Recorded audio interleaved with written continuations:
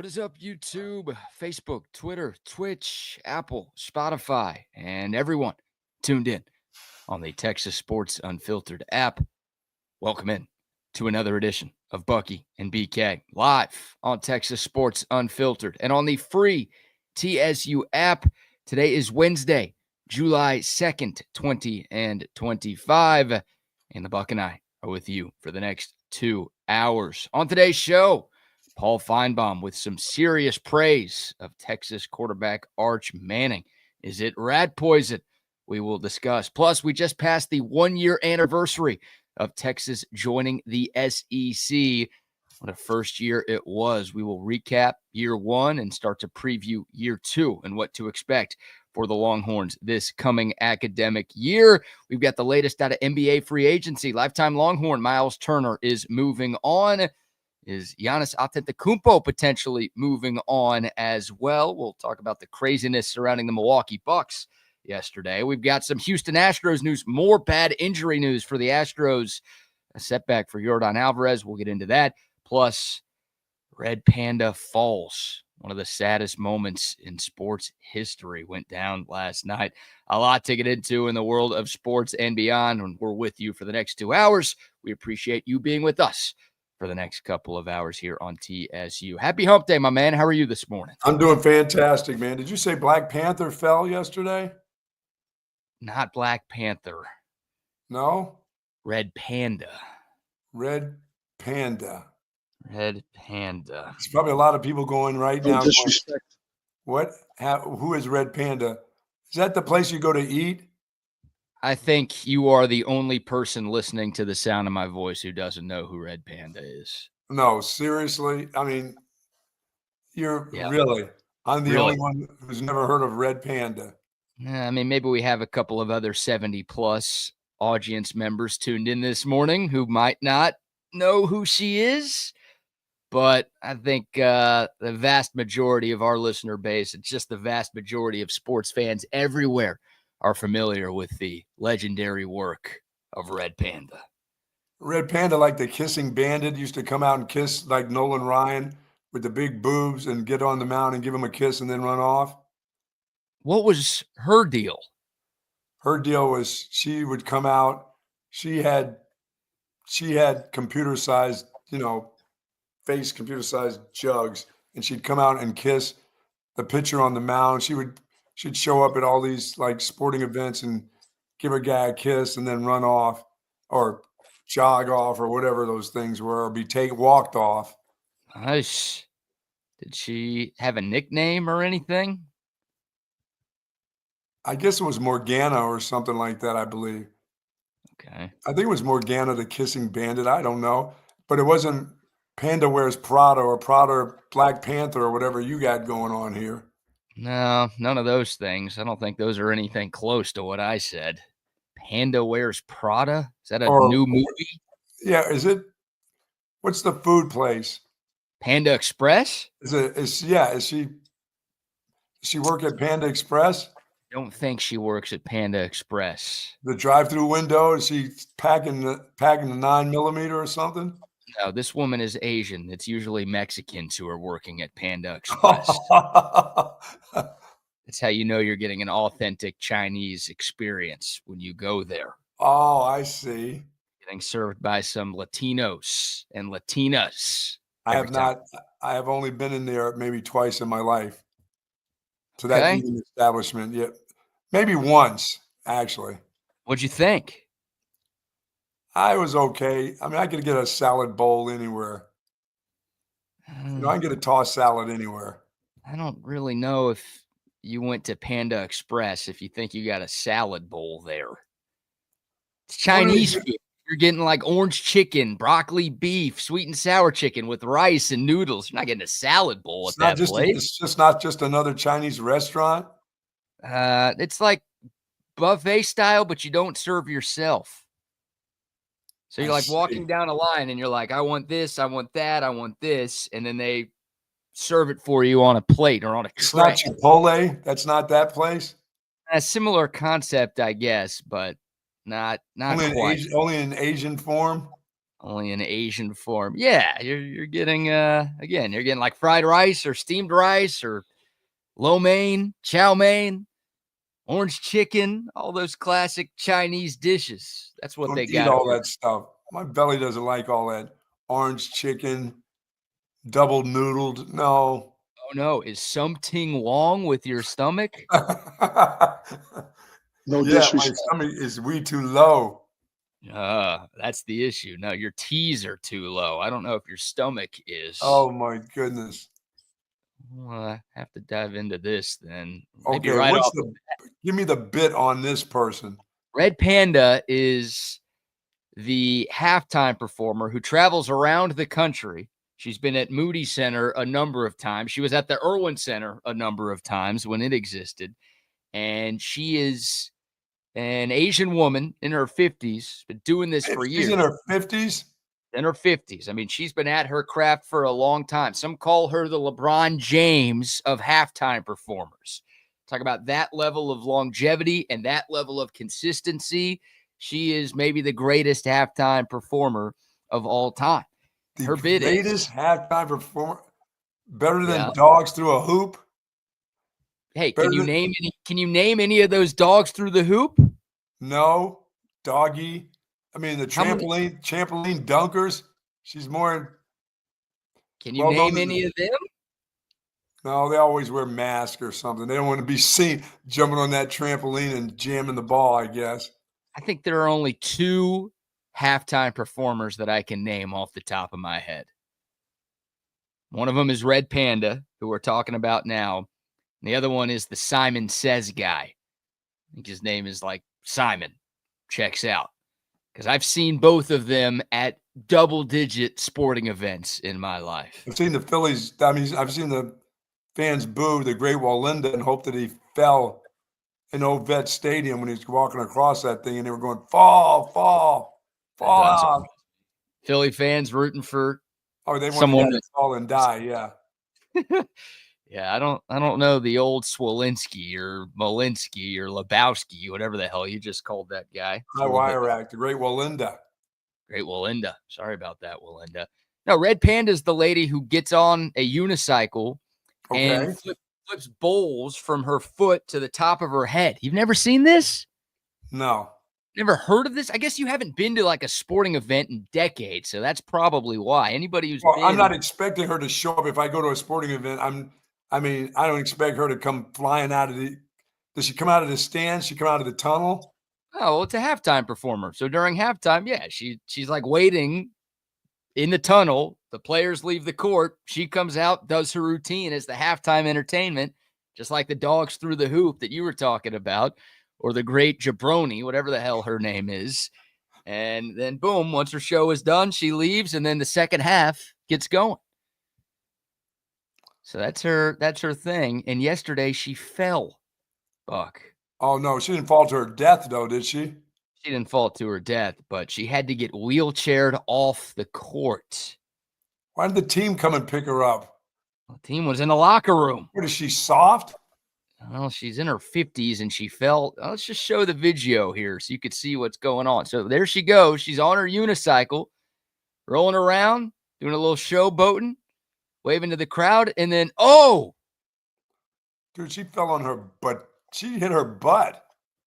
Down she goes from a pretty high distance, too. She's up there on that thing. Boom. Dude, she's got some round shoulders. Oh, he's fat. You think maybe she doesn't look very balanced to me. She's been doing this for a long time. Oh, man. Long time.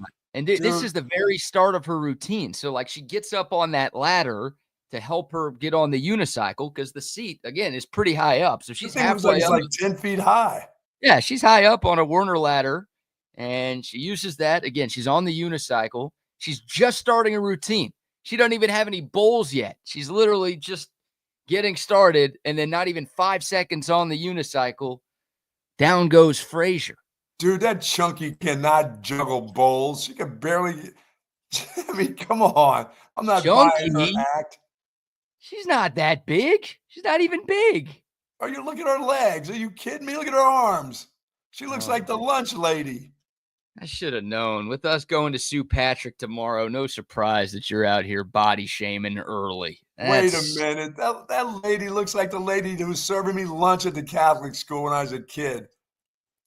Look what happened to her. What happened to her arms? She's not able to balance plates.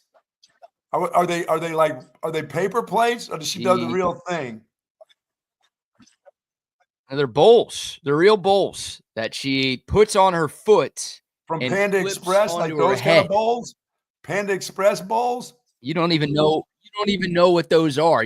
We've already established that you don't know what Panda Express even is. So I know what a Chipotle bowl looks like. Maybe they're about the same, right? Just made in China. These are real bowls. Does it say made in China on the bottom of them? Well, she might say that, but no, these are real bowls. And she flips on her head. Let's see if I can cut up a video here before the show is over. Yeah, I need to see her. I need to see her in action, not when she's 75, my age, trying to get up there and she's 30 pounds overweight. No way. I'm not buying. You're calling her old. She's not as old as you are. She's not as fat as you want her to be. And no, dude. I won't accept this Red Panda slam. You're on the wrong side of history here. I am. She's that good, huh? She's really. This is LeBron of bowl slamming.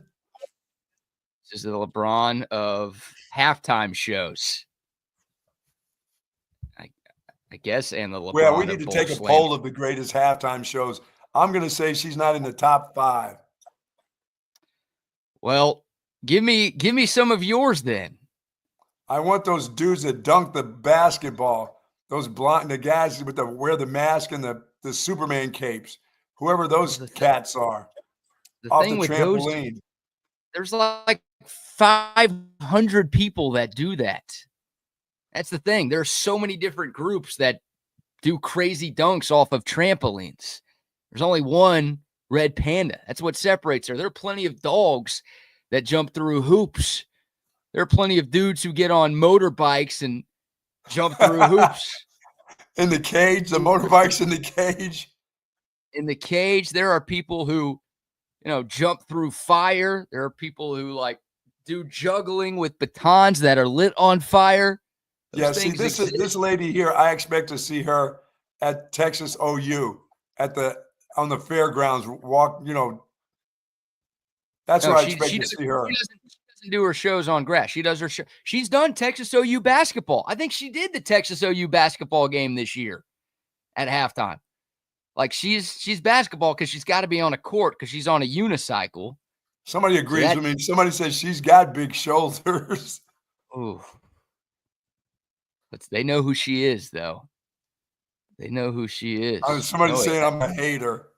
You are a hater. What is she doing out in the kitchen? You are hating her. I'm telling you, the GOAT. People are asking if the GOAT is washed. This is like Tom Brady in the last year of his career. Is he done? Has Father Time finally caught up to him? Well, the best thing that happened was she fell on her butt. Yeah, she did. She did get up. That's got to be a hip problem right there. That's a long distance to fall on your butt. Yeah, she immediately clutched her left wrist / Oh yeah, that's what happens when you have that kind of weight on you. You try to break that fall with your wrist. Yeah, she got up and waved to the crowd briefly. She was started walking off the court, but then she sat down and waited for a wheelchair to arrive.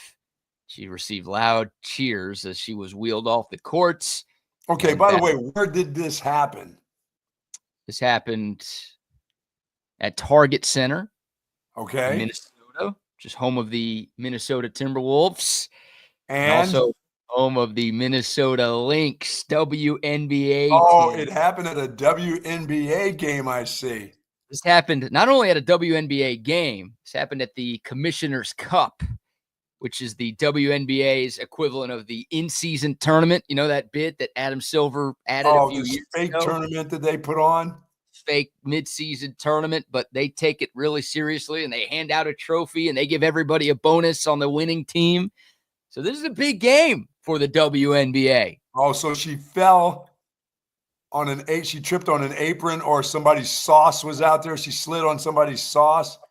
perhaps you're saying that someone was cooking food during the first half on the courts and they didn't fully clean up their mess, and that's what caused this? That happens when you're in a big event like that. If they don't get if they don't get the spaghetti sauce off the court, that can happen. So yeah, they're cooking spaghetti up there in Minneapolis, huh?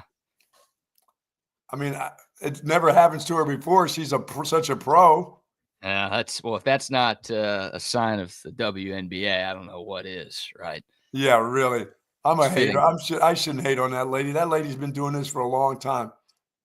Here's okay, here we go. Here's what she does. Look at that. Boom. She's got like 15 bowls on her head. Look at that.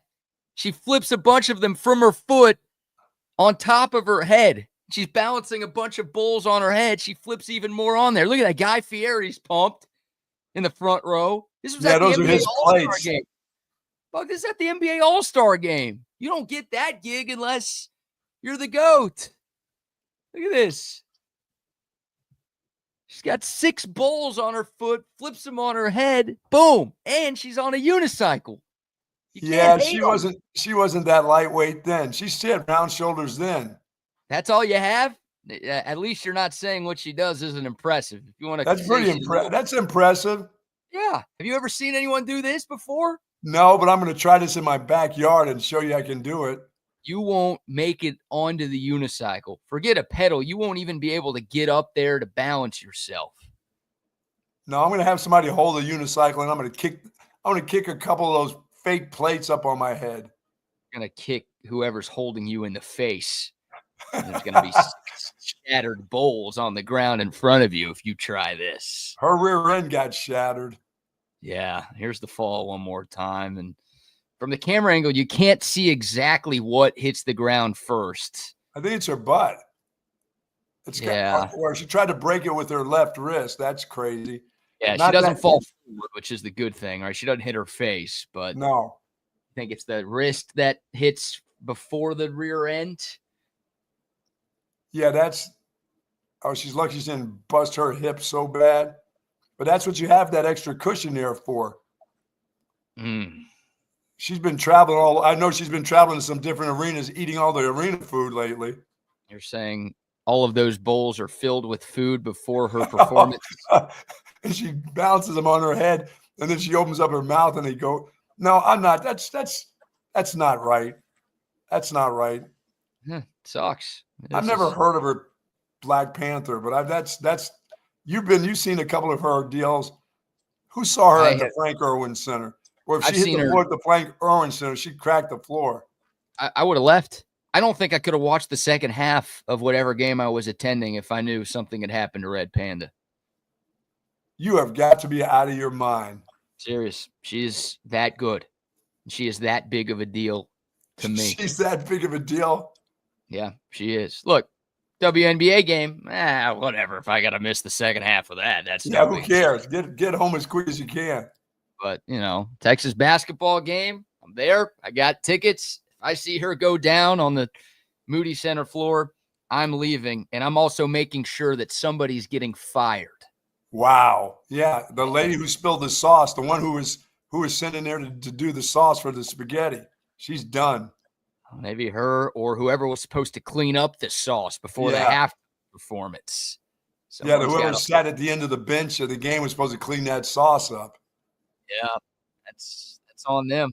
Well, I mean, it looks like she'll be all right, but that's a long fall even to hit your rear end. That's a 50-year-old. That's going to cost. She's 50. She's in her 50s. I think she's older than 50. Wow.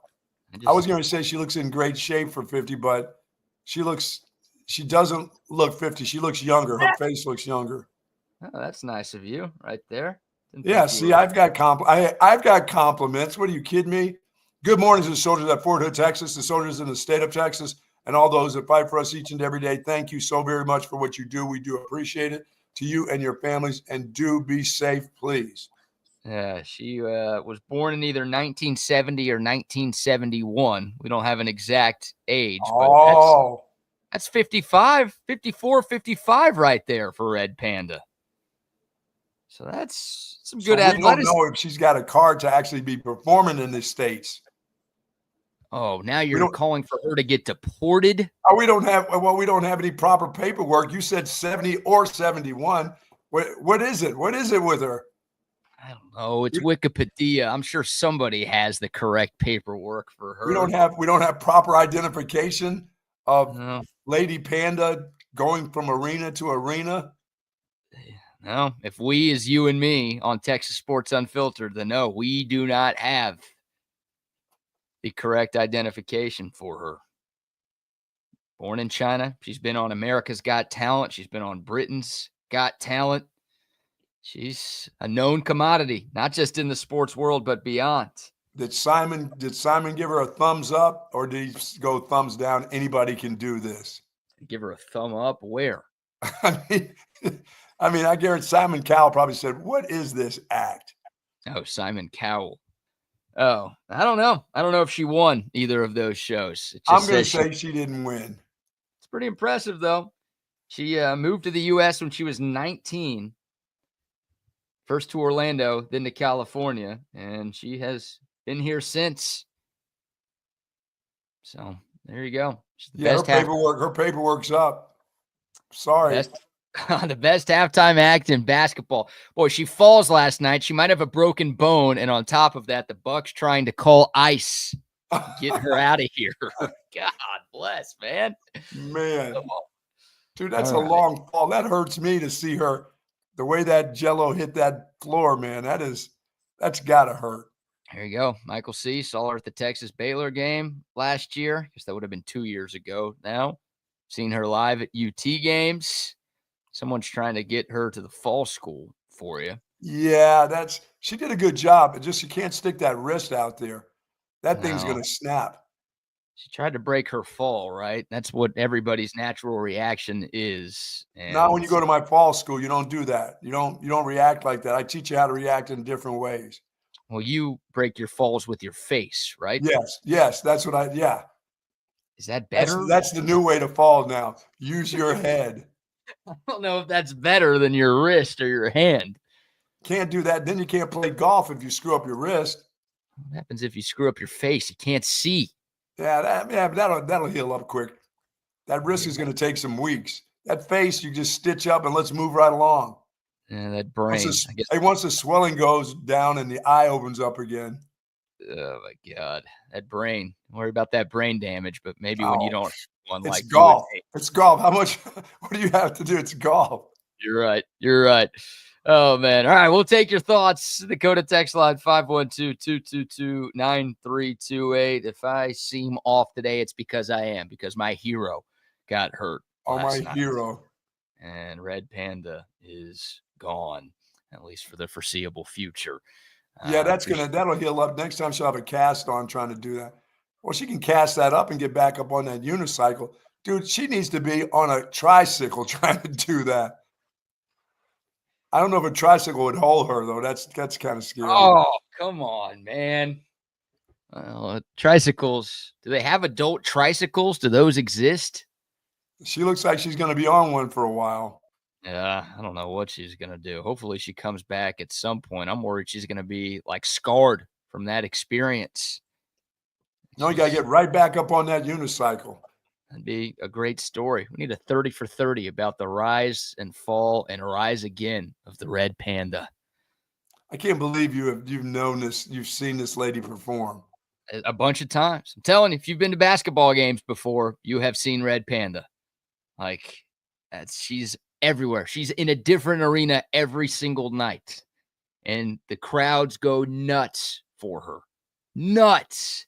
People don't leave. Like, usually halftime people will leave. I don't need to watch whatever they've got going on. I got to go get something to eat. They go to the concessions. Yeah, let me get food. Let me get a beer. Let me go to the bathroom, whatever. When Red Panda's on, the people are locked in. So when Red Panda shows up, the guy who was peeing in the hall at that football game when it was cold, that's what he does. He doesn't even go to the bathroom because he's got to get back in to see her. When Red Panda shows up, I chug my water bottle and piss in it so I don't have to get up. Just go right there in the seat. Oh, my God. So I don't miss a second of the action. Take the can from the little girl and say, hey, I got to use this. Red Panda's coming on next. Oh, man. No, you wouldn't be able to take that beer from that girl. You wouldn't be able to take her can. No chance. That's precious cargo for her. Look, she's holding Can on you to that imagine? thing. Hey, can you imagine trying to take that can from that little girl? She'd try to fight me right there. Look, she's got 2 hands. She's got incredible grip on that. She ain't letting go of that beer. Well, not for you to pee in, so you can watch Red Panda, Not for Red anybody to Fox. drink. She ain't letting Stone Cold Steve Austin take that beer from her. My God. All right, we'll dive into I'm some sorry real. your hero went down yesterday.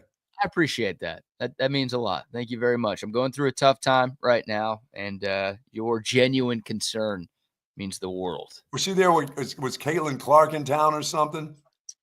It was a game that Caitlin Clark's team was in, but Caitlin Clark's hurt, so she was not playing last night. Oh, so she sabotaged the halftime show. Oh, you're blaming Caitlin Clark?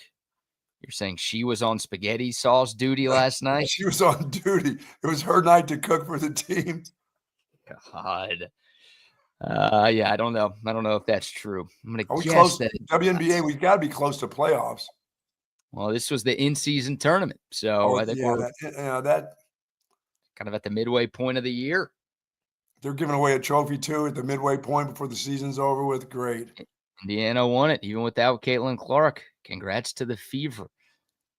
I know you're a big fan of the WNBA. It is a WNBA Wednesday on the show, so we had to give them some love. All right, we got some Texas football to dive into. Paul Feinbaum is he's on one, man.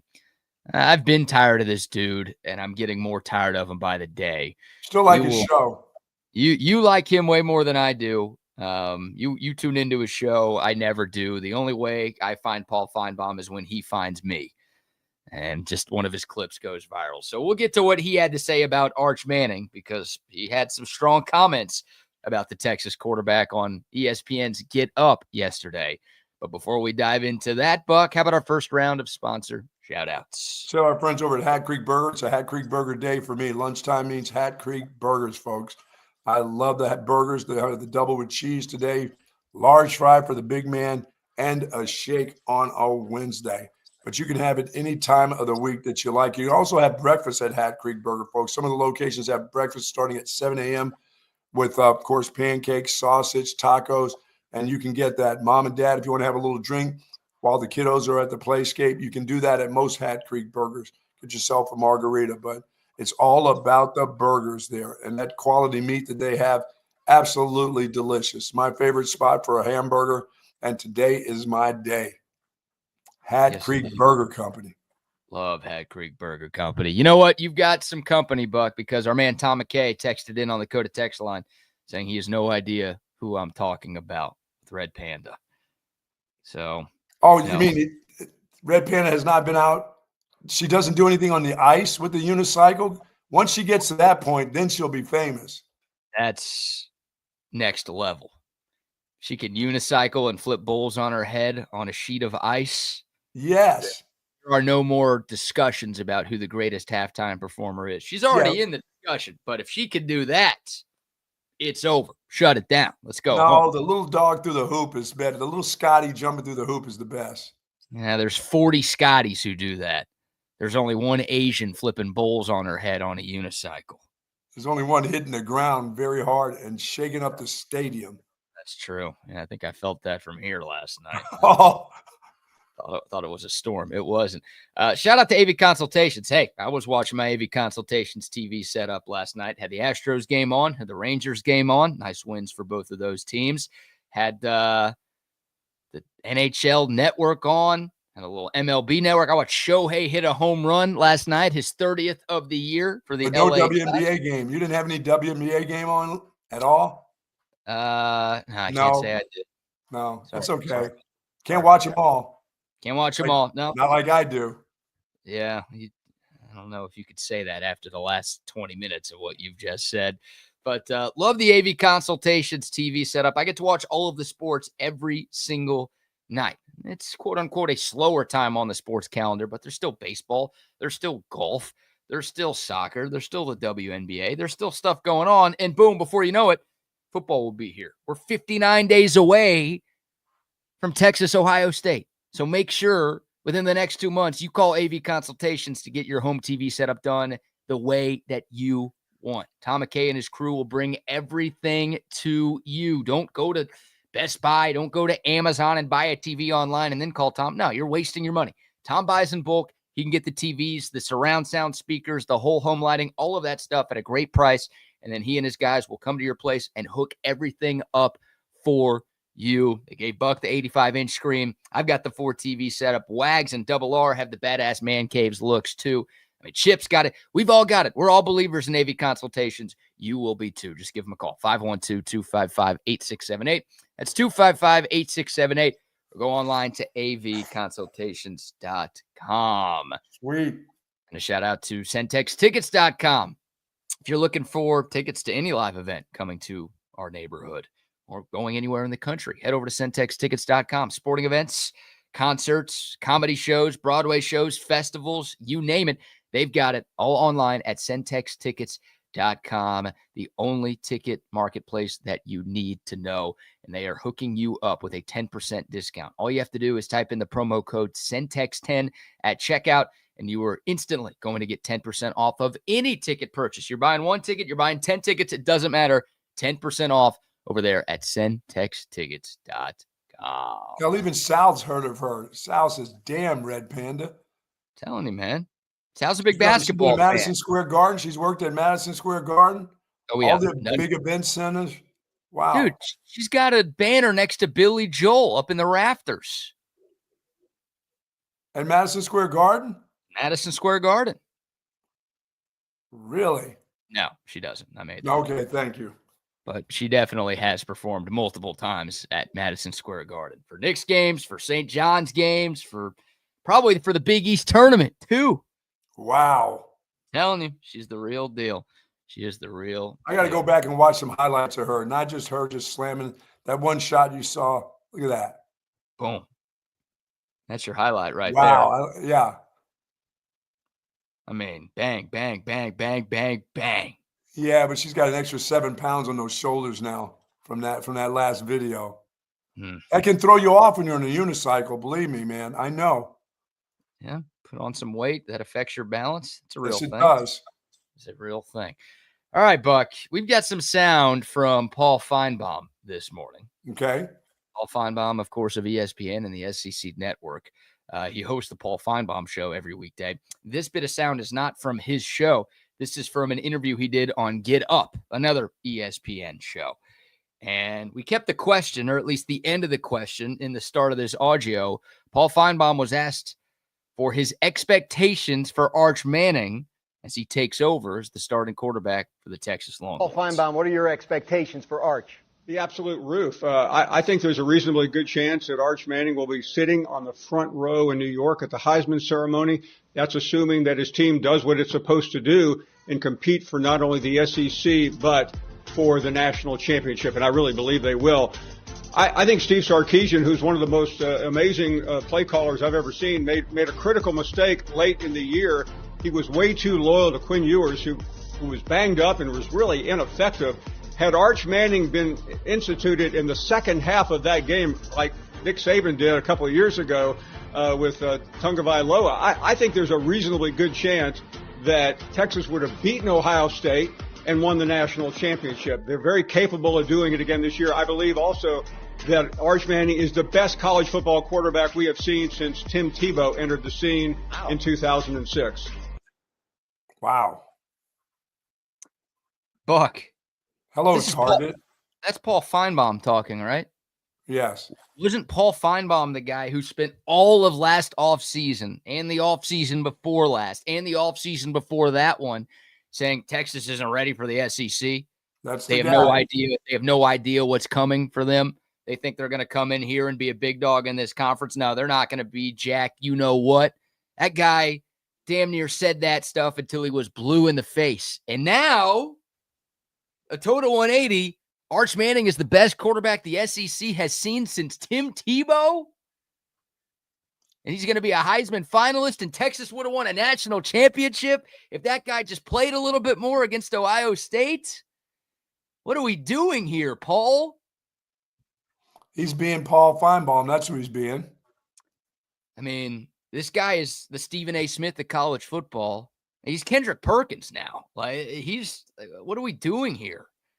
Like, I mean, that's insane to say that. You talk about lofty expectations. You talk about rat poison. He brought up Nick Saban. I'll bring up a Nick Saban term. Talk about some rat poison there for Arch Manning and Texas football going into this year. Like, well, I mean, okay. Well, what would your expectations be of him? I don't think he's going to be I don't think in year one he's going to be the best quarterback the SEC has seen since, like, Joe Burrow. I don't think Arch Manning's going to be Joe Burrow good. I would love to be wrong. No, I don't think he's going to be Joe Burrow good. That takes some time. That guy's accuracy is ridiculous. But as a team, where do you expect him to be? Don't you expect him to be playing for a championship? A national championship? I don't know. I mean, I think Texas is going to be a playoff team this year, which gives them a shot to do that. But I just I mean, like, better than Joe Burrow, better than Cam Newton, better than, if you're talking about Texas as an SEC school, you're throwing Oklahoma in there, like, better than Baker Mayfield. Like, that's I don't know. lofty. I mean, I don't know. For me, I don't know what to expect till you watch him in a couple games. I mean, I've seen a couple, him as, when he's gotten in games and what he can do. I need to see a consistent week in, week out. Hey, Paul, give us 3 weeks. Right. Like that. Give us the first game at least. He just wants to have a hot take, I guess. And, it's an early hot take right there. Yeah. And, you have to have an extreme, right? You either say, oh, Arch Manning's a total bum. He's overrated. He's going to be terrible, right? Look at what Steve Spurrier said. I mean, Spurrier wasn't that harsh, but he said something pretty negative about Arch Manning a couple of weeks ago. He goes viral for it. So now on the opposite end of the spectrum, Paul Feinbaum says something extremely positive, like overly positive about Arch Manning, and he's going viral for it. So you just more so than likely. I mean, what I've seen is something good. So I don't expect to see something that's totally bad, but he's got to have the surrounding cast. All of that is a part of it. So it's not like right off the bat, he's the total leader of everything that goes on. He controls the offense and the defense. I just want to see him play. More than anything, I think that people just want to see dude play. People that are around here do. Buck, you're not going to go viral for that. You can't be rational if you're trying to get headlines. You want to wait to see? No, you can't do that in today's society. You got to declare that he's the best quarterback in the last 20 years, or he's a total loser and he's only getting talked about because his last name is Manning. I can only declare what I see of him. And right now, I liked so far what I've seen has been pretty good, but I'm not declaring him Tim Tebow. Right. The best quarterback in the SEC since Tim Tebow entered the scene in 2006. And that is a hot take. Right. I mean, that is a scorching hot take. That's just reckless right there. Look, I don't want it to come off like I'm not an Arch Manning believer. I think Arch Manning's going to be very good, but yes, do I think he's going to be the best quarterback this conference has seen in the last 20 years in his first year as a starter? No, that's not real. That's not realistic. No, I don't think it is. And it's like, we just haven't seen enough from him. Like you, I'm not going to have the scorching hot take. That's not what I do. I haven't sold my soul yet just to get clicks and views and all of those other things. Like, that dude gets enough clicks and views anyway. He didn't need that one. Right. Like, I'll make a prediction that I think Arch Manning's very good. And I think Texas makes the college football playoff. And I think the Longhorns are in Atlanta in the SEC championship game again this year.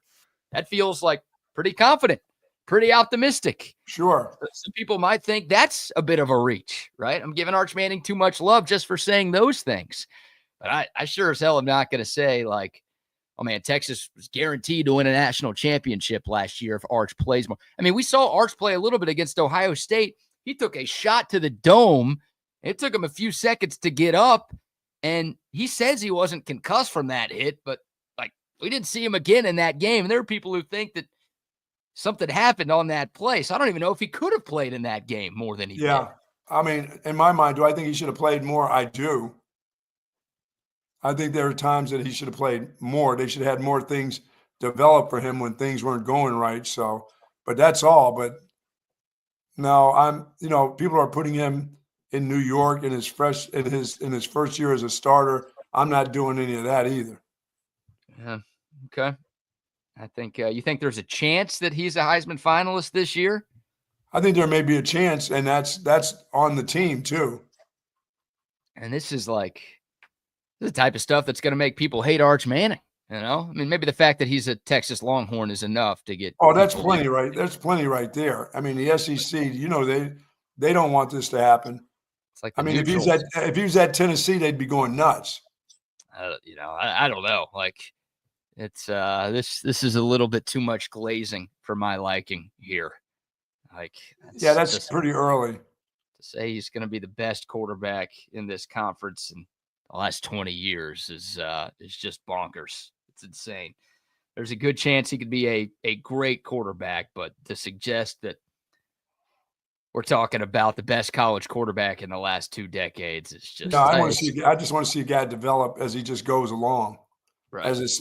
From game to game, from week to week, from series to series. I just want to see how he develops. There'll be things where we'll all say, no, he shouldn't have thrown that one, or boy, he took a chance there, but he got it done. Some of those things, I mean, there'll be a lot of pluses and minuses before you start saying stuff like he's Tim Tebow, Right.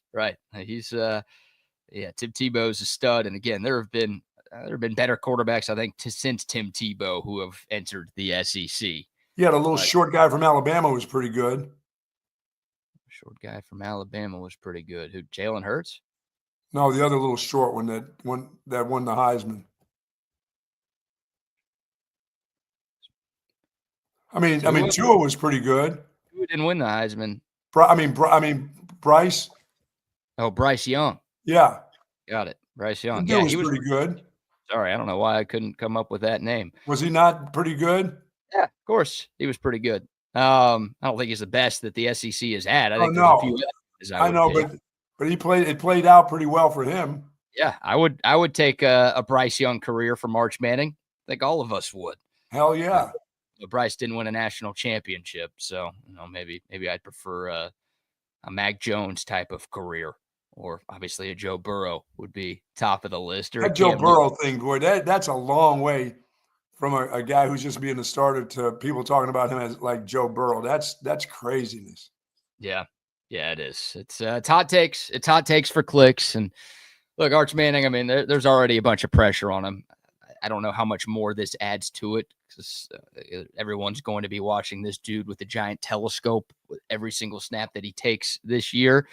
But I mean, he continues to be in the news without really doing anything. He's not asking, by the way. He's not asking for any of that. Sark has always talked about how good of a job Arch has done in terms of just being another guy in that locker room. Like, he didn't come in here and he's like, oh, my last name's Manning. Like, y'all see my uncles. Y'all know who my grandpa is. Like, I deserve everything. Y'all need to bow down to me because of who I am. And he's like, no, he's trying to just be one of the guys. He's trying to be a normal student at the University of Texas. He's trying to be a normal football player in college. He's just waiting his turn. That's all. Yeah, but he can't. It's like he's not calling Paul Feinbaum and he's like, hey, man, say this. Like, hype me up a little bit. He's not going Aaron Rodgers like, hey, no one's talking about me. So can you? Like I said, when he's at the Manning camp and people are worried about his accuracy, I think that's already way past what you need to be looking at a kid who's at a camp with a bunch of high schoolers throwing the football around, and you're saying, well, his accuracy wasn't that great. Well, he wasn't in competition. He's out playing catchy catch, and you're dialing in on how many completions it's just kind of silly to me. Everything the guy does is news. I mean, remember, he lost his student ID like a month into his college career, and that was like front page news everywhere. Every offseason, it's, is Arch Manning transferring? And then when he's like, no, I'm not, it's, Arch Manning isn't transferring. Like, and the guy, again, everything he does is just psychoanalyzed by everybody. And you can't have a rational take. You're not allowed to have a rational take about Arch Manning. You got to say something so ridiculously dumb. I don't have any ridiculous. I got to see him as the starter because he'll be controlling most of the team, offense and defense. So I got to see how he handles that part of it. And I know there's going to be some bad because it ain't going to be all good. No, it's not all good for any quarterback, right? No. There are going to be bumps and bruises, and we're talking about a first-year starter who's got to play a game at Ohio State and then go through an SEC schedule this season. I want to know who the number 2 guy is because that's the guy that will see playing time when it comes to Texas quarterbacks. That happens. So it's Trey Owens is the answer to that. And, maybe Matthew Caldwell too. That's the guy that Texas brought in from Troy, who's got 4 years of college experience under his belt. Those guys, at some point, those guys will likely be used for Texas this year. You hope they're not used too much for Texas this year. No. Then all of a sudden your goals and expectations change pretty drastically for this season. But man, I mean, that's just, I was talking to somebody last night. Arch Manning was given a 90 rating in the NCAA football video game that comes out next week. And people are like, oh, that's too high. That's way too high. How could you give him that? We've only seen him play a couple of games. And it's just, I don't know. I don't know what to make of Arch yet. I loved what I saw from him last year, but he started 2 games against UL Monroe and Mississippi State, who was the worst team in the SEC last year. Now, yeah, I mean, when you listen to Feinbaum, I mean, he has the same thoughts about Sark. He thinks he's the greatest play caller in the history of college football. He didn't last year. That's the thing. Yeah, I know he did. And last year he was terrible about it. Because Texas gets clicks. You got to have a super hot take. You either say Texas is going to come in here and run the SEC, and Paul couldn't say that because he would have pissed off all of his homers. Oh yeah, him for years. So he had to take the villain stance of, oh no, Texas, well, villain to us, hero to them. Texas sucks. They've got no chance to compete in the SEC. And now it's like, oh, he wants Texas people watching him, and he realizes Texas is actually going to be good, so he has to give them stuff. So now he's going with the complete opposite extreme of Arch Manning's the best thing this conference has seen, and this league has no idea what's coming for it. No, they got this great play caller who didn't know which quarterback to play last year, and if they would have played the right guy, they'd have won the national championship. That's his take. So that's not going to go away forever. I mean, sort of like toss sweep is not going away forever with you. Right. Yeah, it won't. It won't. But people aren't going to ask Sark about toss sweep this year, I don't think. No. Like during the season. If we're like 6 games into the year, Texas is 6-0, the number 1 team in the country, and Arch is like the clear favorite to win the Heisman Trophy, some random dude's going to be like, so why did you play this guy last year? Like, hell, week 1, if Texas beats Ohio State, it's like, why didn't you play that guy more against that same team last year? You could get that. What's going to happen? For sure it's going to happen. And it's been a big topic of conversation amongst the national pundits, and Texas fans have talked about it too all off season long. It's like, why didn't that guy play last year? Forget play more. Why didn't that guy start last year? No, I still don't buy the starting part. I thought in my mind he should have played more, but starting, no. Yeah. I think they did everything they needed to do. I think everything was just right. Just a couple play calls here or there, just a couple series here or there that the guy that I thought should have been in the game. But that's just an individual thought. And, everybody has opinions. So, yeah, no, it's documented. Like, people can go back and listen to our shows during last season. Like, you and I both think that Arch should have played more. But you and I, like you said, we don't think Arch should have started over Quinn. It's just like, for me, it was you suck in the red zone. You've got a quarterback who's a dual threat who can help you turn red zone trips into touchdowns instead of settling for field goals with your kicker who couldn't hit water if he fell out of a boat. Like, maybe do that. Maybe bring Arch in as another element to your offense, short yardage, goal line situations. Like, he should have been on the field more than he was last year. I think most Texas fans agree with that. But like, Quinn was all of a sudden this notion that Quinn Ewers was a bum. Guy's 3rd all time in Texas history in passing yards and touchdowns, and he got you to your first 2 college football playoff appearances, won your first 2 playoff games, and was 2nd team All SEC last year despite missing multiple games. Like, I don't. The notion that he all of a sudden is a total bum is ridiculous. Well, it'll be interesting. Like I said, I'll take it game by game and give him some games to see where you think he's going to be. I won't take any chances of preseason thoughts about him at the Heisman ceremony, preseason thoughts about what he does with the team. I expect he'll be good because so far he's been good. Yeah. Yep. I don't think I don't think all of a sudden so far since he's a starter, he's going to be bad. Yeah. And I get annoyed, like, when people are like, well, he hasn't done anything. He hasn't played. And it's like, no, he's played. He's played, yes. He's played pretty well. Now, it's not a big sample size. So if you're going to say that, I can't argue that. But if you're like, oh, he's done absolutely nothing, we haven't seen him do a thing yet. It's like, right. There's tape out there you could watch, and you could see that there's clearly arm talent there. There's clearly that guy's made more plays than a lot of starters will do for a while in their careers. Yeah. They'll have to be 3 or 4 year starters before they get to what you just saw from Arch in a couple of series when he was in the game. I mean, he did some really good things, but on a consistent, hey, now you are the guy. You're the guy for the season. You're not the guy for 2 or 3 games here. This is your show now. It's different. And I always bring this stat up. Like Arch Manning only started 2 games, obviously appeared in a number of others. He had more total touchdowns than DJ Lagway did at Florida last year. And the expectations of Lagway is he's going to be real good. Yeah, well, no one's like, well, what has Lagway done? He hasn't done enough. It's like, look, I think Lagway's good too. I don't want this to sound like I'm taking shots at that guy. I think he's a very good quarterback. But like in fewer games, Lagway started 7 games at Florida last year and also appeared in others. Arch started 2 at Texas. Different competition, obviously. Different teams, obviously.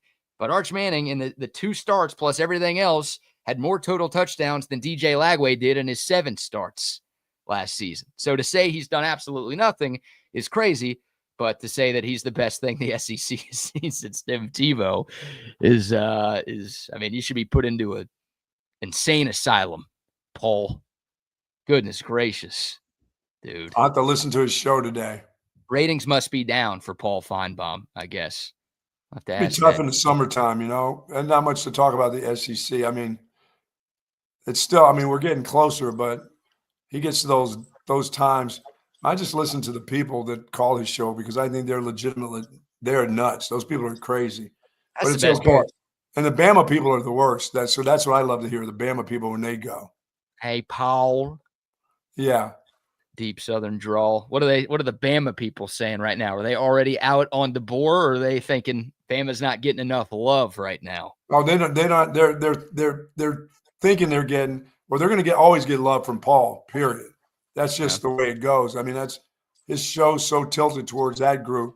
They're always going to get love, but for their head coach, things better happen really different this year. I mean, really different this year. I mean, they think they have pretty good recruits. They better find that the quarterback better be the right guy. Yeah, well, and they'll always be good on. They'll be good on defense for sure. I don't think it has to be that different for Alabama. I think they have to win one more game than they did last year, right? Like they were 9-3. If they were 10-2, they make the playoff. Yeah, if they make the playoffs, they'll be fine. They don't make the playoffs, and when the thing expands, if they don't make the playoffs, the first year that thing expands, he's going to be a goner. Oh, yeah. If they miss it this year and then they miss it next year when it's 16 teams, that's it. Yeah, it'll be 3 and done. They'll be giving him the Charlie Strong treatment out there in Tuscaloosa, even though the results will be a lot better than what Charlie Strong was able to do in Austin. But yeah, those are the expectations for Bama fans. And you follow the GOAT. That's what you walk into. I would say that surprises me about Feinbaum. It's still, the guy knows his football, but that does surprise me. I don't know if he does. I really don't know if he does. Like, I just think he says stuff for clicks, for hype, to get people tuned in. Like, I can't. He truly doesn't believe all that junk about Bama being this or that. He's going along with it because he's got all those homers that call up his show. I think so. I mean, look, I don't know what he's saying about Bama right now. I don't know what he said about Bama last year. I'm sure he was advocating for Bama to make the playoff last year. I know this. He doesn't say enough about the Georgia Bulldogs over the last couple of years that I've listened to him.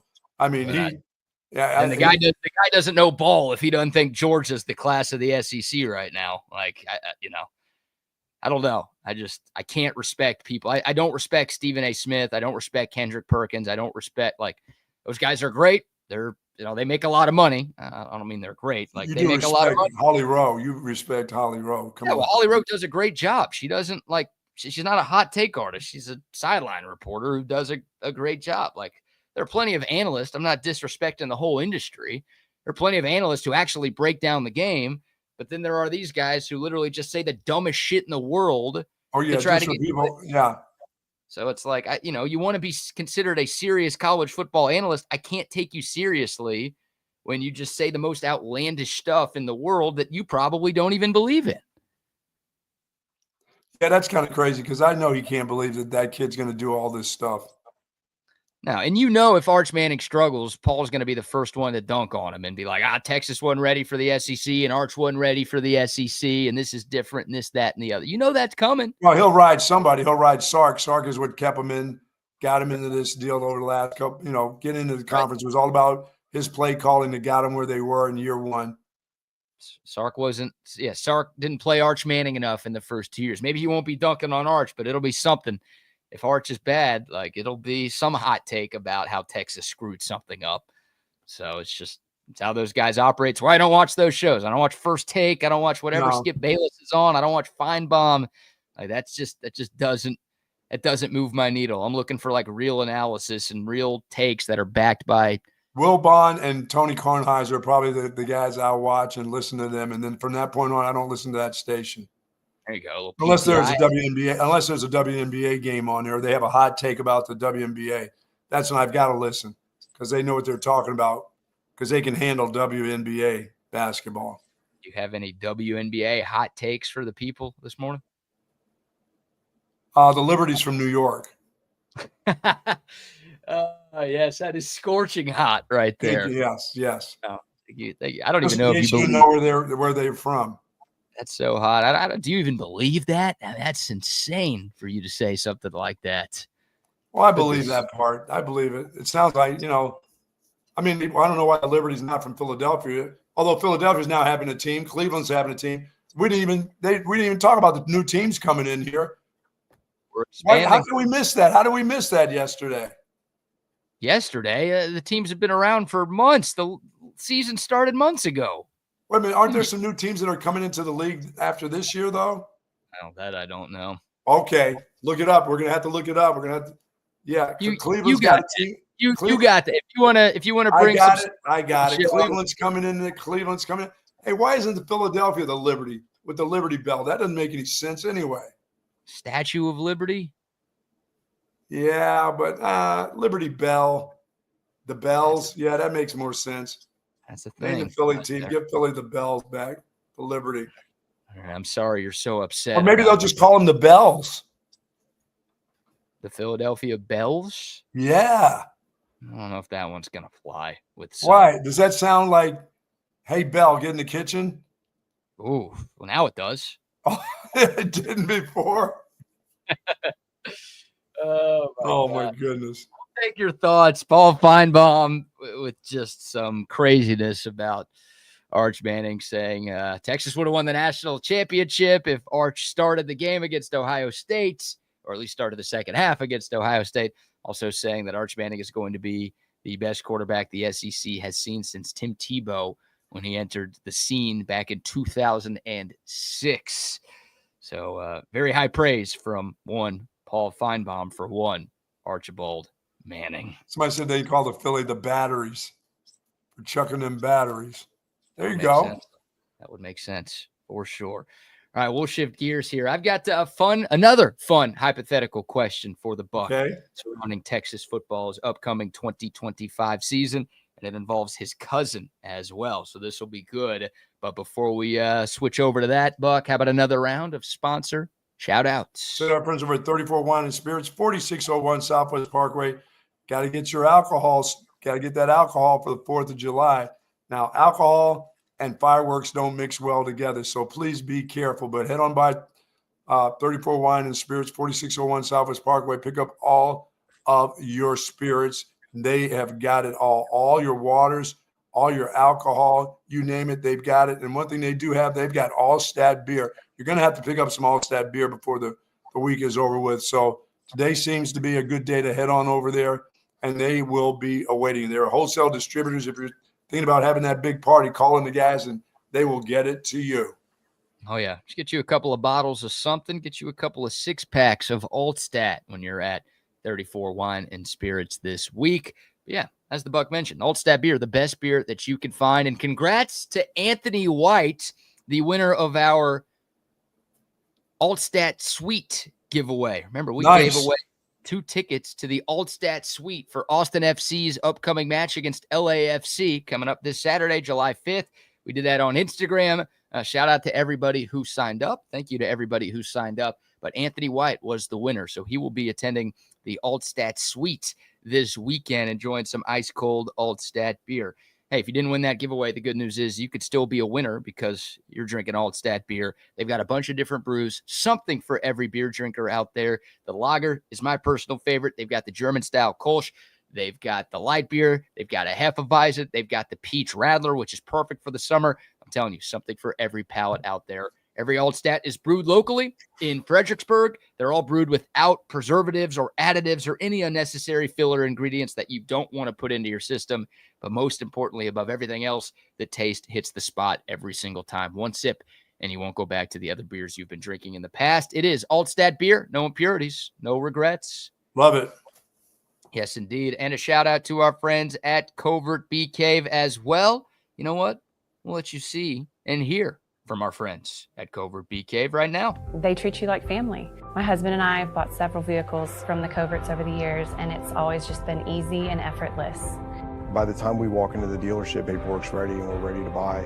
I walked in, literally signed a couple of things, and I was 10 minutes in and out. They just take care of everything. I personally feel like people took care of me. I feel like as they're taking care of me, if they take care of other people that I know, it's just that much of a plus. Covert, born and raised in Austin, where you are always treated like family. You know, BK, I mean, I see more people that are pushing Texas football than the negative part. And one of them, people are saying that, you know, there's so many people that want to see Texas ball in their face. I saw that last year. I don't see much of that this year. I think more of them, it's more of the hype train than anything. And it's because of Arch Manning.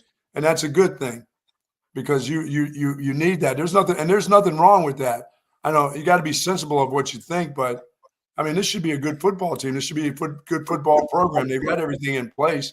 You know, they've gone through, you know, their bad times, you know, their down times, and now it's the highlights again for this university. So, I mean, I'm seeing a lot of people say, yeah, they're good, you know, more so than I mean, when I talk to people about the football program, it's like, well, we'll just wait and see. I don't know. Second year in the SEC. For me, it's more so that can you keep this run of what you've done? You know me, when I talk about this defense and all that other stuff, because I've got them losing one more game than they lost last year. But I mean, it doesn't mean that's a bad football team. I mean, you're gonna take that. You take that record if they lost one more game. So a lot of people love to have the record that I believe Texas is going to end up with, but I don't think it disappears. Now all of a sudden, hey, it goes from losing one game then losing two more the following year. No, I just think you're going to have your ups and downs. Things aren't always going to go your way. But like I said to those dudes from Auburn, I said, this is a takeover. You don't get it. You guys haven't gotten it yet. You know, you don't get it yet. And they were like, no, yeah, Texas is not ready for the SEC. That whole deal last year, we went to media days, and they were really serious. I mean, I'm like, you guys are really serious about this. I said, they're not coming to join your conference. They're coming to take your conference over. So get ready for it. Oh, no, it's not happening that quick. I'm like, it's going to happen pretty quickly. Now, I didn't expect it to happen that quick. Nobody expected that. Okay. I'll start at the end. You gave me a lot there, so we'll start at the end here. We just passed the 1 year mark of Texas officially being an SEC school. Yes. July 1st, 2024 was when the move became official. It's now That's July right. 2nd, 2025. Pretty good first year for Texas in the SEC. They won the Directors Cup for the fourth time in the last 5 years, but they're the first ever SEC school to win that trophy. That's a huge deal. It's a huge deal. I mean, it means you're the best athletic department, not only in your conference, but in all of college sports. And to win that in the Big 12 is a huge deal. But Absolutely. To win that in the most competitive conference in the sport, in just about every sport, that's an even bigger deal. In your first year, yes. In your first year. 2 national championships for Texas with softball and men's swimming and diving, and then the 8 conference championships. Nobody else had more than 4 in the 24-25 academic year. So, yeah, I mean, Texas walked into the conference and took it over. I think that's safe to say. When you double up second place for conference championships, that means you walked into their trap and took over their trap. You think about the future, I wonder if Texas can win even more SEC titles next year, right? That's interesting, yeah. They didn't win football last year, they've got a shot in football this year. I think they're going to be picked to win the SEC when we get to media days here in a couple of weeks. They didn't win volleyball last year. They can win volleyball. Yes, we know that. National championships in the sport. They could win the SEC title in volleyball. They didn't win it in softball. They won the national championship, but they didn't win an SEC title in softball last year. They can win that. And then you look at the ones they did win, like baseball can win it again. Women's basketball can win it again. Swimming and diving's not going anywhere. They're probably both going to win it again. Women's soccer's got a shot. Rowing's probably getting another SEC title. Tennis, golf, like you go down the line. It's the only sports where I don't think Texas has a chance to win the SEC next year are men's basketball and the tracks and fields. I don't know a ton about the tracks and fields. I don't like looking at this year's standings. Texas wasn't quite at the top, so I'm going to assume they're not as good as the Arkansas, the A&M, some of the other just premier track programs this conference. Maybe in a couple of years they will be. But like in men's basketball, I like the Sean Miller hire. I don't think there's anything he could do in year one to get Texas winning the SEC in basketball. Now, probably would have said that about Schloss last year, but I don't know if that lightning is going to strike twice here in Austin. Like every other sport, like there are double-digit sports where you feel like Texas has a legitimate shot to win an SEC championship next year, which is awesome. So I don't think it's a one-year takeover, Buck. Like I think Texas. Oh no, I think in all these sports, there'll be repeats again. They'll be right in the thick of things. The ones that got close will get even closer this year. Getting used to the teams that they'll be playing, understanding the other teams in the SEC. No, there's got to be an understanding of who you're playing against in all sports. It's not just football, it's all the different sports and how they play offense, defense, what the coaches are like. It takes a little bit of time. I mean, just like walking into a new program. You're walking into a new conference. So that's what's so crazy. That's what's so crazy about what Texas did. I mean, look, Texas in its first year in the Big 12 won 9 conference championships. So maybe this is just a Texas thing. It's what they do. But again, the Big 12 in the late 90s isn't the SEC in the mid 2020s. No disrespect, of course, Buck. But look, I'm not sitting here telling you Texas is going to win 8 or more SEC titles every year. But I am sitting here telling you I think 8 is not the most Texas is ever going to win. Oh, no, I would agree on that, yes. They'll have some years where they maybe only win 2, 3, or 4. But I think they'll have some years where they win 9, 12. 10, or 11. Yeah. Oh, 12 would be insane. That is, I don't know if you might have teams starting to leave the SEC if Texas wins 12 conference championships in one year. There's one team that'll be leaving, we're trying to get to leave anyway. So that's true. They are already. At least some of their fans are trying to get to the Big Ten already, but the Big Ten doesn't want you. They don't want them. They don't want them. No. Sorry to let you down. So that's Pac-12 would love to have you. So would the Big 12. I don't know if Texas State even wants A&M in there. Wow. You think they'll boycott them coming in? Yeah, they want to be the only Texas school in the Pac-12 or Pac-8 or whatever the hell they're calling that. They don't have that kind of power yet. I don't think so. I don't know if they ever will. But so there you go. Happy first birthday. I guess we're a day past the first birthday of Texas being an SEC institution. So it was a really good year. Going back to like the very first thing you said about, fans, like maybe siding with Texas a little bit more. Look, the Texas haters are always going to be there. Sure. And it's the same ones. It's the same ones. Even if Texas does well, they're the same. It won't change. Right. You hate more when the team does well because you're like waiting for them to slip up. And the one time they lose, like, when Georgia loses, I cheer. When Alabama loses, I cheer. Doesn't happen as often as I would like, but it's like, sure, I'll hate on those teams. I hate on other blue bloods. I hate on Ohio State. I hate on Michigan. I feel like that's how it's supposed to work. If you're a fan of a blue blood team, you root for your team and you root against the other blue bloods because you want to be the best in the sport. So like the Texas haters, whether it's SEC fan bases, whether it's blue blood fan bases, whether it's old Big 12 fan bases, those guys and gals are still going to hate. But you do wonder, like some of the neutrals, some of just the casuals, like people who root for San Diego State or, Ohio in the MAC or insert whatever team here that doesn't have a bone to pick with Texas. Are they going to start maybe rooting for Texas because of Arch Manning? It's not the SEC thing. It's not the anything else. It's, do people like the Manning family so much that they want to see the next one be good, so they will start to kind of root for Texas to be good while Arch is here? Like that I think Texas could get. They're definitely going to get some more eyeballs, whether they're lovers or haters. But that's where maybe Texas gets a little bit more favorable, viewpoint from fans around the country. Yeah, I just don't get the "you suck," and then you look at them and go, "Yeah, we kind of do." I mean, well, yeah, we're not that good. I mean, it's not. I don't get a bunch of that anymore. I get that, this team over the last couple of years. I've followed your team. The wide receivers. It's been incredible how you guys have been able to pick up, guys that are first round draft choice, not just players that come to your university and play. They play and they get drafted, and they get drafted high, and the recruiting is different and the coaching is different. I mean, everything about the program is different. Yeah. If you say like Texas sucks right now, then you're just an idiot. Like that's what I mean. Yeah. When people said Texas sucked in the last decade, it's like, yeah, well, you got me there. Yeah. Right, like you want to defend your favorite team or your school and be like, no, they don't. But it's like, deep down, they suck. Now it's like, Texas isn't good. They suck. They're horrible. They're overrated. Well, they're the only team in the sport that's been to the CFP semifinal in the last 2 years. And they've sent more players to the NFL draft than anybody in the last 2 years. So you suck if you don't win a national championship. Well, that's a terrible barometer that you have. But what do I say to that? At that point, you just leave because you're talking to an idiot. But yeah, I mean, if someone's like, "Oh, Texas sucks, so you guys haven't done anything, this, that, and the," that's like, all right, dude. Like, who do you root for? Oh, you root for South Carolina?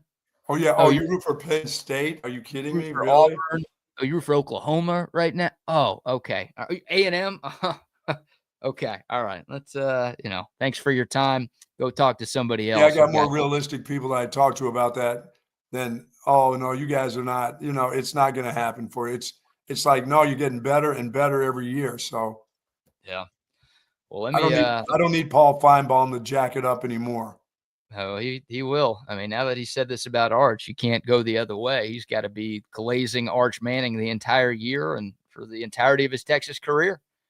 Right? Wow. Can't switch sides now. It's out there. I don't think so. If he doesn't have a good game, he's going to have to be very careful on how he handles it, or his take will be sucky. It's either he flip-flops or it's somebody else's fault. It'll be Sark's fault. It'll be the receiver's fault, the offensive line's fault. Arch can do no wrong. Why? Because I said he was going to be great, and I can't be wrong. So it's going to be somebody else's fault if things don't go his way. Is what could be coming. All right, fun exercise here, Buck. Another one posted by our social media team earlier this week. I'm going to give you $1,000 right now. Just a smooth 1,000? Smooth $1,000. What does that equate to? 1,000 units for your cousin? Yeah, just a good 1,000 units. Yeah, good units. And you're putting $25,000 on some of these picks. It's a bold move right there, Cotton.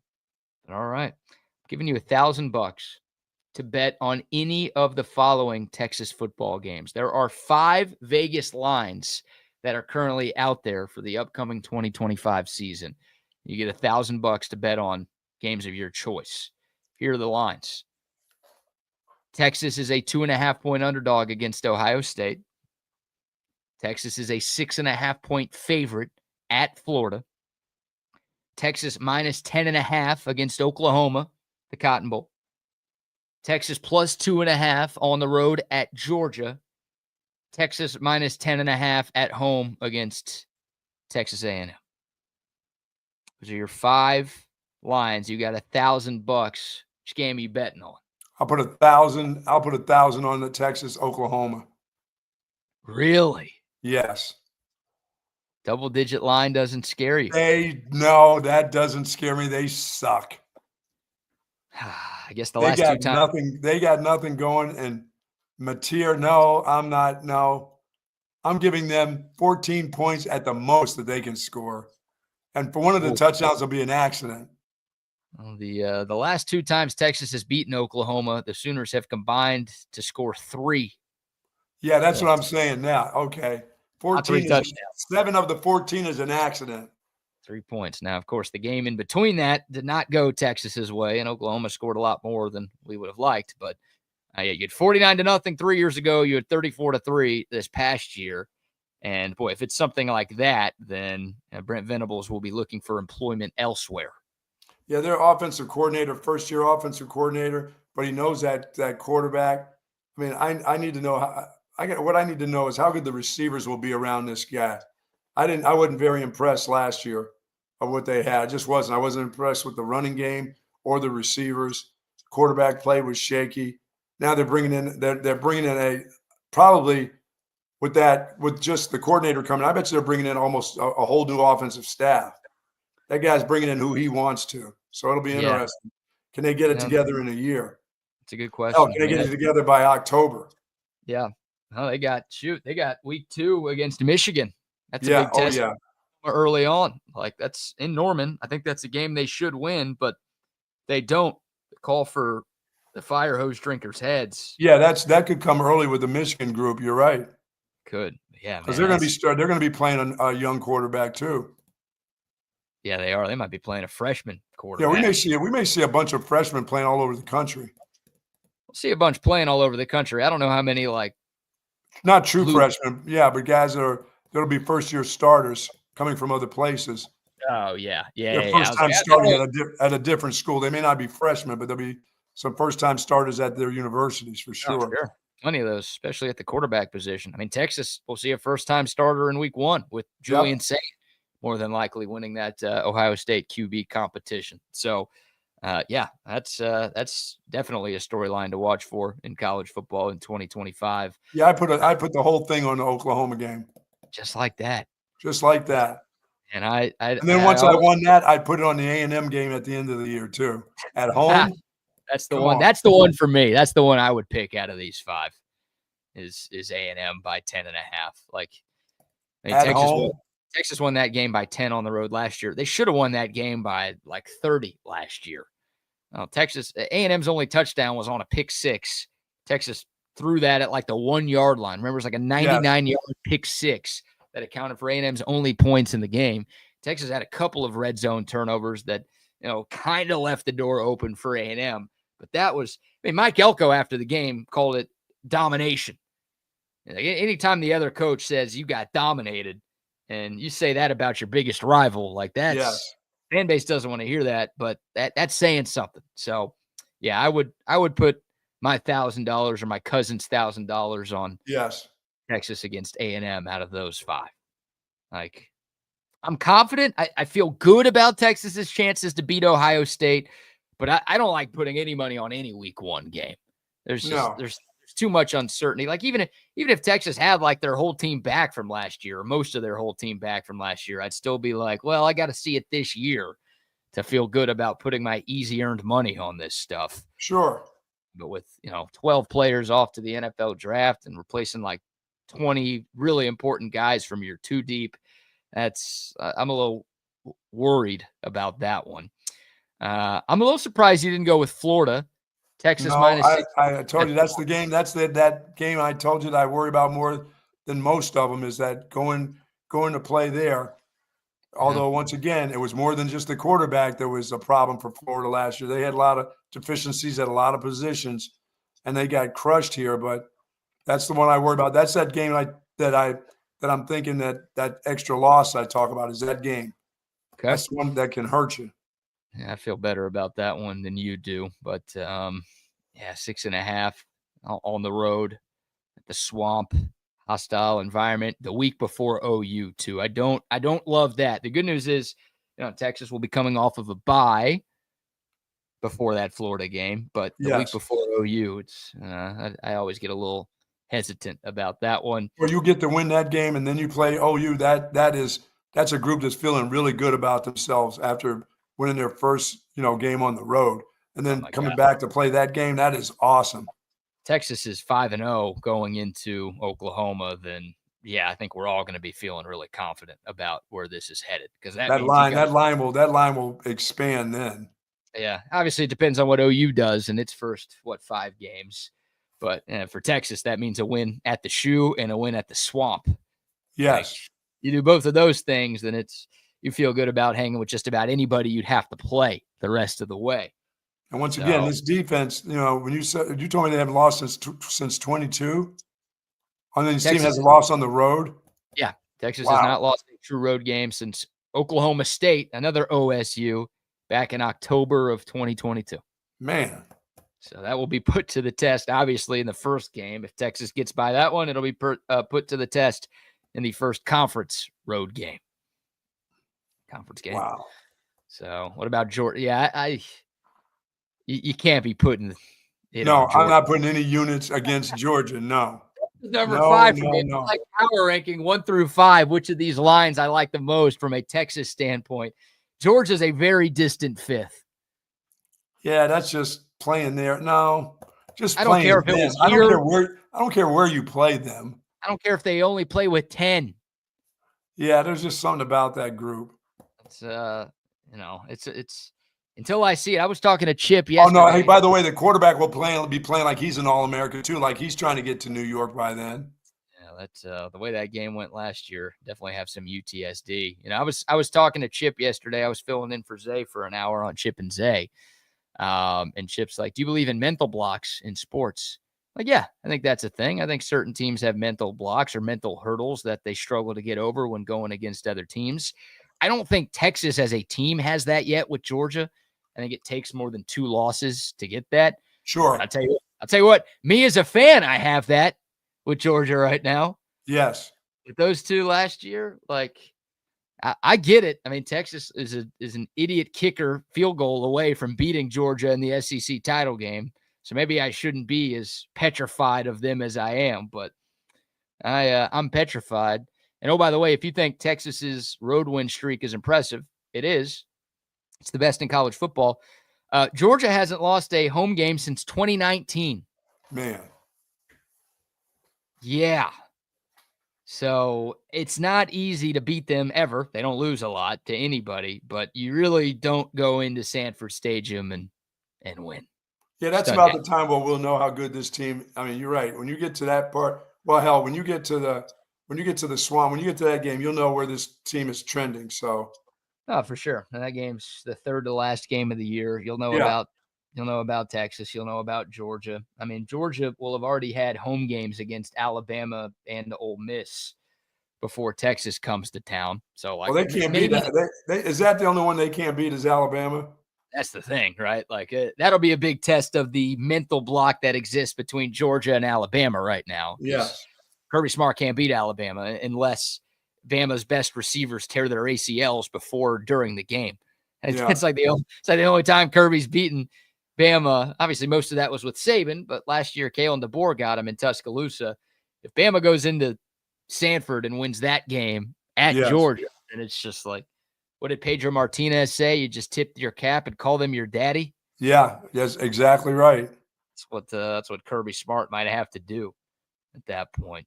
Yeah, I mean, it's hard to say anything bad about Georgia. I mean, we'll just see what they're like with a new quarterback and how that works out. I expect that they won't be bad. I know that. No. They won't be bad. They'll try to act like everybody doubted them because that's what they do. But no, they won't be bad. They're gonna be in Atlanta, the SEC championship game at the end of the year, just like always. So yeah, even if Gunnar Stockton's not that good, hey, Carson Beck wasn't that good last year. No, they still won the SEC. So until proven otherwise, they're gonna be my pick to win the conference. Yeah, but I mean, it's just really strange that you give out those lines, and the 2 games you'd pick would be Oklahoma and Texas A&M out of the teams. That's just crazy. Those are 2 rivalry games, and you always say, like, I will never look. My cousin doesn't bet on Texas football anyways, but my cousin will never come close to a Texas OU game. It's just we say it every. That's a throw the records out the window. That's a throw the stats out the window. That's a forget about last year's game. It just anything can happen inside those walls of the Cotton Bowl. And for me, it's always Texas is going to be Texas A&M. Sorry. Yeah, that's where I'm at. Like, I think Texas is significantly better than A&M, but like, I will always feel good about Texas playing A&M, regardless of what happens or where it is. It doesn't matter. But now to have that at home after what happened last year, look out. Yeah, tickets for that game are insane. By the way, Are they? That's the same one at the price of the Georgia game. Yeah, about that. Or I think it'll be more. It'll be more when the time. Yeah. Yeah. I mean, right now I think it's like $650 get-in price. Like highest seat at DKR, you got to pay that just to be there for the game. Yep. Look, if it's for a spot in the SEC title game again, then it'll be higher than that. Sure. If the stakes aren't nearly as high, maybe it'll be lower than that. But that's going to be a crazy game, a crazy atmosphere. But that's where my money would go if it was going on any. And you know how I wanted A&M to be undefeated at that time. You know that, right? I do. Yes, I do, because you're a communist. There's nothing wrong with them being undefeated at that time. That letdown is that's tremendous. There's a lot wrong, because that means they're going to make the playoff. I don't want A&M in the playoff. Why? They'll lose. They're not going to do anything if they get in. Where do you think they're going to go? They're going to go home. They're going to go home. They're going to go home the first week. Making the playoff is still a big deal. I don't know if they're 11-1 in the SEC. Then what are they going to claim? They can't claim a national championship if they go home in week 1. No, but making the playoff is a big deal, is it not?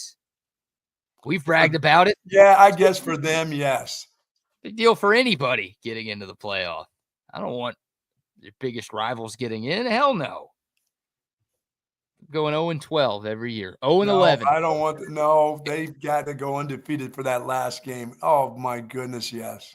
No, having a great year. I mean, everything is flying high, man. Everybody talking about them. I don't want that. Sorry. Now, for OU, I don't want anything going good. No. They can all get influenza or whatever they get. I mean, sorry that had to happen to a team, but it might as well be your team. So you want A&M to win every game, but you want every OU player to get violently ill? Yes. Okay. I think I know where I stand or where you stand in the who do you hate more, A&M or Oklahoma debate. Oh, my goodness. Always have. I want them both to lose every game. That's well documented. I will never change my stance on that. And if they play each other, which they're not again this season, I hope they tie so nobody wins. Oh, my goodness. That's what I'm looking for right there. 0-11-1 for both of those teams if they ever have each other on the schedule. I'm kind of excited for the Aggie. You know me, I'm an Aggie. I'm an Aggie down deep, I guess. I want them to play. I want them to play really good ball this year. Well, they'll go 8-4 like they always do. So that's what I said. That's good ball. That's their ceiling and that's their floor, I think. Oh, my goodness. It's just what they do. I mean, the Aggies, UTSA and Utah State to open up the year. Yes. They got that week 3 game in South Bend against Notre Dame. Going to learn a lot about A&M in that one. They almost beat Notre Dame last year to open up the season. That game was in College Station. This time they got to go on the road. And, yeah, their other non-conference game is against Sanford and Son. Oh, my God. Notre Dame, obviously, that's tough on the road, and they got to go to LSU. They got to go to Austin. They got to go to Columbia to play Mizzou. And they get South Carolina, Florida, Mississippi State, Auburn at home. So they got some very winnable SEC home games this year, but they have some. So they're going to South Carolina? No, that's a home game. Oh. They're going to the other Columbia, Missouri. They've got to go to South Bend, to Fayetteville, to Baton Rouge, to Columbia, Missouri, and then to Austin. Those are their 5 road trips this year. Yeah, the real pressure is going to be on Coach Kelly down at LSU. This is with this quarterback coming back, look out if they don't get it done. Don't lose to A&M. They hate A&M. I know. LSU hates Texas A&M. And last year, boy, A&M put a whooping on the Bayou Bengals in College Station. If A&M goes into Death Valley and beats LSU this year, I don't care if LSU's undefeated going into that game. There are going to be some very pissed off Cajuns. Yes. Coming out of that. So, yeah, big year for the fake BK. There's no doubt about it. Yeah, he's got to get it done this year. Yeah, he does. I mean, you're bringing back your quarterback. I mean, he's a Heisman candidate, the leading Heisman candidate, you know? Yeah, I was just saying, he's a favorite, Buck. Heisman favorite right now, Garrett Nussmeier. And I think, again, SEC Media Days, 2 weeks from now? I am less than 2 weeks from now. I'm very curious to see where LSU was picked to finish in this conference. I think there are going to be people who have them in the top 2. I wonder if someone might pick LSU to win the SEC. Yeah. People are high on them right now. They haven't done a lot in the Brian Kelly era, but you got the quarterback. You got a lot of guys back from last year's squad. There's talent. There's always talent at LSU. Yes, there is. I wonder what the rest of the folks across SEC country think about this team. Well, they don't start out good because my sleeper gets them. Yeah, Clemson on the road in week 1. That's not tough. That is going to be tough. The good news, though, that's not a conference game, right? So No. LSU could slip up there and bounce back. And they generally do slip up there. Oh, they always lose that first game, right? They play a good non-conference team week 1, usually at a neutral site, but this one's a true road game at the other Death Valley. And they always lose at the start 0-1. Excuse me.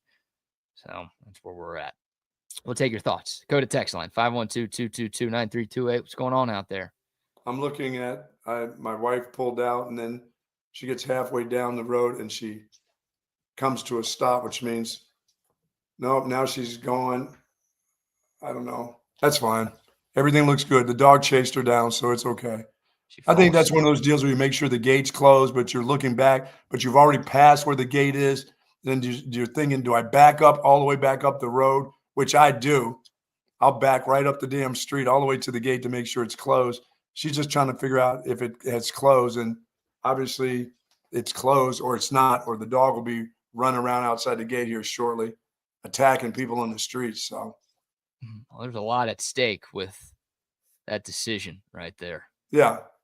Hey, if a dog bites you, if Bucky's dog gets on the loose and bites you, oh my God, that's right. Hurricane Hecht, your go-to personal injury attorney right here in Central Texas. Whether it's the Bucks' rabid dog or somebody else's, or maybe more likely you're in a serious car accident or you get hurt on the job, call Hurricane Hecht. He's been fighting for results and big justice in Central Texas for a decade now. He's a guy I've known personally for a decade plus, and he will fight to get you every dollar that you deserve. How confident is Ryan Hecht in his abilities? Well, you don't pay unless you win. That's right. 0 fees unless Hurricane Hecht gets money in your pocket. He is a friend of the show, but he is a fighter for the people. Don't let the insurance companies push you around. If you get bit by a dog, if you get hurt in a car accident, we're chuckling. We're making light of it. It's no laughing matter. You're doing enough trying to get your life back on track and get healthy again. Don't let the insurance companies push you around. Call Hurricane Hecht today, 512-938-8929, 512-938-8929. You can find out more information at hechtlawfirm.com. That's HECHT, hechtlawfirm.com. Or you can call Mike McCall at McCall Custom Homes because they can handle your dog. They understand my dog. They open up the gate. They know how to come in here, do their work, get out. The dog doesn't get out. The dog sits there and he becomes their general manager. He sits there and watches those guys work. They've got control. All these dudes that work with Mike, they have dogs, so they're not worried about pets. So if they've got to come to your home and you're worried about, do I have to put my pet away? They'll handle them. These dudes are absolutely fantastic. The work that they've done on our patio is spectacular. My wife's excited about it. You know, they take out screens and they put in all glass panels and then screen panels that pop out, making it easier for her. They did a fantastic job. As a matter of fact, Mike came over himself to put this couch together that Amazon dropped over the top of the gate, which I had to bring into the house. I'm like, dude, I come in, these dudes are putting a couch in a box over my fence. I'm like, can you call and make sure we're there, and then you can help me pull that thing in? I'm like, you two guys putting this over the fence, you're going to break the fence and you're going to break the couch. And the thing weighed about 150 pounds. And I had to drag it up to the house. I didn't drag it up. I put it on the dolly and got it up here. What do they normally do with your packages? There's a box for them, but that's not fitting in the box. I guess the guy goes, I'm just the deliverer. That's what he said. I'm like, okay, well, leave it right there at the gate. I'll open up the gate and put it in the back of the car and have my wife walk it up with it on the back, the tailgate, and that'll make it easier. But you guys chucking it over the fence is like, I don't get it with the delivery people. I've got a box out there for boxes that you can put right into the box that are small packages. These dudes put it like drop it over the fence where the dog is. It's like this dog is going to tear this shit apart. Well, you said it. It's a giant couch, right? You can't put well, it. Well, the dog's not going to bother that, but there's some small packages. They have the tendency to miss out on the box that's sitting right there. That's not a trash can. It's a box for packages. They put it over on the other side of the gate. I'm like, wow, they don't understand what kind of animal I got running around here. What would you have rather them do with the couch? Like leave it on the other side of the gate where they're not throwing it over? Leave it at the gate where the gate opens up. That way, like I said, I can get part of it in the back of the car and hold up the other part and walk it up. You know what I'm saying? Yeah, I guess if you're home, it's no big deal. But if you're not home and they leave it outside of the gate, then then they get in trouble for it because they're always taking pictures of what they did and someone could steal it. So that's worst case scenario for you is you get package jacked. You don't want that deal. Yeah, that damn package. Nobody wants that damn thing. It looks like it's a car packaged in a box. It's so heavy. I would take it. You come by and put it in. You couldn't take that in your car. No chance. No chance. Shout out McCall Custom Homes, though. I love McCall's. They did a great job. Yeah, you need a kitchen remodel, bathroom renovation, or you want some patio work done like the Buck, McCall Custom Homes, ATX.com has you covered. And we'll be at Sue Patrick tomorrow? We will be. Nice. Yeah, 5222 Burnett Road, 7 to 9.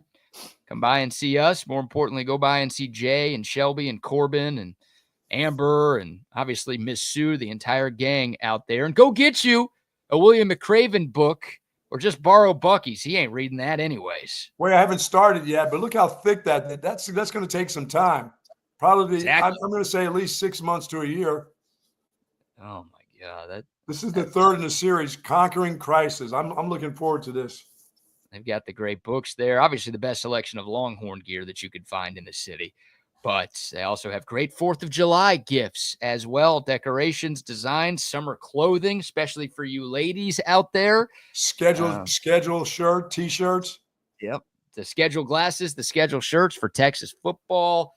They got everything at Sue Patrick. Excited to be out there. We need to freshen up for the upcoming season. I might buy me a polo tomorrow for SEC Meet in Atlanta, making sure I'm looking spiffy for the folks out there in the ATL, but love our friends at Sue Patrick. And yes, we will be there tomorrow morning.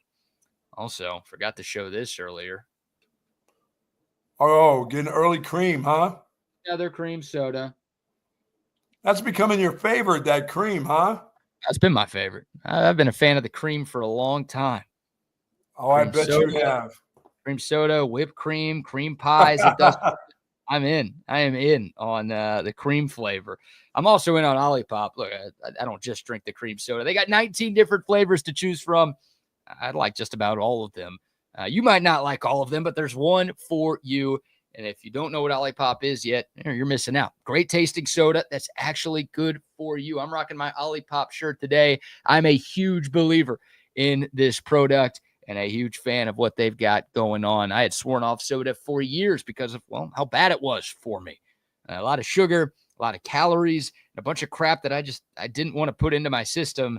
OLIPOP tastes like soda, but there are good ingredients in here that support my digestive health. And every time you drink OLIPOP, you will support your digestive health. Get you some wherever you buy your groceries. H-E-B, Walmart, Target, Costco, Whole Foods.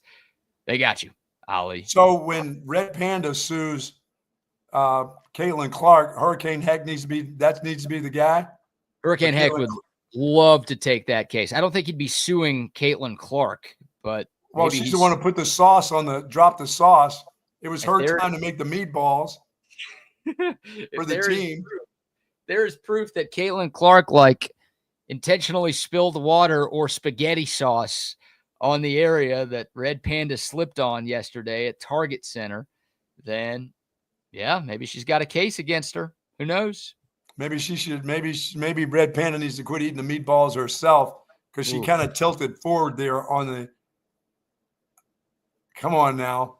You're saying Red Panda ate a little bit too much before her routine, and that look at those arms. Oh, Lose her balance.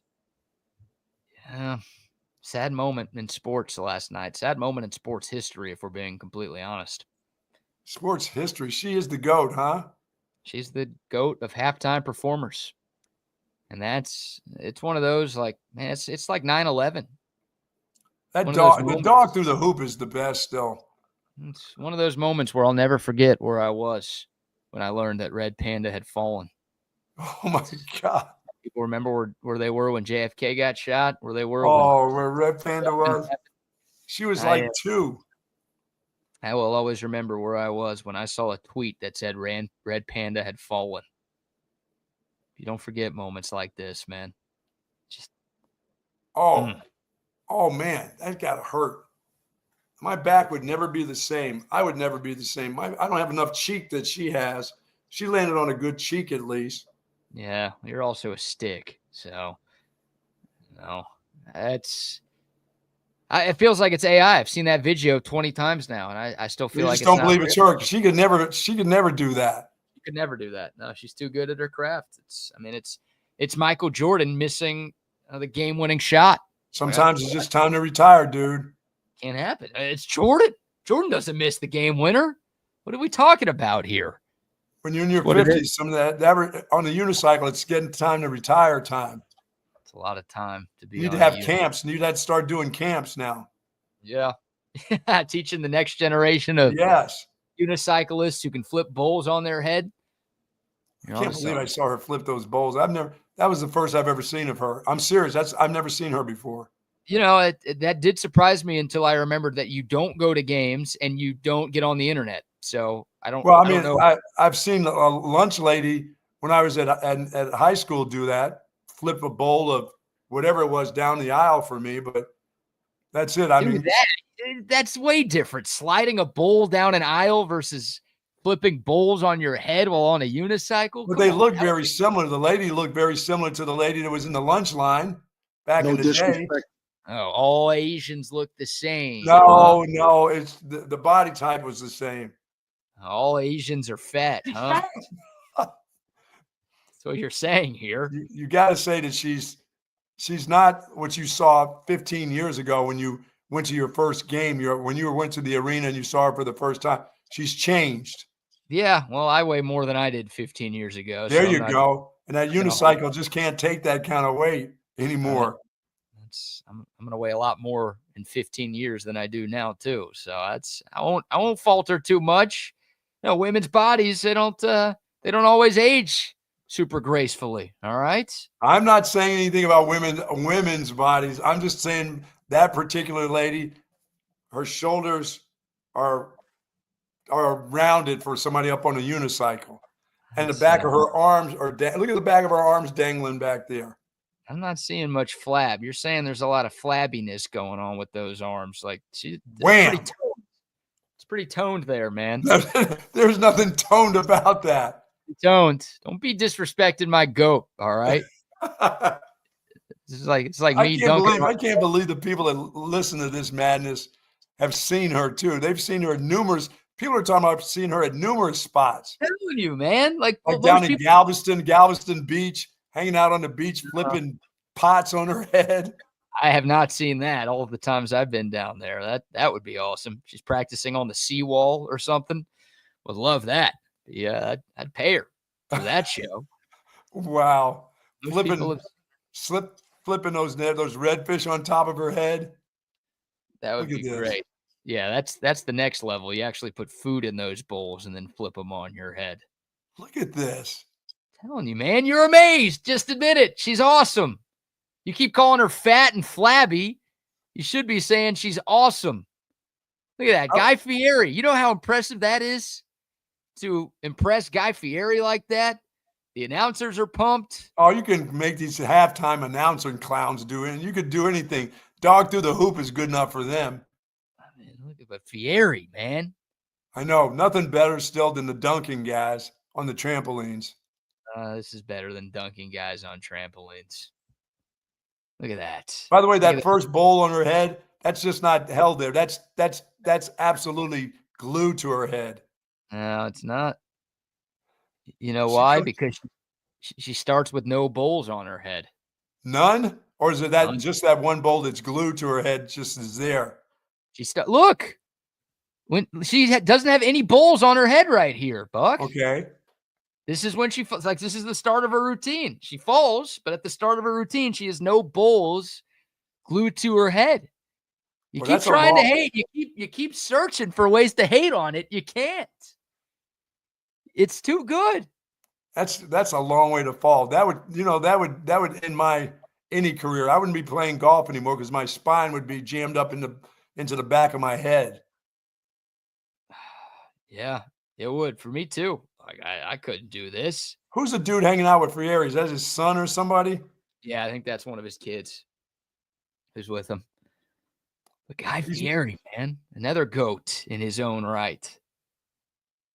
Don't tell Kevin Dunn I said that. He's anti-Guy Fieri. Are you sure those bowls aren't like magnets? Because they look like they kind of came together like a magnet bowl. We gotta find, if Red Panda comes back, Lord willing, we need to get you to a Red Panda game. We have to. You've got to see it in person, man. You'll be amazed. She may be done. She may not come back now. I know. That's the fear. Like, that's why I'm sad. Like, I don't want her to get hurt at all, but I'm worried, like, we might be done with Red Panda, or she might be done with us. Now she can go work at Panda Express. Now she can, hopefully she's made enough money to where she doesn't have to work at a fast food restaurant. She's not going to be in the drive-thru with a 9mm in her hand. Let me tell you, though, I would love to see her next time I'm at Panda Express. That's a place I go from time to time. If I see Red Panda there, there'd be a picture taken. I could tell you that, and an autograph signed as well. Patrick said those bowls are especially made for her in China. Well, there's a good chance the bowls are made in China. There's a good chance. It has nothing to do with her being Chinese, for the record. It's just kind of how it works here. So yeah, that's it. She's man. more famous than the ones that spin the deals on the sticks. Can you name any of them? No. Hell, I couldn't name her. I mean, I've been guessing all day. You're right. Which you're one of few who don't know Red Panda. Wow. Yeah, she's the best, man. She's the best halftime performer there is. Wow. My thoughts and my prayers are with her. Oh my God. Blood ones. Look, our guy Jay, regular at Lady Longhorn games. She comes to men's games, women's games, all over the country. She did, like, every night she gets flown out to a new arena to do. Jay says game is game. And then a Longhorn Bear said, okay, admit she's good. I'm not doing it. There's some gimmick to that. How can you not admit she's good? The great Walinda is great. High wire act across the stadium. That's good. I'll admit she's good too. And the lady you were talking about who ran onto the baseball diamond to suck off Nolan Ryan on the mound while he was pitching, that's impressive too. All right? There could be more than one impressive halftime performer. But this... See, most of these people know who Morgana is. Nobody has admitted it yet. The kissing bandit. Kissing bandit. What would she kiss? She'd just kiss the face, nothing else? Oh, yeah. She just kissed you she'd try to get a kiss on the lips, and then they would drag her off. She had massive boobs, like Montana size, you know? That's like Montana on a map, or like Montana? Like Montana on a map, like big mamas. Let me see if I can pull up a picture. So she did this multiple times? Oh, yeah. I think she got Nolan Ryan a few times. And Nolan Ryan seemed to be the one she got, but she would come out basketball court. I mean, she was famous to come out in sporting events and kiss, like, you know, give a quick one and then get out of there. Okay. And she went peacefully. They never had to drag her off. That's what an amazing bit right there. Nowadays, you do something like that and you're going to jail. Okay, here's a little screen share picture of. Those are Morgana's. Look like there. her. Yeah. Yeah, that's Morgana, the kissing bandits. Yes. Quick Google shot that I found. All right, and she's got a lot to work with. And you have not ever seen her. You must have been at a Ranger game when she. I've heard of her before, but I feel like she's before my time. Like, she hasn't done this recently, has she? No, I don't even know if she's alive today. She's still alive. She's 77. She apparently her run was 1969 through 1999. Fitting that it started the year that it did. But yeah, 99. I mean, I was 5 in 99, so I don't remember seeing her. I don't know if I went to any games before I was 5. Your dad remembers her. I bet my dad probably tried to run on the field and get a quick kiss. It's like, wait, hang on, I want a part of this. Look at her, man. She was something. Look at the cop. The cop on the left is like smiling. He's trying to drop a quick pickup line on her, see if he can get a little action. The other guy's like, you're going to jail, lady. No, the other guy's like, I'm taking you underneath the stadium, and you're going to have to beg your way out of here. Man, oh, man, oh, man. Morgana. I'm sure the stadium security guards tried a couple of times. I didn't know she was so hippie. Like, I mean, I thought she was just big. She's not. She's got a little shape to her. What do you mean by that? He's fat. No, I don't mean that at all. She's not fat. Okay. She's got that Marilyn Monroe shape. Okay, that's high praise right there. There you go, Morgana. You care to see what Morgana looks like nowadays, or do you not? No. Why? Yeah, let's see what she looks like. Can she get out to the mound? She's 77. I mean, I don't see a picture. She got a walker. I wonder if she's got a walker to get out there. Well, here's a picture of her now. I don't know if that means she's in a walker. I don't see any rack with this one. Sorry to let you down. That's all right. She's all right. She can get up there with Red Panda on the unicycle. That bad boy's going to tilt over. It's going to tilt forward. Here's a picture. Last screen share here. Sorry for those of you tuned in on the app, but you get the picture. Here's her with Cal Ripken Jr. Awesome. Looks like they're playing the Rangers. Looks like a Rangers uniform there. Maybe a Royals one. Hard to tell. But yeah, that's okay. Look, I'll give it to her. I'm a fan of this bit. You like this bit too? But anybody can do this. Anybody can run on the field and try to kiss a player. Not anybody can get up on a unicycle and flip bowls on their head. Yeah, not anybody can just put the Tony the Tiger bowls on their head that are glued. Yeah, I don't know. Morgana's got a nice set of lungs. I do appreciate that, all right? I think we all do. But plenty of women out there with nice sets of lungs, all right? So the skill involved in what she did versus what Red Panda's done. By the way, her birthday's July 4th. How's that? Who? Morgana. Oh, all right. Oh, didn't see the comments. There you go. Thank you, Double R, for that one. So happy early birthday. I guess she'll be 78 on Friday. Ooh, that's getting up there. She's getting up there quickly. What's her name? The Titty Bandit? No, the Kissing Bandit. Kissing Bandit. Apologies. Not the Titty Bandit. That'd be a better one, wouldn't it? It should be. Yeah, now we're talking right there. This has made my day. This Red Panda deal is going to be bothering me for a couple of days. Sorry, folks. And once I get stuck on something, look out. Well, we might need a couple of other clips on tomorrow's show. Maybe I'll go to Panda Express in honor of her fall. Since I've only been into one Panda Express since I've been to Texas. God bless it. That is, yeah. What a way to pay tribute to Red Panda. You go to a Chinese restaurant. I'm going today. God, that is incredibly kind of you, sir. Appreciate that. Oh my God. All right, a little NBA here, Buck.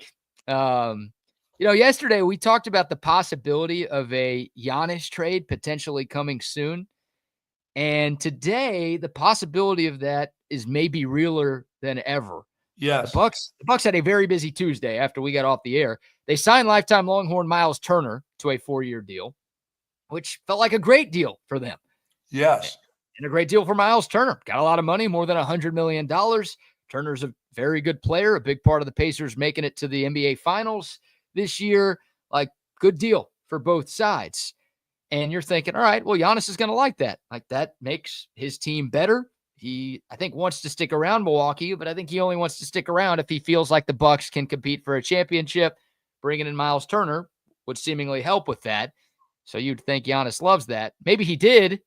But, Buck, right after the news of the Turner deal dropped, Shams Charania reported that the Bucks were waiving Damian Lillard. And apparently Giannis was not very happy about that. Oh, they didn't speak to him about that?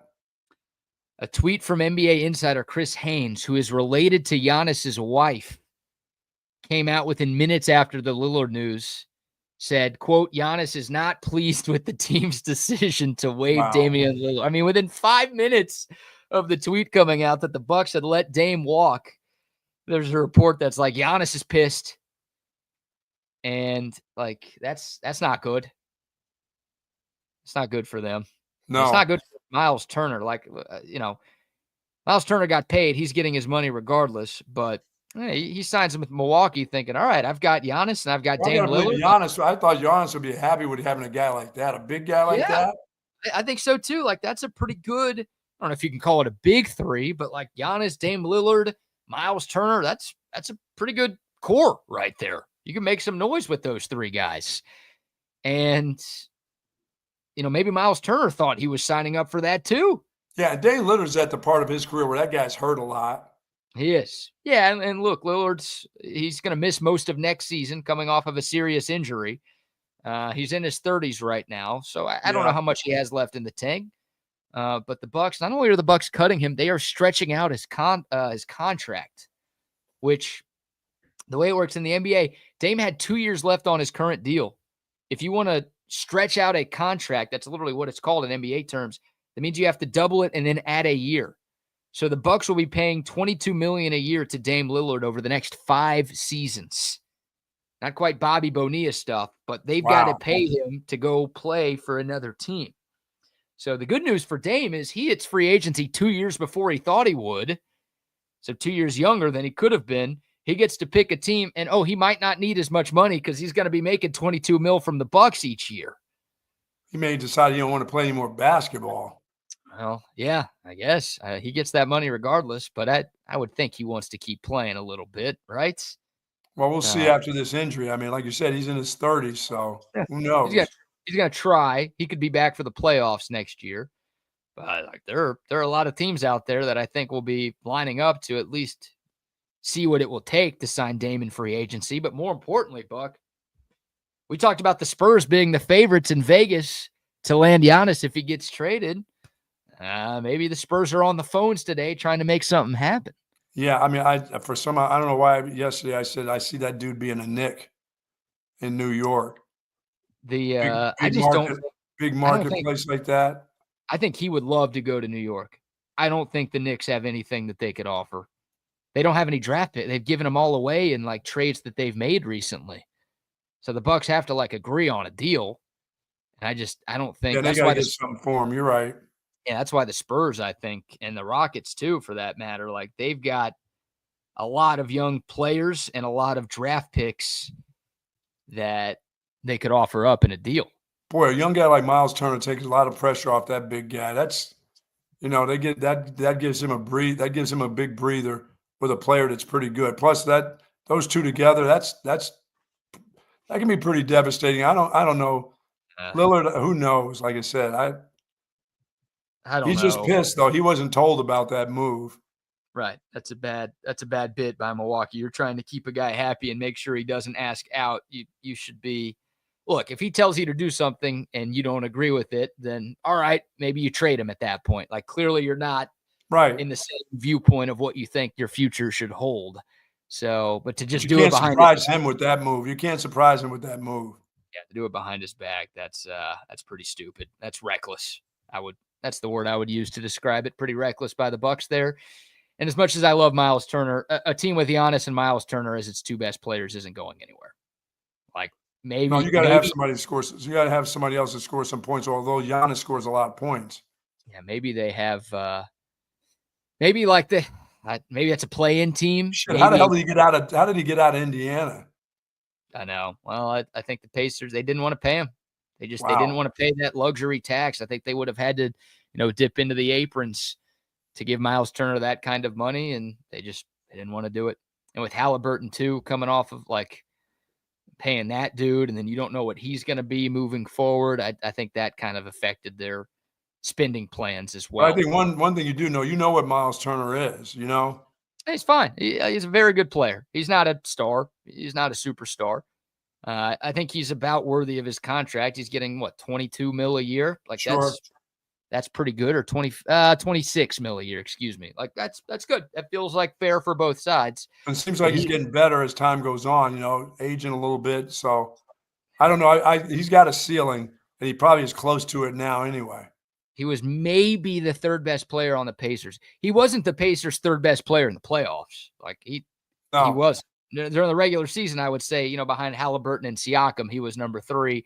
In the playoffs, like there were just some matchups that weren't great for him. And they haven't asked a lot out of that dude. No. Well, yeah, I mean, he's a starter. Like, yeah, he didn't have to be their leading scorer. He can't be like your go-to guy. He's a nice piece. I root for him. He's a great guy. I love him. I wish Rick Barnes used him more. I'll forever question Rick Barnes for playing Miles Turner like 16 minutes in Texas's tournament loss to Butler the 1 year Turner was here.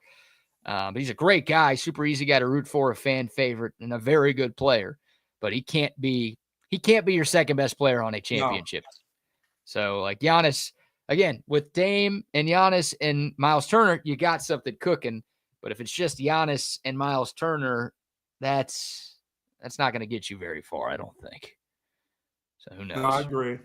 But maybe the Spurs, maybe we'll see. Maybe we're waiting for that Shams bombshell. We've had a lot of big news. Obviously, the Kevin Durant trade was a big one and the biggest trade we've had so far this offseason. Giannis one would eclipse that one, I think, especially if it's to San Antonio or Houston or Oklahoma City. Could you imagine? No kidding. There's Double R. Double R, I bet she knows about Red Panda. Yeah, let's bring on the boys from Chaos Theory. Double R doesn't know anything about any Red Panda. It's Wags. It's a Chinese restaurant, isn't it? See? Don't fall for this. No. You guys know who Red Panda is. No, you don't. Wags, you have no clue. I actually don't know who Red Panda is. Thank you, Wags. I'm with Buck here. I did know who she was. And I know who Morgana is. Dude, there you go. You know who Morgana is. You know she went to Catholic school. She wanted to be a nun. Of course, this guy knows everything about her. Of course, she went to Catholic school and was going to be a nun, and she ran away from there at 13 and became then Morgana? Like a lounge dancer. Morgana, yeah. Was she exotic dancer? No, she ran off. Where did I find? She went to the Flamingo Club. How do you know this? She was. Are you making this up? On camera. I do research. He researches her. Yeah. Hey, I'll be doing a little more research on her after the show. All right. I don't blame you need to see the one. You want to see something. She, it's like baseball players and stuff. Nolan. She kissed Pete Rose. Look up the one where she kissed Kareem Abdul-Jabbar. No, Kareem. Whoa, where'd she kiss him? Because she's not tall enough to get up there. She's 5'9". She's 5'9", or was in her prime. I don't know how. What are you talking about, BK? He knows ASL, bro. He's got the ASL down. She's getting ready. Her birthday's July 4th. Rodney, she's gonna be 78 years old. July 4th. She had to make a comeback. I think so. Did she flash the crowd or anything? No. You know what she had to do for her comeback? She had to run out on the field, NFL opening weekend, and kiss Aaron Rodgers. Yeah, nice. Nice job, Rodney. That is Big Red One. Who is this lady? Big Red One. Big Red One. What? Minnesota Big Red. I don't. What's her name? Morgana, Big Red One. Kissing Bandit. The Kissing Bandit. Yeah. Oh, she kissed your guys from the Orioles. Yeah, we showed she probably sat there and kissed Cal Ripken and put him on a curse, probably. Yeah. That was what ended the Iron Man streak, actually. She kissed George Brett twice. She got to Brett a couple times. I think she got to Nolan Ryan more than once, too. Yeah. She probably got to Earl Weaver 6 or 7 times. Rumor has it Morgana wanted that pine tar. Yeah. People think it's the pine tar that caused George Brett to freak out the way he did. It was actually he had just been rejected by Morgana for sex, so he was pissed off. And that but Rodney, until this morning, I have never heard of Red Panda. I've never seen her. I've seen the dogs run through the hoops, and I've seen the guys that jump on the trampolines and dunk the ball. I thought those were the best halftime shows. I'm hearing her bit is supposed to be like legendary. Didn't she performed at the Superdome or at the Irwin Center, didn't she? A lot. Yeah. She performed at a bunch and at Moody Center. She's everywhere. She's been Wags, around. We've never seen this bit, Wags. On Twitter. Now I know who she is. Yeah. No, you do. Look at that. Look at all the magnets, the way those things magnate to that. That's a lot of magnets right there. Oh, there you go, Wags. Wags, that's impossible. You show her lately. That. Show her what she's been doing lately. Show Wags what it looked, Wags. What happened last night? No magnets on her head, no glue or anything, but unfortunately, no balance either. God, right on her ass, man. Where'd that go? Well, that was at the WNBA. I know, but where'd that pole go? I didn't even think about it. What happened to that cycle? Where's that pole? Where's half of that pole? Oh my God. Let's see. Oh. It's on the. It didn't get fully inserted in there. It's collapsible. It's a collapsible butt stock. Oh my God. Wags, she's put on a few pounds. I'm telling you right now, though, with the dishes are that's rigged. That's a fix. Thank you, an Wags. Absolute Thank fix. you, Wags. No, there's no way. You can't rig that. Just say you hate Asian people and let's call it a day here. No disrespect. No. Yeah, it's disrespect at this point. I will not say this. The dogs going through the fiery hoop is so much better. Hold on. We're taking a 20. Has anyone made the correlation or said that it's disrespectful that she's out there juggling China? That ain't China. Somebody told me it was made. Is that not China? Is that not what she's doing with China? That's the plastic bowls I use, man. That's China dishes. Is that not? That's no, ramen look at the magnet. You see the magnet right there at the bottom of it. That's ramen. Thank you, Wags. Look, what do you mean magnet? They're bouncing. They're moving. There's no magnets in Those there. are metal balls. The magnets are lined on the. Look at them. They're on the rim of it. It's Good on job, the rim Wags. of the actual China itself. You found her out. Those are really metal bowls that are magnets. They're lined. It's lined. It's lined China. Okay, now for you people that are believing that's for sure, that BK's that's for real, Wags just figured it out. Good job, Wags. It's he figured it. He debunked it. Yeah, by looking at one video. I'm on the case. I'm on the case. Cold case. On the case of hating Asian. CSI Round Rock over here. The metal lining is the magnets right there. Rodney, tell me that the dunking guys on the trampolines are better than this. Oh yeah, I like the dogs jumping through the circles. Yeah, there you go. I'm a big dog guy too. Like if there's dog treats or dog tricks, you like the frisbee dogs. Name one of the dogs that does that. You don't know. Frisbee dogs. Fifi. There's 400 what dogs. What about Champ? Happy? Champ? Yeah. Porno? Buddy. Lady was one of them.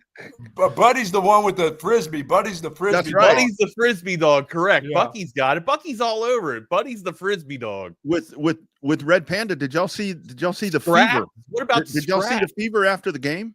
They took the TikTok. So this is after the game. Wait, Red Panda, we love you. Red Panda. Red Panda got hurt at halftime. Feel better. Is that Red Panda? Is this the locker room? Are they drinking? They drinking 40s in the locker room? They're lit. We love you. That's after the cup. That's after the cup right there. Oh, they won. Did they win the cup? They won the cup. They're drinking champagne. Yeah. Zima or seltzer. Zima. Seltzer. Is Zima? Hold on. Is Zima still out there? Is Zima no, still it can't be. It's gone.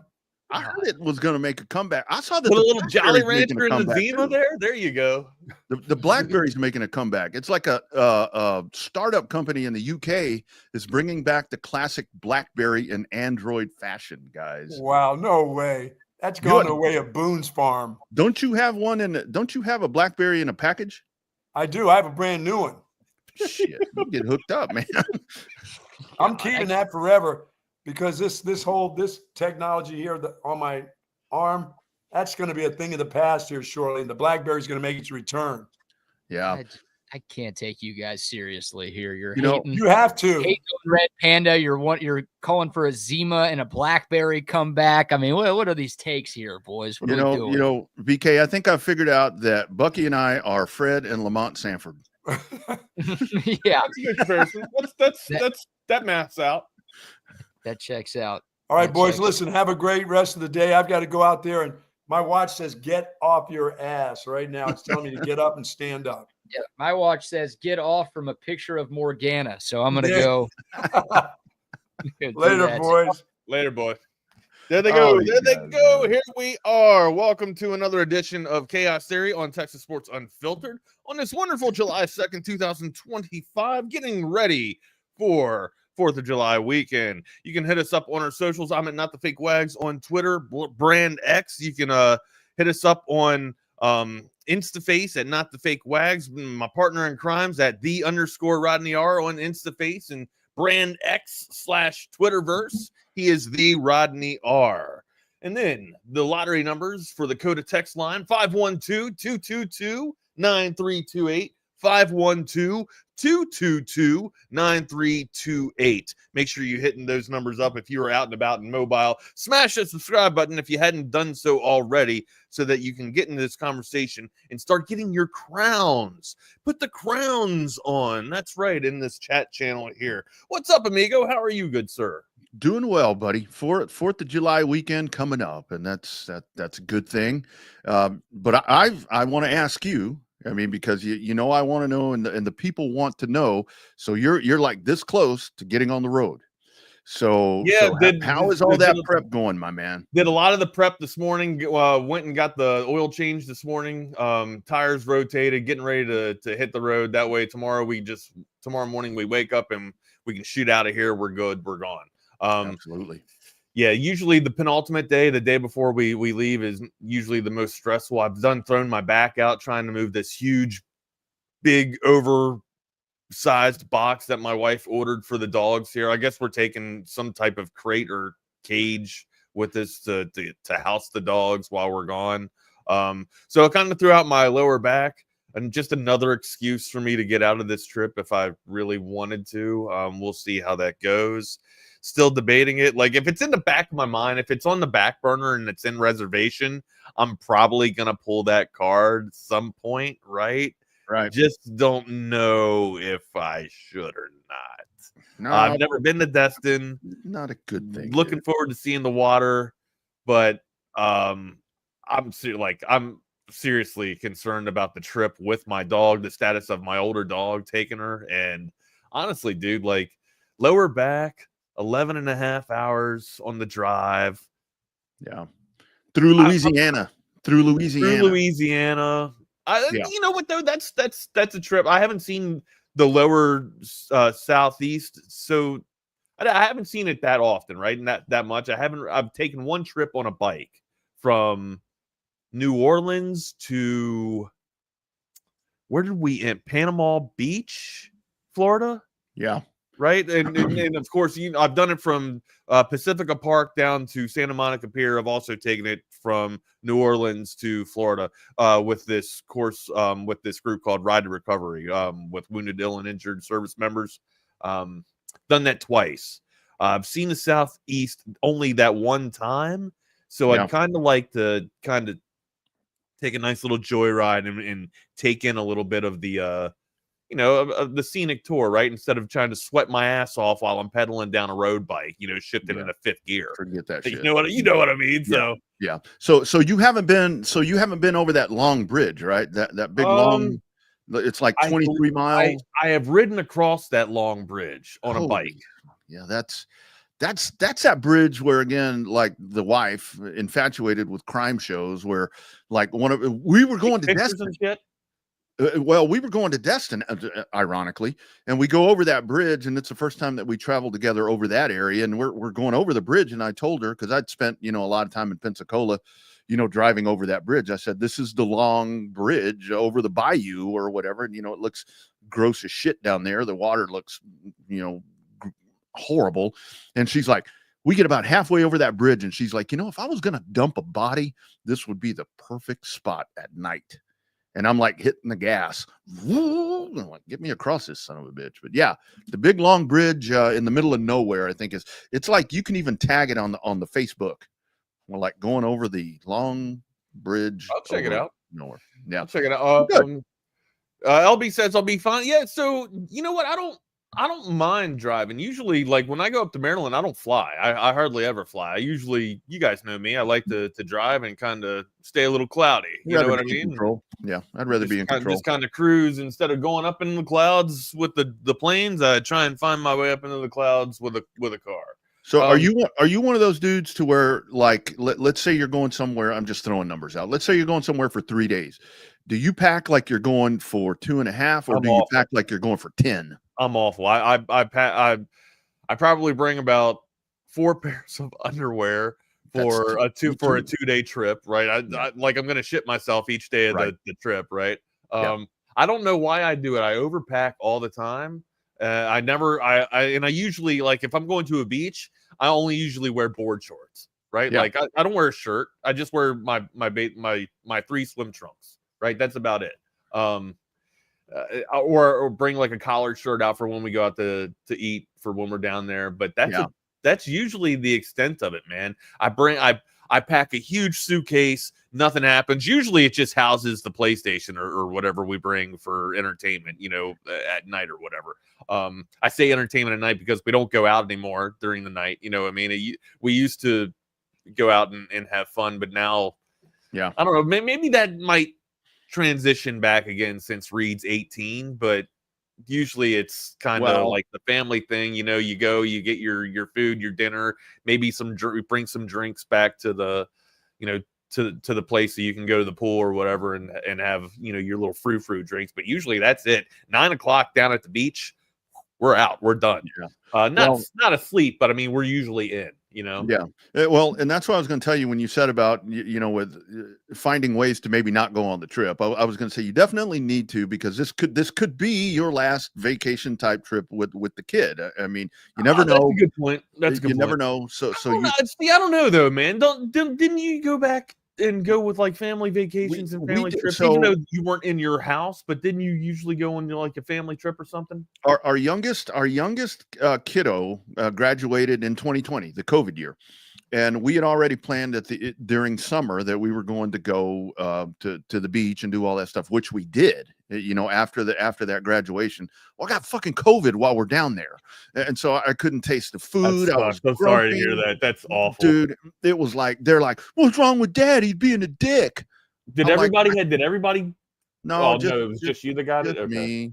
Just me. And of course, they're like, "Let's go walk." And I had it where it like really bothered me, and it was like I didn't want to do anything just because I felt bad. Let's go walk the dogs. I'm like, y'all go walk the dogs. I just don't feel so. My point to that is, so we did a makeup about a year and a half later. We did it again, and we finally got that, I say, last vacation in with the girls, because I mean, they've got their own lives now. They don't want to hang out with us. So don't back out of that. I think my kid wants to hang out with me anyways. You know what I mean? I think he's already past that. He's taking a friend. You know what I mean? So it's like he usually takes his friends too. Over the past couple of years, we've been taking his friends with us, so it's like we have 2 kids instead of 1. I don't know, it's weird. And that's actually a good thing, because it kind of gives you and Katie a little bit of time to where you can do y'all's things. I mean, but I feel like this trip's going to be more like Katie's going to be doing her thing on the beach. I'm going to be with the dogs, and he's going to be doing his thing with his friend, right? Like, and that's the whole thing. Like, if I wasn't taking the dogs, or if Bianca was in a better state, like if she was just younger and her bladder was better, I'd probably feel a lot easier, or just have a lot more ease with this whole trip. But now my lower back's in knots. I got crevices in my feet, like gashes, where it looks like somebody just took a razor blade and or like a peeler and just started cutting open my feet, man. So I gotta have them or put those in the sand. I don't think so, buddy. Like I'm gonna have sand all up in. How are you going to walk on the beach? That's what I'm saying. My wife has seen my feet. She's got to know that it's going to be completely painful and uncomfortable. I can't put sand up in there. It's just awful. I thought about Jake. I almost took Jake up on his challenge of seeing like a picture of my feet. The doctor took some crazy ass pictures of my feet yesterday. I mean, microscopic, like underneath this crazy ass 1.5 microscopic lens or whatever. It looked like, I thought just looking at it with the naked eye looked gross. Then you saw it with the lens. Absolutely disgusting. You'll lose your meal. You'll lose your chow if you see it. It's gross. Man. And I swear, like I kept telling the guy, I swear to God, I wash my feet. I swear to God, I wash. He goes, I believe you, man. I've seen your feet have been in boots for 11 years, or they were in boots for 11 years. They're gonna look a certain way. You know what I mean? Yeah. Anyways, thankfully that's out of the way. Now we're working on resolving, my feet, getting the solution for my feet so I can, get up and run again and get after it. So it's been a while, guys. It's been a while. Here's the last PSA, the last thing on the PSA about taking care of yourself. Don't put it away. Don't put it off for so long. Don't wait. This is after 7. This is 7 years of neglection that's happening. Like I'm saying, and that is not an embellishment. 7 years I did not go to the doctor. Like I just I'm fine. That's what I kept saying. I'm fine. It'll work itself out. Nothing happened. You got to take go away. You have to take action. You do. Yeah. Like especially with your feet. If you lose your wheels, you won't be able to drive anywhere. That's just how it is, man. It's like those guys in the NBA. I mean, you see Ed O'Bannon. You see these guys that have, feet injuries and stuff, and that banged up feet, brother. Yeah. All right, there we go. Old man yelling at the sky. We're done with it. Where do you want to go first? Only last PSA that I have, and then we'll talk sports, is so kind of my setup is, especially with all the travel and so forth that I do. So in my suitcase, I have one little thing, because it is, to me, underwear and the socks are things that you can never have enough of. So I think last year at Christmas, one of the girls got me one of those kind of like suction things where you can put stuff in there and you close it up and it seals it to where. So I kind of have like an MRE that stays in my suitcase of five extra pair of undies, like a go bag, like a. It's vacuum packed. It stays in there. It stays where I put my CPAP machine, old man radio on a Wednesday or whatever today is. And boom, I have extra. But then when I get ready to go on the road, like I'm going on the road Saturday, I'm going to replenish with some draws and some socks and all of that. So, and always keep an extra pair of shoes somewhere. I keep them in my truck. So anyway, that's packing with double R. Wags. Yes, sir. Sports, little bit of sports. So I know you're a big fan of Paul Feinbaum, right? Oh, I love me some Paul Feinbaum. What's Paul in the news for right now? Well, this is him yesterday talking about Arch Manning. Paul Feinbaum, what are your expectations for Arch? The absolute roof. I think there's a reasonably good chance that Arch Manning will be sitting on the front row in New York at the Heisman ceremony.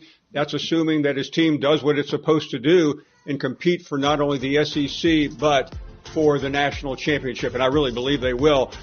I think Steve Sarkisian, who's one of the most amazing play callers I've ever seen, made a critical mistake late in the year. He was way too loyal to Quinn Ewers, who was banged up and was really ineffective. Had Arch Manning been instituted in the second half of that game, like Nick Saban did a couple of years ago with Tagovailoa, I think there's a reasonably good chance that Texas would have beaten Ohio State and won the national championship. They're very capable of doing it again this year. I believe also that Arch Manning is the best college football quarterback we have seen since Tim Tebow entered the scene in 2006. Oh, what is going on in the universe? I hear that, I'm waiting when he says Alabama. I'm like, okay, there we go. But anyway. But what is going on? What is going on to where I'm agreeing with Paul Feinbaum on a Wednesday? What is going on? I mean, I think the thing about it is, I mean, is that not what we were saying the entire year? Like the loyalty that he's had. Like it's great that what he's doing with Ewers, but he's showing loyalty to it. But if he would have, taken a step back and just, given Arch the reins for a half or something, maybe we would have seen a different end with that. I agree absolutely with Paul Feinbaum here, but here's caveat to that. I love the relationship that he built with Ewers. I love the trust that he built with his quarterback, with the quarterback room. They know that Sarkisian has his back. They know that they can throw a bad pass and they're not going to get the hook immediately and right away. Like he's going to instill, trust and hope in him, man. Like that's, to me, that's the type of quarterback you want to play for. Like you can't be afraid to make a bad throw each time you take a step back. You just can't. Mm-hmm. And this is where I look at this, and just as this continues to happen right here, and yeah, the expectations are amazing, and to the point right there, I think kind of what we think is situational. You should have used Arch Manning a little different. Should Arch have been the starter? Absolutely not. Sorry, we've got a little, oh, you're good. Whatever going on over it's here. Their world too, brother. Yeah, that's right. This is their house. This is their house. It's their house, amigo. Yeah, I mean, we pay for it, and we'll always pay for it because we'll never own it. Like, I agree, but also like I agree. It's so weird. I agree with Feinbaum, but also like you got to have your quarterbacks back, right? But and it's a weird line to straddle, okay? Like to know when to make the move to go to your backup quarterback. And CB brings up a good point too. I believe that Arch Manning was going through concussion protocol for Ohio State. I mean, he was available, but was he not? Yeah, well, I don't know. I mean, we never knew, but with the shot that he took in that game, I mean, I would have thought he'd have been concussed in some form or fashion, right? He may not have even been available. I think for that. I thought he was still available. I just didn't, I honestly, I don't know the status on it. Yeah. I don't. I guess if something happens during the season and we start hearing about a past concussion about a year ago, then it's like, I guess.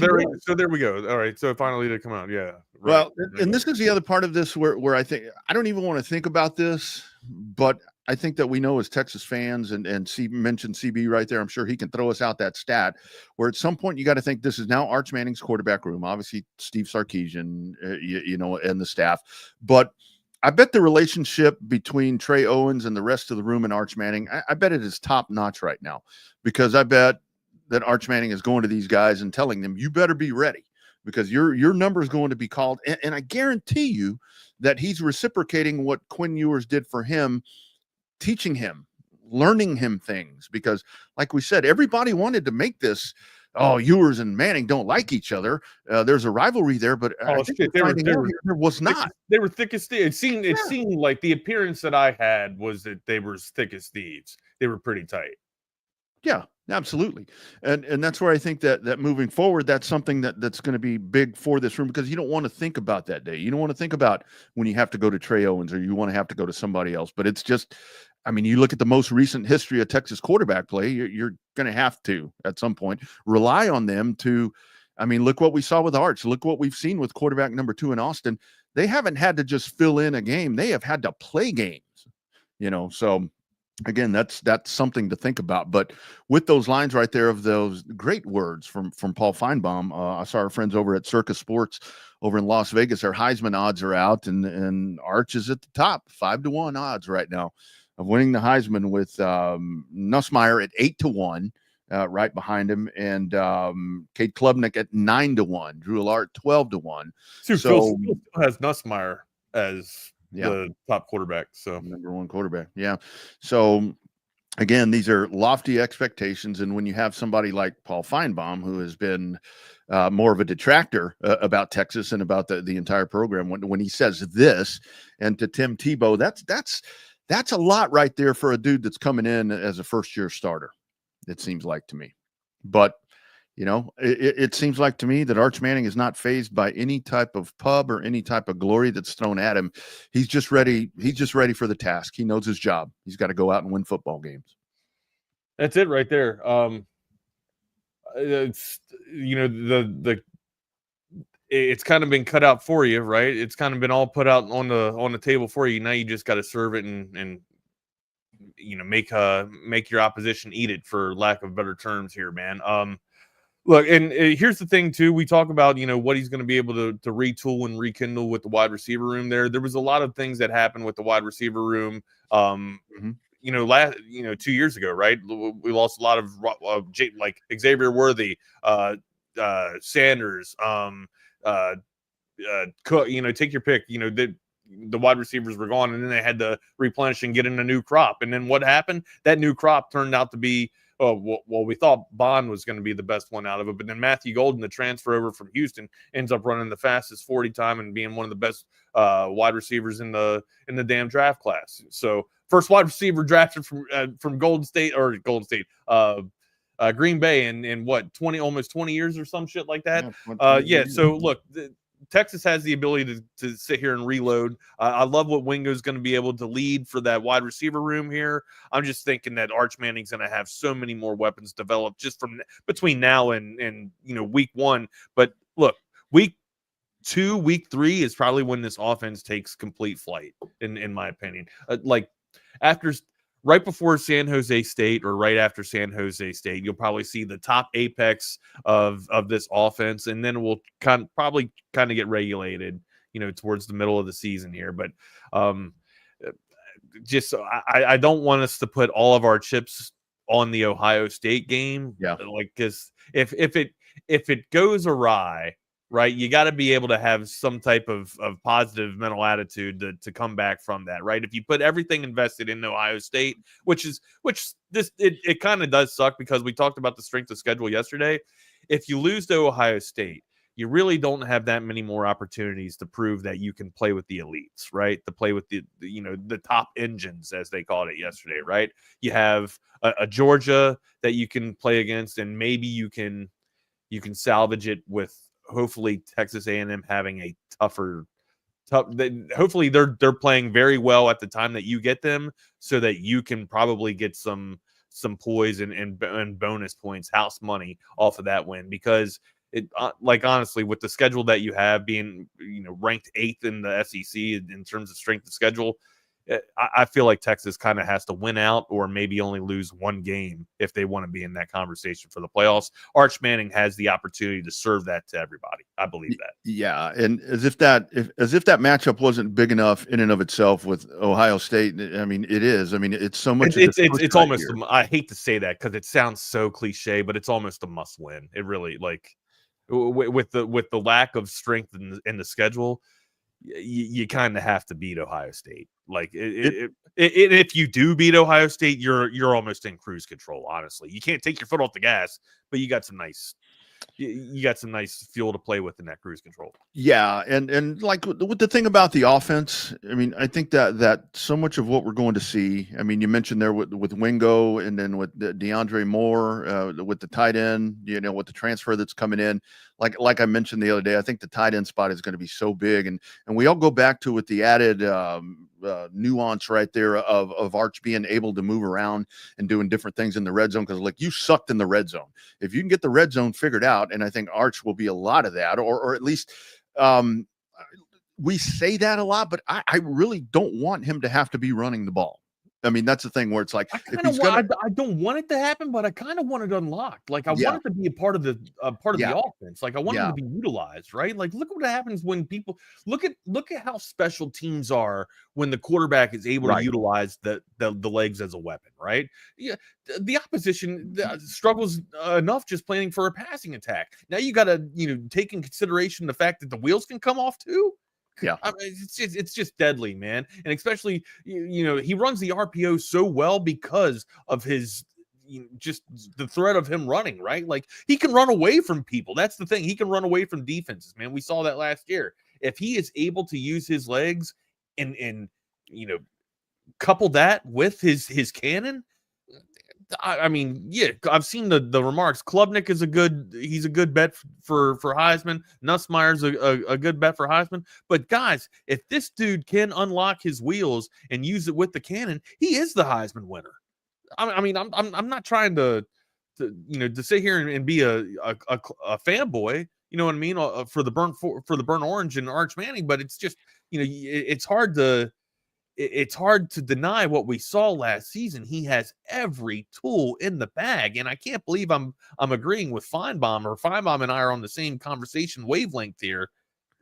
Arch Manning has got it, and we all know when we've seen it. There's been so much disparity in the quarterback play. When you see a quarterback like Arch Manning with all the tools, and he lights up the sky, my goodness, guys, you know what we saw. You don't have to sit here and lie to yourself.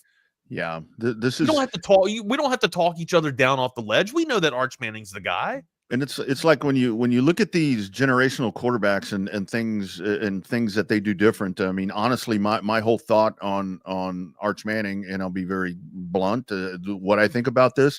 I mean, the skill set, everything he can do with the football, the different things about reading defenses and managing offenses and so forth. He's a white dude that can run. And that's something else too, with that added aspect right there. Not only can he run, he's fast. And that kind of gives you, again, not to be.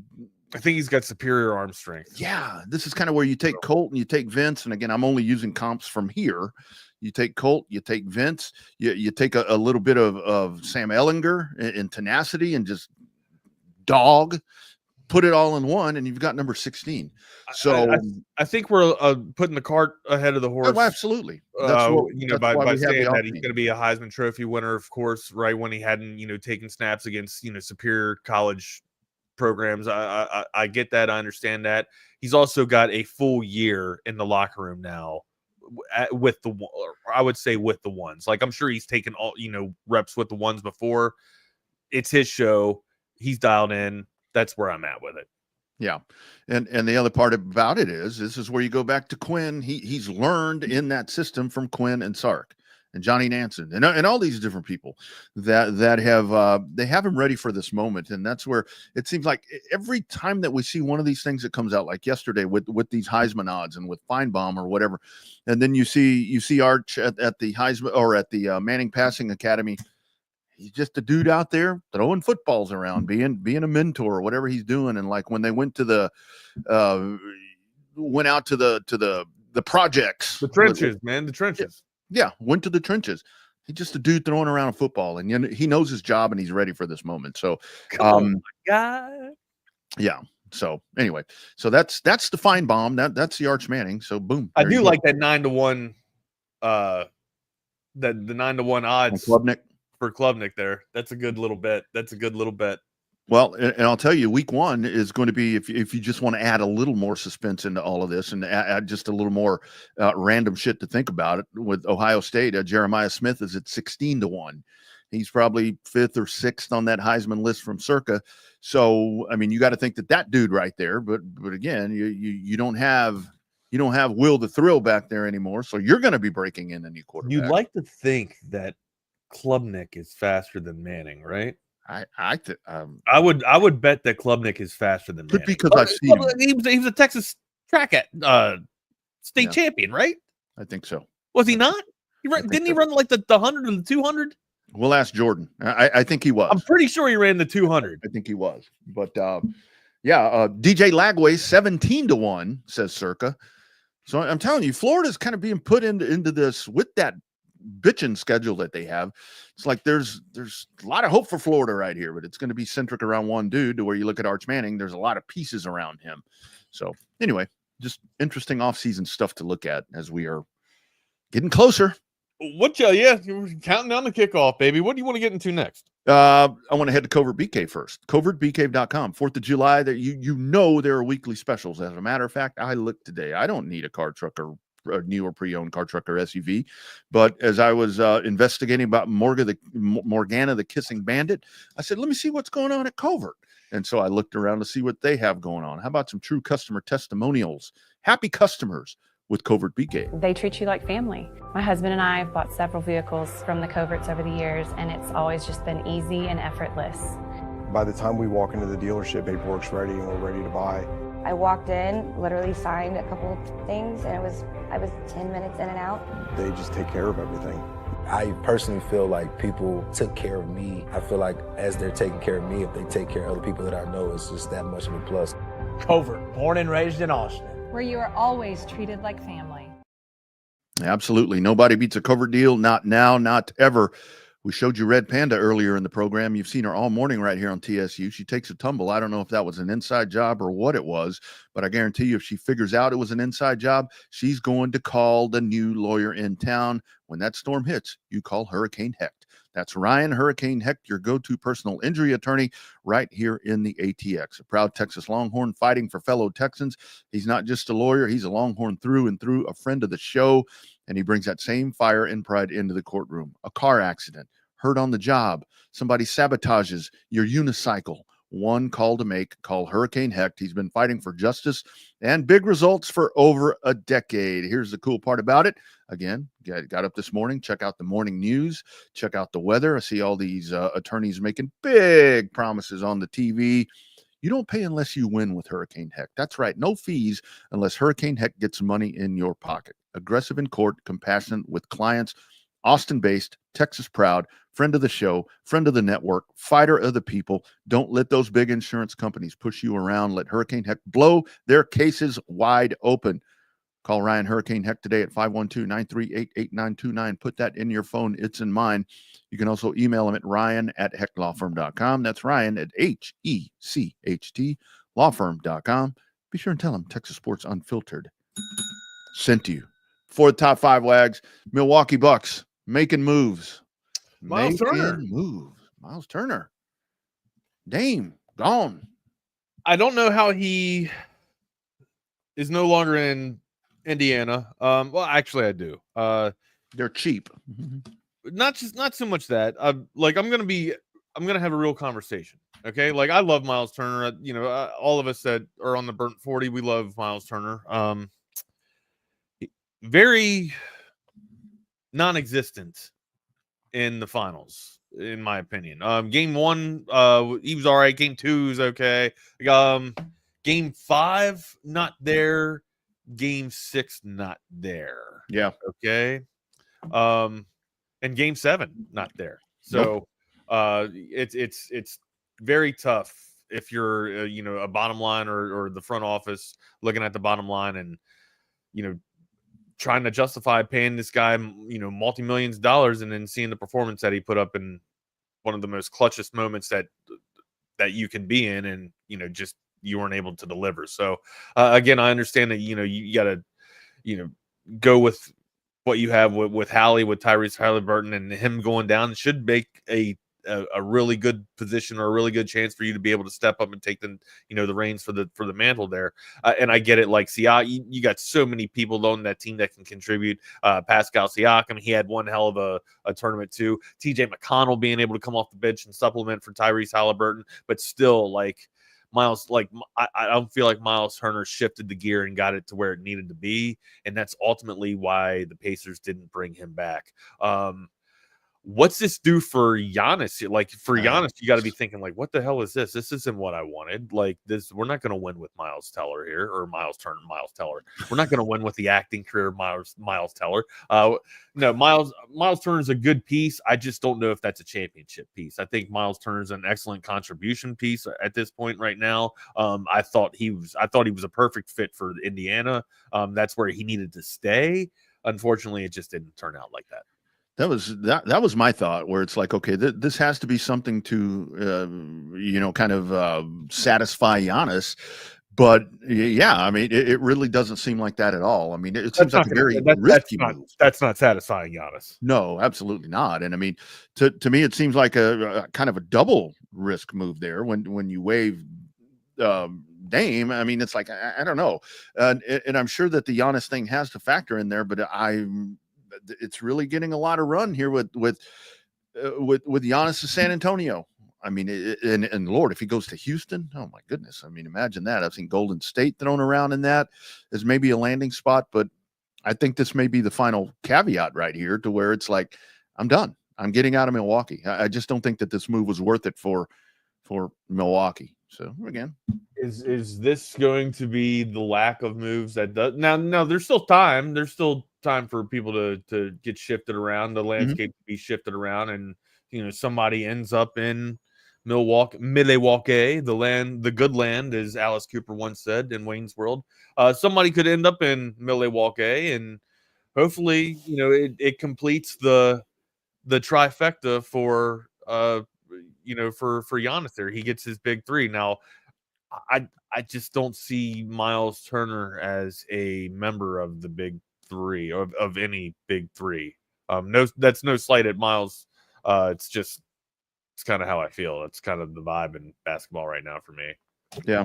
Everybody else feels the same way, right? Like Miles Turner is fantastic. He's just not a top 3 stalwart on the team, right? Like even in Indiana, we weren't saying Miles Turner, Pascal Siakam, and Tyrese Halliburton, right? Like we were still kind of looking for that third. Maybe it was Neesmith that was kind of showing up and not Turner. I don't know.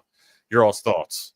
When we mentioned, when we talked about Indiana, we were like, the keys for Indiana is you have to have this happening every time, and that's not what happened with Indiana, and that's why they got bounced right there and ultimately lost. Well, I mean, let's talk about a guy that just got a 4-year, $285 million extension right there. It's like, that dude, that guy, that's the dude that you want to extend and build around. But yeah, he's not going to go to Milwaukee and add that piece that you're going to constantly have. That's going to be part of your core. That's going to put you in NBA championships. I just don't see that happen. Hey, he's a lifetime Longhorn. Love the dude. Would have loved to have seen him play more here, but it's not something that vaults Milwaukee. And I think they mortgaged a lot doing this, in my opinion. I'm not sure it's necessarily a step forward. Ooh, we're trying to win an award, LB. LB chimes in. Those of you guys that aren't watching and you guys are out on the road, if you're mobile and listening on that Coda text line, LB chimes in with, Wags, y'all need to show Sophie Cunningham's twerk after they won the cup. Return of the athlete. I did not see this. Now, this is something that's right up my partner in crime's sleeve, I would think, right? Or this is right up your alley here, buddy. If you have, any type of video of the Cunningham twerk, sure, share it. Let me know. We'll be all about sharing it with you guys. It's about quarter of the hour there, partner. What do you want to do? You want to get into this top 5 or what? I think we probably need to, my man. I think we probably it's gonna be a fun one. Been waiting to do this. Could have spent an hour on this conversation. Yeah. Oh yeah, absolutely. I'm going to sit here and preface this right now. I do not. I was shocked when I did this last night.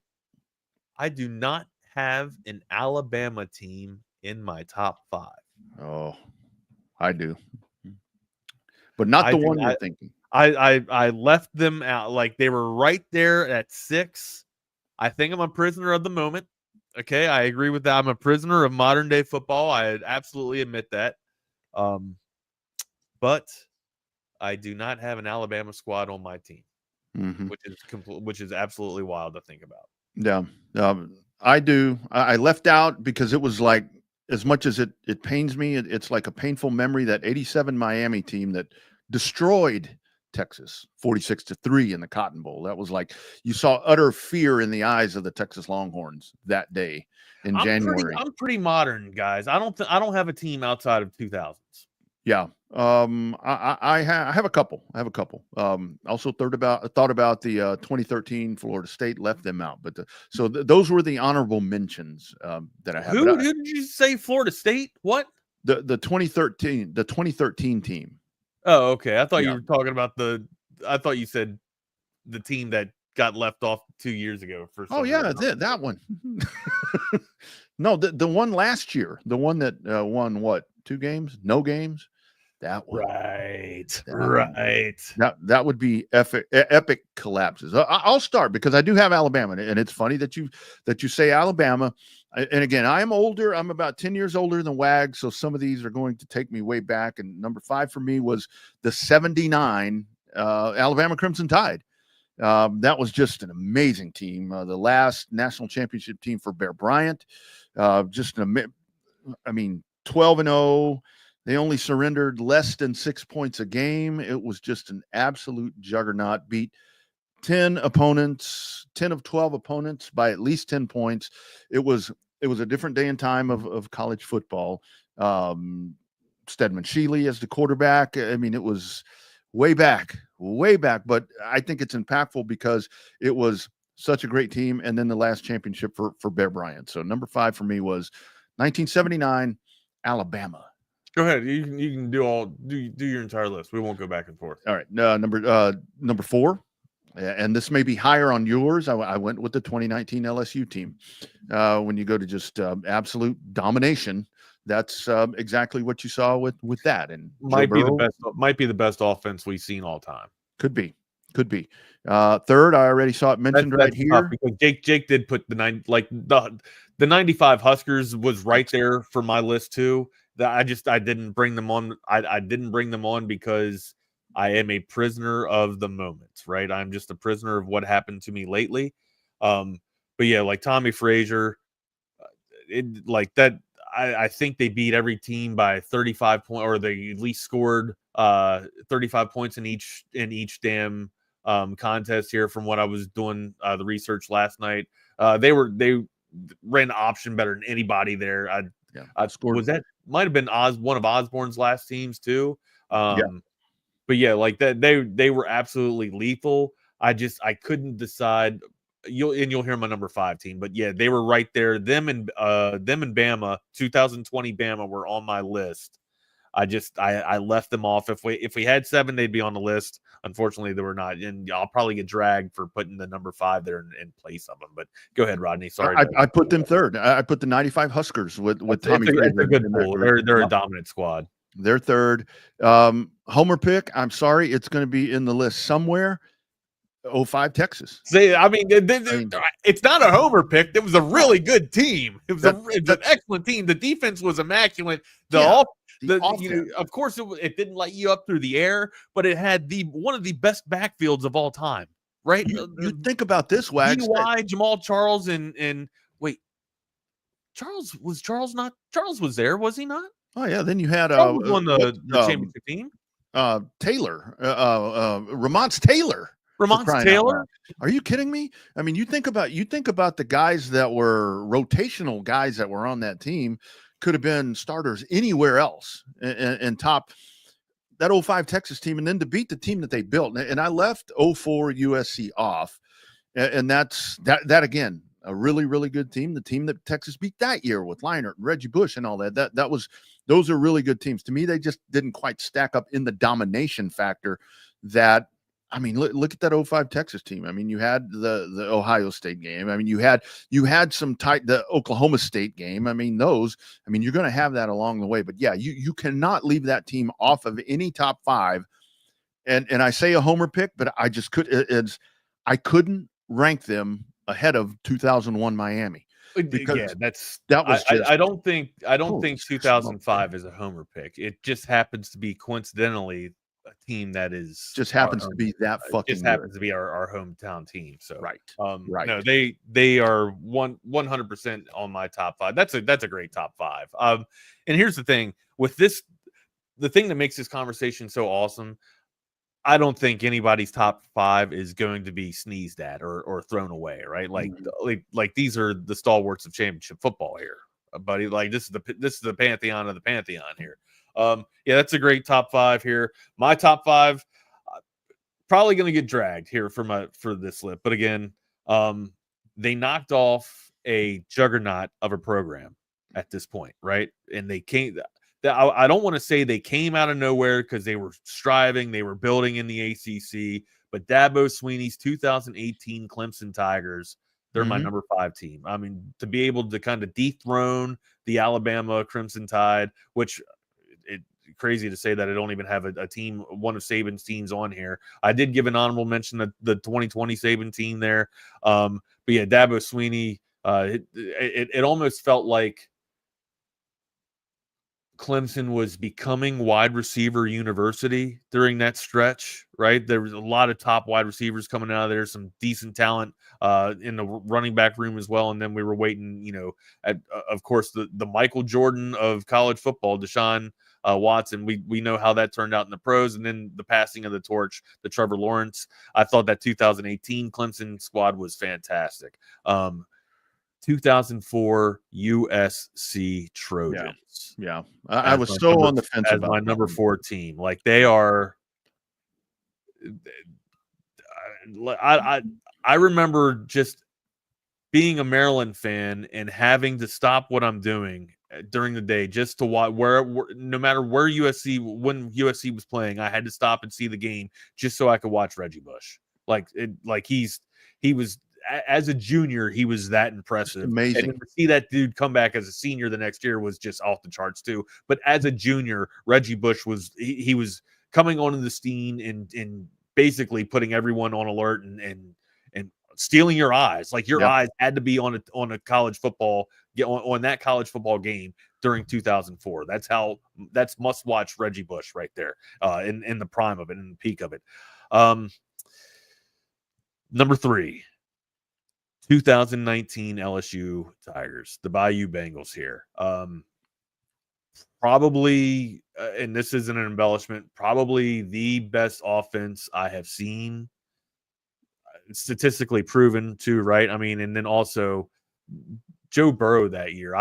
Just the quarterback play from Joe Burrow, and how it ended the year before that too, right? I think they lost to Central Florida the year before that, right? Joe Burrow threw a pick 6 and got absolutely crucified, and then came back and threw three touchdowns. It ended up with 4 touchdowns and over 300 yards in that game, in that conference champion, or excuse me, in that bowl game that they lost. Came back the next year, absolutely lights out. Joe Burrow's only thing that he had to do that year was play football and get up with Joe Brady and learn the game and just be a student of Joe Brady, right? It played dividends, and they balled out on the damn field. Jay Jettas was fantastic. Jamar Chase was fantastic. And then, Edwards-Helaire. Like, let's not forget how nasty Edwards-Helaire was coming out of that backfield too. There was a solid offense, probably one of the best offenses I've ever seen. 2019 LSU Tigers. 2005 Texas Longhorns, my number 2 team. Again, we kind of talked about it already. Not so much what they were doing through the air, but just the ground and pound. And yeah, Jamal. So I always go back and I always think that said was on the team, but it was Vermont Taylor, and it was Jamal Charles. I always think that Cedric Benson was on the team at that point, but he wasn't. Nope. But yeah, just and honestly, like I remember the night. I remember where I was the night that the Longhorns won the national championship. I was in HP 504, room 223, just watching it with Nick Schwartz and being like, seeing what Vince Young just did after he ran on the fourth and game, essentially, right? And for him to be able to go into the end zone, the crowd is going nuts all around him. Eric Raines is running down the damn sideline to catch Vince if he can, but of course Eric can't keep up with Vince. But anyways, Vince is just able to just kind of encapsulate everything, just turns and looks at everybody at all the stands and just doesn't make a move, doesn't make an emotion, just walks out of that corner of the end zone and just like, yeah, that's it. I just did it. Like him knowing that he was going to deliver the entire time. It was the manner that they did it, the way that they did it with the comeback and then who they did it against just made that to dethrone the 2000. Like it was the 2004 USC Trojans basically that they were dethroning again. Like that's kind of why I put Clemson in there. Not so much like they dethroned Alabama, right? Texas dethroned USC. Like that's ultimately, and it wasn't like that. Texas just came up out of nowhere. The year before that, they dismantled Michigan, right? Vince VY going at it again. Being able to use his legs. Just one of the best teams, one of the best backfields I've ever seen assembled. Absolutely loved 2005 Texas Longhorns as the number 2 here. And I mean, of course, 2001. Miami Hurricanes as my number 1. You go down the list here. Ken, I think we kind of talked about it just jokingly yesterday. Ken Dorsey was the only one that really wasn't even an all-pro, but the worst one out of this batch here, right? Yeah. Didn't have to be an all-pro. Ken Dorsey, Clinton Portis, Najee Davenport, Willis McGahee, Frank Gore. That's your backfield. One more time, real quick. Ken Dorsey as a junior on the junior quarterback, right? Clinton Portis, junior running back. Najee Davenport, senior running back. Willis McGahee, freshman running back. Frank Gore, freshman running back. And then another guy named Jarrett Payton, Walter Payton's son, as your sophomore running back. This room was absolutely loaded. You talk about Texas having one hell of a ground and pound game in 2005. 2001 was absolutely loaded with Miami, right? And then also they could do it through the air too. I believe they had Kellen Winslow, absolutely, and then Wide receivers, Andre Johnson. Yeah, I'm sorry, I forgot Andre Johnson. Ethnic Sands, one of my favorite names ever to play, almost like Majestic in Majestic Maps. Remember Majestic Maps from college basketball? Ethnic Sands. That was a great name there. Jason Geathers, Jeremy Shockey, and then Kellen Winslow as your tight ends there. Oh, let's go to the defensive side of the ball. Andrew Williams, William Joseph, Jerome McDougal, Matt Walters, Vince Wilfolk, Chris Campbell, Jonathan Vilma, DJ Williams, Philip Buchanan, James Lewis, Ed Reed, Mike Rumpf. That's one of the best teams money could buy. Yeah, I mean they were absolutely absolutely loaded, dude. Just absolutely loaded. Yeah. You know, the 08 Florida team, we heard Feinbaum talking about Tebow. That was another one, you know, because they were, they beat the shit out of a top 25 teams. They kind of stumbled out of the block, though, remember, with the Tebow thing. And I think so much of that Tebow team was with him, with the emotion and praying and I'm with you, bro. I had Florida, Alabama, and Nebraska all lumped up in one. I can't justify getting them on the top 5, though. Right? Yeah. Maybe 95 Huskers for sure. Like 95 Huskers can be in the top 5, probably over the 2018 Clemson Tigers. Honestly, I just took the notion of Dabo knocking down Saban's wall of college football glory. I just took that and put that, elevated that as number 5 over, Osborne or Saban. But yeah, dude, this is such a fun list. And so to Jake's point, like what we just named with the 2001 Miami Hurricanes, that's an NFL roster. That's not just an NFL roster. That's an NFL Pro Bowl roster, right? Like they were the cream of the effing crop. That's like college basketball now. I mean, that back then, that's like what we're about to witness in college basketball, to where these teams are going to be built, that way. And kind of, to me, with the 79 Alabama team, because that's when I was really starting to understand football, because Earl had won the Heisman Trophy a couple of years before, and then Texas got beat by Notre Dame pretty bad in the Cotton Bowl. I think it was maybe that year or the year before. Joe Montana playing for Notre Dame and all that. That's when I was really kind of just starting to understand some of the more technical stuff about football, and going back and I remember that Alabama team, seeing it with late at night, with that horrible whatever, with Sugar Bowls and all this, going back and really looking at that team. It's like, when you measure them against some of these, that's why I put them in there.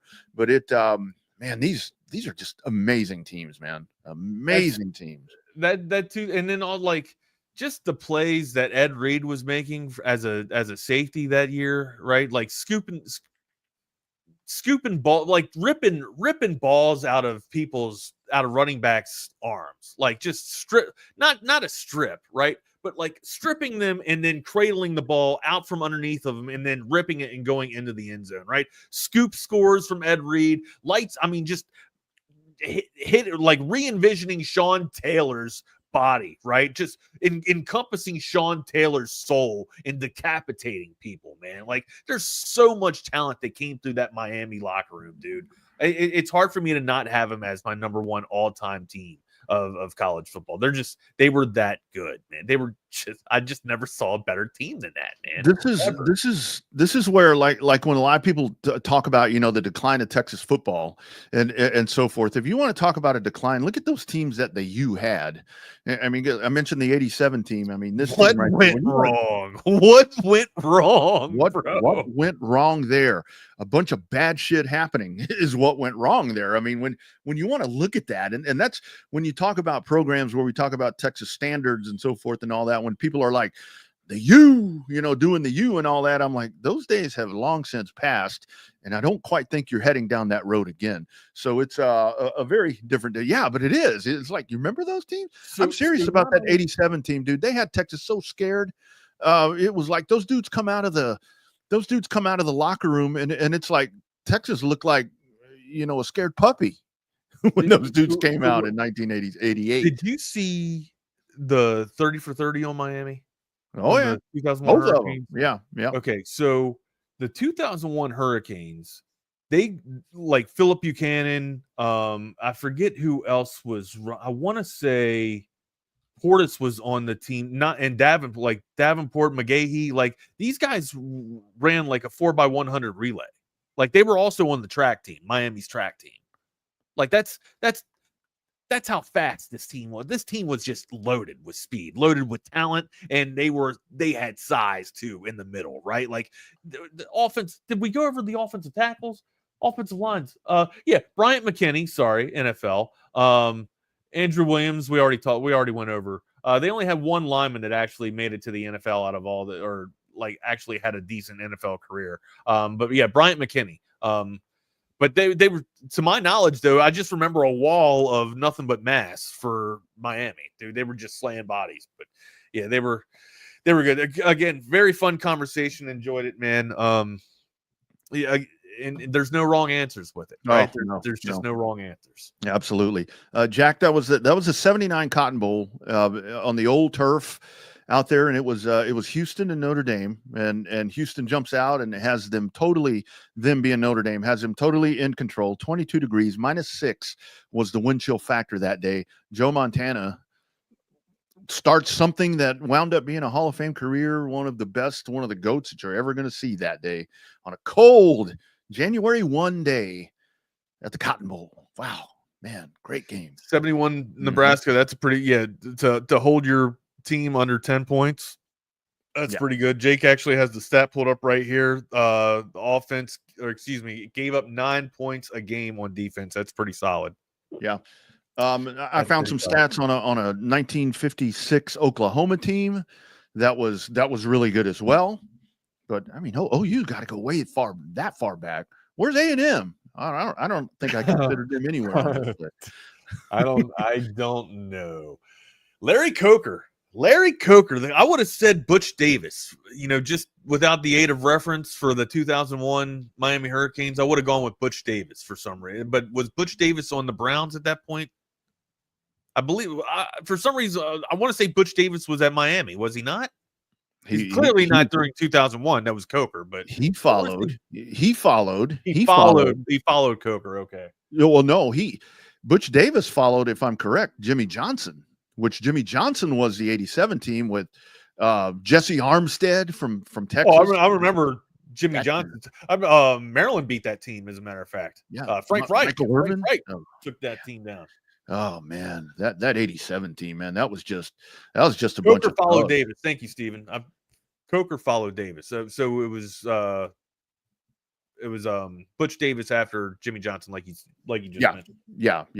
And then Larry Coker is the one that gets tabbed to start the UTSA program and gets them off to a really good start. Correct. A really good start. Yeah. Hey, fun conversation today, amigo. Where you want to go tomorrow? Oh, shit, I ain't gonna be here tomorrow. Yeah, I want to go where you're going tomorrow, but I can't. I can't. I'll be here tomorrow with John Madani. So you guys that have been around for a while, we'll have John on. We'll get some Texas thoughts. We'll get his NBA thoughts. He covered the finals, and we'll talk about. I'm going to ask him about how all of these new platforms that we do with a veteran radio guy. One last comment here from Jake. Yes, and this is 100% could have happened. Larry Coker could have napped on the bench every game, and the results still would have been the same for that 2001 Miami Hurricane squad. 100%. That team, we just went down and mentioned how many 1, 2, 3, 4, 5, 6, 7, 8, 9, 10, 11, 12, 13, 14, 15, 16, 17, 18, 19, 20, 21, 22, 23, 23 members of that team went on to play in the NFL. A lot of them went on to be all pros. So. Yeah. Well, and then later in life, Larry Coker did have to have some coaching savvy because he went from that to this. UTSA, baby. All right, gents. Hey, welcome on, boys. Happy Wednesday, happy hump day. What's on the slate today? What's on the agenda? A lot of recruiting. We'll be bouncing around though. But mostly recruiting. It's that time of the year, so we got to talk about it. Right on. All right. And Diddy. Diddy. Oh, y'all have some Diddy talk? I ain't talking about that. Will can. I heard there was an unruly. There's a verdict. Oh, it's done? Is there? It's done. There's a verdict. Here, I'll read it to you right now. Not he guilty. acquitted? Tell me he's acquitted. John Diddy Combs has been found not guilty on racketeering. Oh my and sex fucking God. Are you kidding me? But guilty on 2 counts of transportation to engage in prostitution. So he's gonna have, I think it's gonna be 5 to 10. He'll be out in 2. Unreal. Oh my God. Jesus Christ. I thought, you know what? I thought that was a sure thing. Oh my God. Are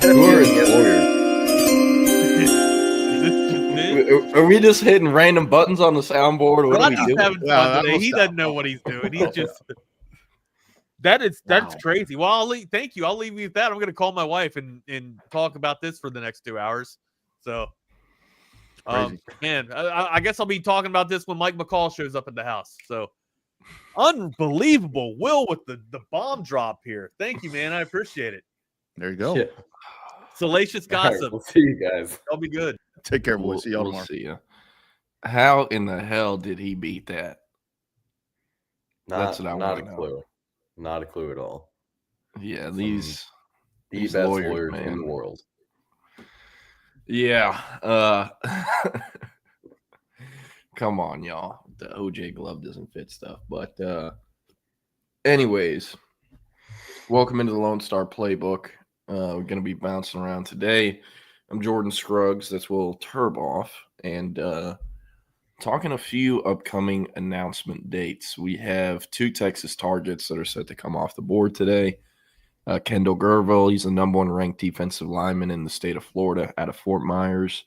And then Trenton Henderson, who I believe is the number 1 edge prospect in the state of Florida, number 4 overall edge prospect in the country, and he's out of Pensacola Catholic.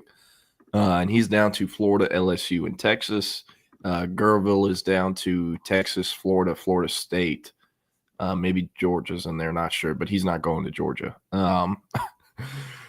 Okay, guys. But Kendall Gerville, I think it's worth noting, is going to decide likely as this show is happening, or maybe, he's supposed to commit at the top of the hour, so we'll stay on for a couple of minutes and do a little instant reaction. I'm the only one at 24/7 Sports that has a crystal ball in, and I have it in with pretty high confidence for Texas. But as we noted on yesterday's show, there has been, a good amount of buzz around Florida. Nothing to a point where anyone else feels confident putting a pick in. And I think kind of the feeling from Sunday on is that this was going to go to the buzzer. So, in the next 45 minutes, I'm hoping to get some more information to find out, where Texas stands here. And maybe more importantly, where Florida stands, because, the ball was kind of in Texas's court from Monday. What we heard that, it was a pretty big package offered by Florida, but Texas, it would be something in Texas' range. And Jordan and I said yesterday, if you're gonna go out and just outright buy someone, this would probably be the week with as many commitments as you have, being announced. And it would be good for my percentage if Kendall Gerville is the one they decide to do. Yeah, I struggle to see him not choosing Florida here. Brave of you to not change the pick. It's not too late. Hey, I mean, some of the best in the industry changed their picks 10 minutes before. So I think that's what we may be doing today. Perhaps. Anyways, we expect Gerville to choose Florida today. Henderson is down to Florida, LSU, and Texas. Florida had a lot of buzz, but now that one is trending towards LSU. Worth bringing up, he's actually closer in proximity. It's a shorter drive from Pensacola to Baton Rouge than it is from Pensacola to Gainesville, which is kind of interesting. No one, I feel like, really brings that up with like these SEC country prospects. Like Tristan Keys is in Hattiesburg. He's the number 1 prospect in Mississippi, number 1 receiver in the country. The closest school to him is LSU in Baton Rouge. It's closer than Ole Miss, Mississippi State, Bama, Auburn, any of those. So I don't know. Always interesting when you go on maps and are looking up, the distance from the college to the kid's high school, you'll find some interesting drive times or routes or whatever. But we're expecting those two to trend away from Texas or end up somewhere that isn't Texas. And then with Gerville, that's a prospect that Texas will stay on. So maybe even if you miss here in about an hour or two on the crystal ball, hey, you might end up looking real smart maybe in November, December, something like that. He's one of Texas' top targets. He's a very coveted defensive line prospect. And, I personally don't really expect him to flip from Florida just by looking at – or if he ends up there like we expect, just from looking at what their outlook is on D-line. They officially visited like 8 defensive line prospects. Only one of those guys is committed to Florida, and he's apparently about to flip to Ohio State. And outside of Gerbil's the only guy left on the board that they're in it for. Valdon Sound, he's uncommitted, but he's expected to go to Georgia or at least away from Florida. So their back is kind of against the wall where they cannot miss on Gerbil, and if they get him committed, they can't lose his commitment. They also technically do have a third, or at this point, a second defensive line commit. It's Draylen McCoy, but as you mentioned on the show yesterday, 6'6", whatever he is, 285. The size is just too great to project him at interior, and the speed that goes along with it. He's got great hands. It's just, we talked about it in March and April. One of my favorite prospects in the class. Florida gets it done, and they see him coming off the edge. So,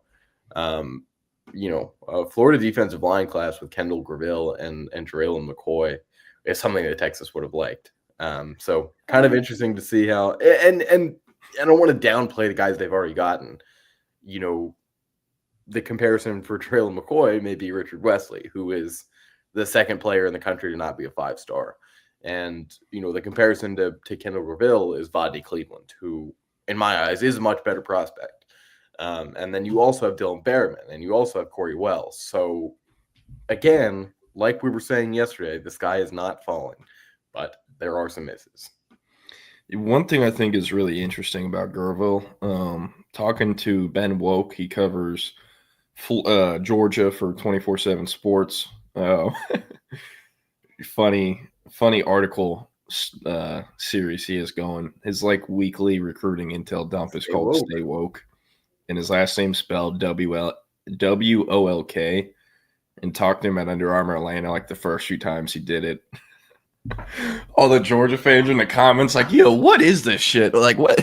Why is this the comment? But anyways, talking to him, he has told me several times Kendall Gerville has been the number 1 D-line target for Georgia the entire cycle. Edge, interior D-line, it doesn't matter. That's their guy. So he's obviously ranked as the number 1 D-line prospect in Florida by 24/7 Sports, and is a very coveted prospect. But just to kind of put it into perspective, the level of player there, if Kirby Smart has that guy as the number 1 defensive lineman, very, very likely to be an eventual draft pick. And the rankings obviously reflect that as well. But with Gerville, like I said, they'll stay on him. I don't really anticipate a flip happening there unless the nightmare scenario happens at Florida and maybe, Napier or that staff gets picked apart before signing day. But very possible.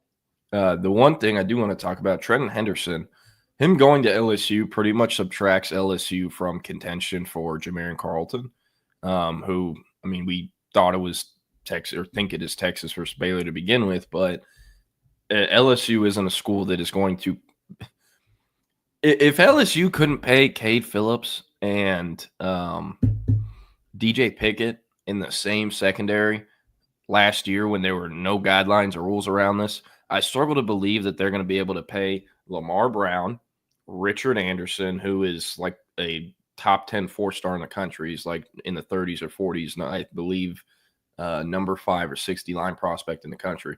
So Lamar Brown, who we expect them to get, Richard Anderson, who they already have committed, and then Trenton Henderson, who we expect to get.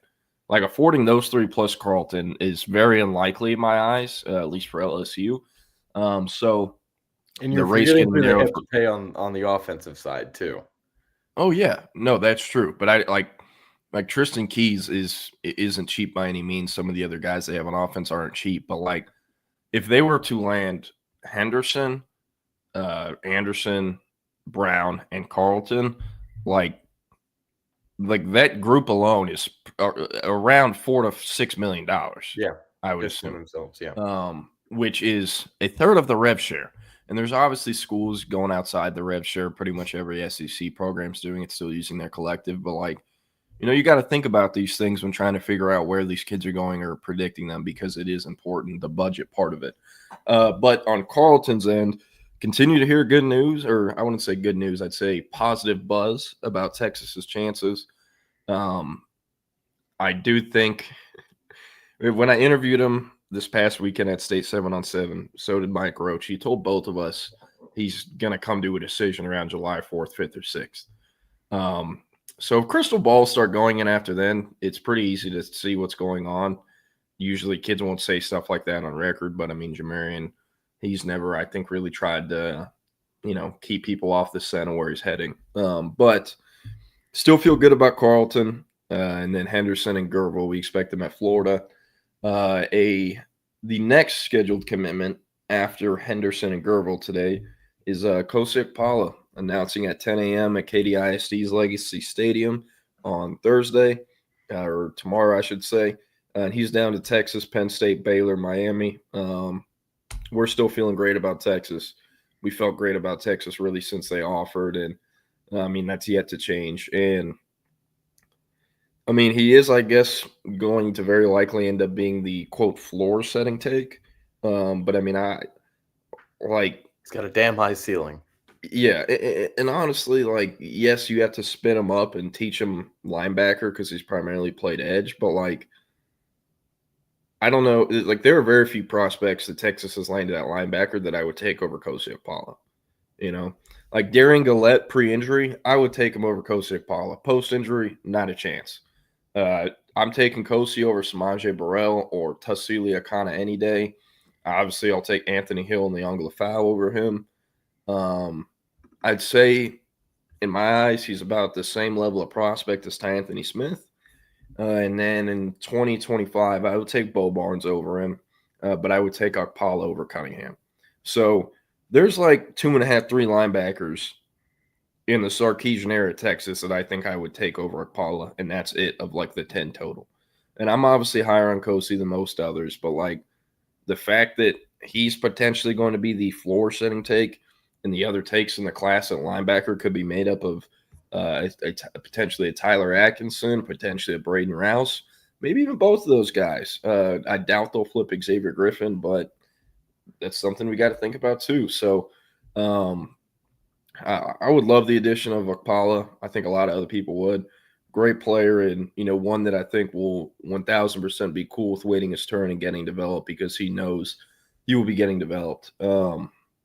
And speaking of linebacker, Braden Rouse, we're working to track down more stuff on that. Hank did hear from a source, I believe it was Monday evening or yesterday morning, that Texas is kind of building some steam with Braden Rouse. That's one that I personally had kind of checked out of.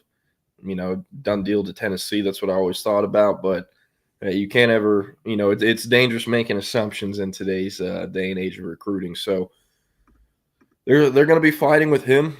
And I mean, Will, I don't know how you feel about this, but as crazy as this sounds, I think Rouse might end up potentially being a better take than Atkinson. Now, stay with me. Atkinson's a better prospect, no doubt about it. The floor is higher with Atkinson, but the ceiling might be higher with Rouse, because, I mean, Atkinson is very close to a ceiling. That's a take. That's debatable, though. The reason I would say Rouse over Atkinson, though, whatever Rouse is getting paid is going to be like 2/3 of what Atkinson's negotiations start at. And is it worth it if the highest player, or potentially second highest or third highest player on a defense, is a linebacker that has a very high floor, but I don't know, might be closer to a ceiling? I'm not sure. Tyler Atkinson's very talented, but I don't think he's an Anthony Hill. And Xavier Griffin, I think, is closer to that, but I don't even know if he is. Like Anthony Hill was so easy to see as the number one linebacker in his class, and it wasn't close. He was wire to wire the number one backer for 24/7. So, I mean, with Rouse, if they end up with him, don't get Atkinson, don't get Griffin, I still think it's a win. Rouse is a number 4 linebacker in the country. And, talking to our Alabama sites, Brett Greenberg. He covers recruiting for Alabama recruiting for 24/7, and talking to Ben Woke earlier, who covers Georgia. They're super high on him. They've seen that kid more in person more than anyone else has. Obviously, Rouse isn't going to end up at their schools, but like they have both told me they think he's better than his ranking suggests, and he's the like number 60 overall player, number 4 linebacker. So, I mean, he'd be a great get. I don't know if you have any thoughts on, I guess, that hot take I just had on Rouse, but I don't necessarily agree. I think Tyler Atkinson raises the ceiling just as almost as much as Xavier Griffin would have raised the ceiling at linebacker. I think this is the time, and it had kind of been the message, or the sentiment going into this cycle. Like, we now have a very solid group of players that could play with the guys that we're recruiting this year. That will be juniors, and some of them may be seniors by the time this 26 class, gets on the field. Linebacker was the one position where I think a big part of the pitch was, you're going to play here while Anthony Hill is still here. Like, you will be there for the next few months. Edge and defensive line was the other one where it's like, you will be here when Colin Simmons is here. And I think that's why maybe it was a little easier to give Richard Wesley. Maybe it's a little bit easier to, get in with Jamarian Carlton. I think receiver was the same, but obviously that didn't work out. I think running back really would have been the same too, but man, we've seen how that's gone. There's been a few positions where it's like, let's just take the guy that has the highest ceilings. In my eyes, out of the two that are left, I think it's Atkinson. I think Braden Rouse is a phenomenal prospect, and I think he'd be a great get for Texas. But I do think that Atkinson has a damn near pro-ready body. Like, he is, from what we saw, when I saw him a couple weeks ago, like he's truly built. And it's not like he works out with a personal trainer 3 times a week. Like, he looks good. He doesn't look like he can play football, though. This guy looks like he could step on a field right now, a college field, and actually, get some numbers up. Not saying Braden Rouse can't do that. Like I said, I think he's a great prospect, but I do think Tyler Atkinson provides maybe the highest floor and the highest ceiling. I respect it. Respectfully disagree, though. I don't know. I just like a lot. I can't think of guys off the top of my head, but these super high floor kids who are close to their ceiling always kind of scare me. Like, that was kind of the deal with Jonte Cook. He obviously ended up playing at Texas a little bit, but he trained like 3-4 days a week with margin hooks from middle school to high school. It's not that your ceiling is lower, but you're much more closer to that ceiling than, a Jalen Hale, who was in the same cycle out of Longview, that, he'd work out, he'd work on football stuff, but he doesn't have a trainer at the level of margin hooks, and he's not seeing him as much as Cook is, so things that these personnel teams and stuff are considering like that, because whenever you had to pay these dudes hundreds of thousands of dollars, how high that floor is and how high that ceiling is, it matters. It really does matter. So, because everything is about projection, everything. But while we're here, just wanted to say, if y'all have any questions for recruiting or anything you'd like us to answer, throw them in the chat and we will hit on them. So just let us know. But someone had a question about John Turntine. Jake Bayless said, when does John Turntine commit to us? So John Turntine is announcing his commitment on 4th of July, Friday, around 2:15 p.m. And Felix Ojo is announcing his commitment at 1 p.m. The same day, 4th of July. Ojo's doing a ceremony at his high school, and Turntine is doing a ceremony, I believe, at his house. I need to see if I can make it to both, just because I've never been to one of these things that doesn't go at least 10 or 15 minutes late with the start time. And I live next to North Crowley, but Lake Ridge is about a 40-50 minute drive for me. So we'll see if I can make it. I would like to be there for both of them, because I do think both are going to end up at Texas. That is our expectation as of right now. Texas, they were the early leader, the longtime leader for Turntine. A lot of Ojo buzz comes up. some schools get in the mix. He gets out of state, takes more visits, sees A&M more, sees Michigan, Stanford. And I wouldn't say like Texas just dropped off a cliff, but they weren't, in the leading position they once were. I don't know if anyone was leading, or I don't know if Texas was still, but the confidence level from Texas was not what it had previously been when we were in the spring and early parts of the summer. And I was pretty nervous that Turntine was going to end up at A&M. Coming out of his OV to College Station, we had heard that they threw a number that they felt like he wouldn't be able to say no to, or that other schools wouldn't say anything or be able to match or try to match. But hey, officially visits Texas. They end up getting the momentum back to what it had been previously early in the recruitment when they were the leader. And, I do think if Turntine ends up at Texas and doesn't go to A&M, he's taking a pay cut. And, it kind of tells you, I guess, the level of people and family and what they prioritized in their son's recruitment. A&M fought hard. They had some relationships there, but they were a lot later to the race, to the recruitment than Texas was. So Kyle Flood, he deserves all the credit. Steve Sarkisian, Deron Gatewood, that whole staff, because we do expect them to land Ojo and Turntine. And if they do, they will join Nick Robertson and Max Wright. And while that number of players is only 4, if you look at the average rating or the average rating for each commit, what their 24/7 sports composite rating is for all 4 of those guys, it is the highest average rating per commit of any single offensive line class Texas has signed in the Sark era. And that includes the 2022 group that had 7 dudes and got Texas, Cam Williams, Kelvin Banks. So, I mean, it'll be an awesome group if Texas can close that one out. Yeah. All right, y'all gotta chill with I'm not saying his name, the Eastern Michigan. I think it's a weekly joke on here. I'm not sure how it hasn't gotten old by now. I mean, hey, I get it from their point of view, but I can't say anything. I would just like to note that I have received a go-ahead from Florida that this is very likely a done deal now. There's no turning back. Change your pick. I changed my pick from Texas to Florida 30 minutes before the decision. All right, everyone call Will a scumbag. This dude just changed the pick 30 minutes before the decision. No, I feel you. I need to change my Caden Finley crystal ball from Texas to Notre Dame because he's not going to Texas, or at least on Friday he's not. So I need to get that done. That basically what you just did with Calicut is what happened to me, where I felt like it was Georgia for 5 days and never got around to changing it. And then the morning of his decision, I'm like, well, this is kind of shitty. I'm just not going to change it. And I think there's a chance they could flip him. So I'm like, maybe I'll just stay on this, So I hate to be that guy, but I'm not, this is one that I had thought was going to be Florida for 2 days. And, there's no point in going back and forth. I've done that before. Going back and forth and back and forth. Me and the entire Miami market did that about 2 years ago.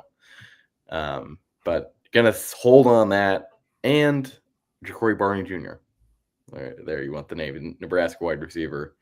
Called Miami, called Florida, and called Nebraska, all wearing sweatshirts of that team on decision day, saying that he was committed to each school. Everyone knew Florida was a smokescreen, but it was truly 50-50 with Miami and Nebraska. And so he gets on the phone with me 20 minutes before the decision. I'm committed to Nebraska. I'm committed to Miami. I thank Nebraska so much. And then 5 minutes later, he says, actually, I think I'm going to commit to Nebraska. So looking forward to, something like this. We haven't had a ton of Miami guys, Miami prospects this year. Thank God. So I hate dealing with stuff like that because it's like everyone on our board is like, you fucking idiots. Y'all got this whole thing wrong. And it's like, well, the kid was lying to 3 different staffs and all 3 staffs believed it. And that's the information we're forced to go off of, This crystal ball that I had in for Kendall Gravel, I was kind of conservative on it because I had talked to him, but, and he was very confident about Texas. But I think it's going to be remembered that he said Texas is the leader. He's the only prospect to say that, Chase Calicut did early on. The And he quote, said it like 4 times in the he span said of it 1 month. He said it on the official visit. Yeah, it's going to be hard for any other school to beat Texas. The one in April where he says Texas, it was a 10 out of 10. Nothing could have gone better. And basically says, I think I should commit here. I mean, he said Texas was his leader several while on campus in Athens right after his Georgia Yeah. OV ended, and did the same thing in Gainesville after his Florida OV ended. So, And you know what? Florida took notice. They said, "Oh, we're not the leader for this kid. We'll find a way." Shout out Kendall Gerville getting that life-changing bag. But hey, want to ask you that Ja'Cory Barney kid, did he do anything in Nebraska as a freshman? Yes, he's actually done a ton as a freshman. He was kind of he was the pick by Dylan Raiola when they got to campus. Hey, who do you want to be kind of your guy going forward here? He picked Ja'Cory Barney. Ja'Cory Barney returned kicks for Nebraska and he did a lot of touch pass sweeps. I believe was basically their wide receiver 3 and should be 1 this year. Yeah. I don't know. I do think it is always kind of like it makes our jobs hell, but it is funny when kids figure out like Julian Lewis at the end of his recruitment, the reason it was such a shit show and so many different things were getting reported was because him and his dad figured out, hey, if we tell reporters different things, these schools don't know what's going on. And if we tell these people around us, like our high school coaches or other people who we know are leaking information to the same reporters, no one's going to know what we're doing. Mm-hmm. So that's what they did. Colin Simmons did the same exact thing. And Miami thought they had a chance at him late. And then Hudson Standish, who was working with us at Horns 24/7 at the time, went on the board and was like, on everything I love, there's less than a 1% chance Colin Simmons is going to Miami. And their board erupted and was on Standish's ass for like the next week up until Colin eventually committed to Texas. But I mean, that's all. Like, I think he committed on a Thursday. I was told on Tuesday night it was a done deal. Numbers weren't getting any higher, and he was going to Texas, and that it was always going to be Texas, no matter what. And they knew that, but they were playing the game and trying to use some leverage. Everyone has done it. But in that entire last week, Colin and his family were telling people around him different things, Texas or LSU, and reporters were hearing different things. But I mean, that one was always really Texas behind the scenes. Nick Brooks is one that comes to mind. He had 3 OVs in a row to Georgia, USC, and Texas. That was the order. He silented to Georgia, then silented to USC, then silented to Texas. We find out he silenced to Texas, and we text that source like, hey, he did the same thing at USC and Georgia, right? Like the last 2 weekends. And they were like, no, I don't think so. And it's like, hey, we're not saying you're not going to get them, but like this is what happened, And he was like, all right, well, we will work on it. Some recruitments are just like that. So yeah, we'll see. Antoine has a question on some local prospects. So Jordan, any thoughts on the Georgetown guys, Caden Scherer, I think that's how you pronounce it, and Xavier Warren. And I know you spoke on Jet already. Yeah, Xavier Warren. He first popped on my radar as, I think, a freshman. He went like 10.6 or something like that in freshman track. I think he's been like the fastest kid in Austin Centex area since his freshman year when he got to high school. So always kind of been a speed demon. I think like UCLA is supposed to be a big school for him. I'm not sure who else is really in it, to be honest. Texas has never really dove into that one. So I haven't really dove into that one because of it. But a speedster, I think, there's other, like, how do I put this in, say this the right way? A lot of it's straight line speed. There's twitchiness, there's in and out, but you'd like there to be more with what his PRs are in the 100-meter. I think now he's PR'd in like the 10.2s or 10.3s maybe. And he's also older for his grade as well. But I mean, everyone is nowadays. So that's part of it. But I like him. He's going to end up somewhere power 4. And I mean, the play style and type of prospect he represents is something that's rare, but it is interesting because I feel like if I remember correctly, the majority of the schools really recruiting him are out-of-state programs. So very unique recruitment. But I mean, this This is the type of kid who you look up in 3 or 4 years and he's playing at like Indiana, and it's like, how the hell is Indiana's best player from Georgetown? Like, I don't remember this kid. That's what I think could end up happening with him. And then Scherer, I barely know anything there. I know he was originally a D-line that switched to O-line or offensive tackle. I believe once he hit a growth spurt, was able to put on weight. And what, he committed to like Kansas State or Northwestern? Yeah, that sounds right. I think it was one of those two. I think Texas might have camped him last summer, but nothing else really there that I have to say. And then they obviously got Jet Walker. And Warren probably has the highest ceiling with the speed, but I say Jet Walker's their best college prospect. I think he can be a really productive running back at the FBS level, Power 4 level. And I mean, I think like West Virginia they're not supposed to get those kids out of Texas. So shout out to them. What else we got here? Jack Burton said my nephew Max Wright has some classes with him, says he's a super nice dude. He okay, Delgado, I think you are right. That does sound right, that it's Stanford for sure. But Jack Burton said my nephew knows Max Wright, has some classes with him, says he's a super nice dude. There's a coach on the Melissa staff who, when I went out to see Melissa week 1, I asked him like, hey, what do I got to know about Max Wright? Seems like he's all in on Texas. Anything notable, anything fun? He's like, he didn't like talk much on record, did he? And I was like, well, no, he seems kind of like a shy, quiet kid. And he's like, yeah, that's just how he is. You get him talking about World War II, he won't shut up. And so when I ran into him at this coaching clinic at Melissa, we kind of started chopping it up about that. And I asked the coaches about it. We were having a laugh. But very into history nerd, war history nerd. And I'm pretty sure Jackson Christian is too. So I'd expect those guys to become good buddies. Geez, y'all are terrible with the Eastern Michigan line. Yeah. I think we may have to delete comments after this one. We'll be all right. Some other guys I want to talk about. So yesterday I did 5 July commitment dates we're tracking closely. One is Arpala, one is Ojo and Turrentine, one is Jamarian Carlton, who I've already talked about. The 5th is Samari Matthews. That one will be Texas or South Carolina, Florida State and Miami on the periphery, and he's announcing either July 11th or July 12th, one of those two. July 11th, yeah.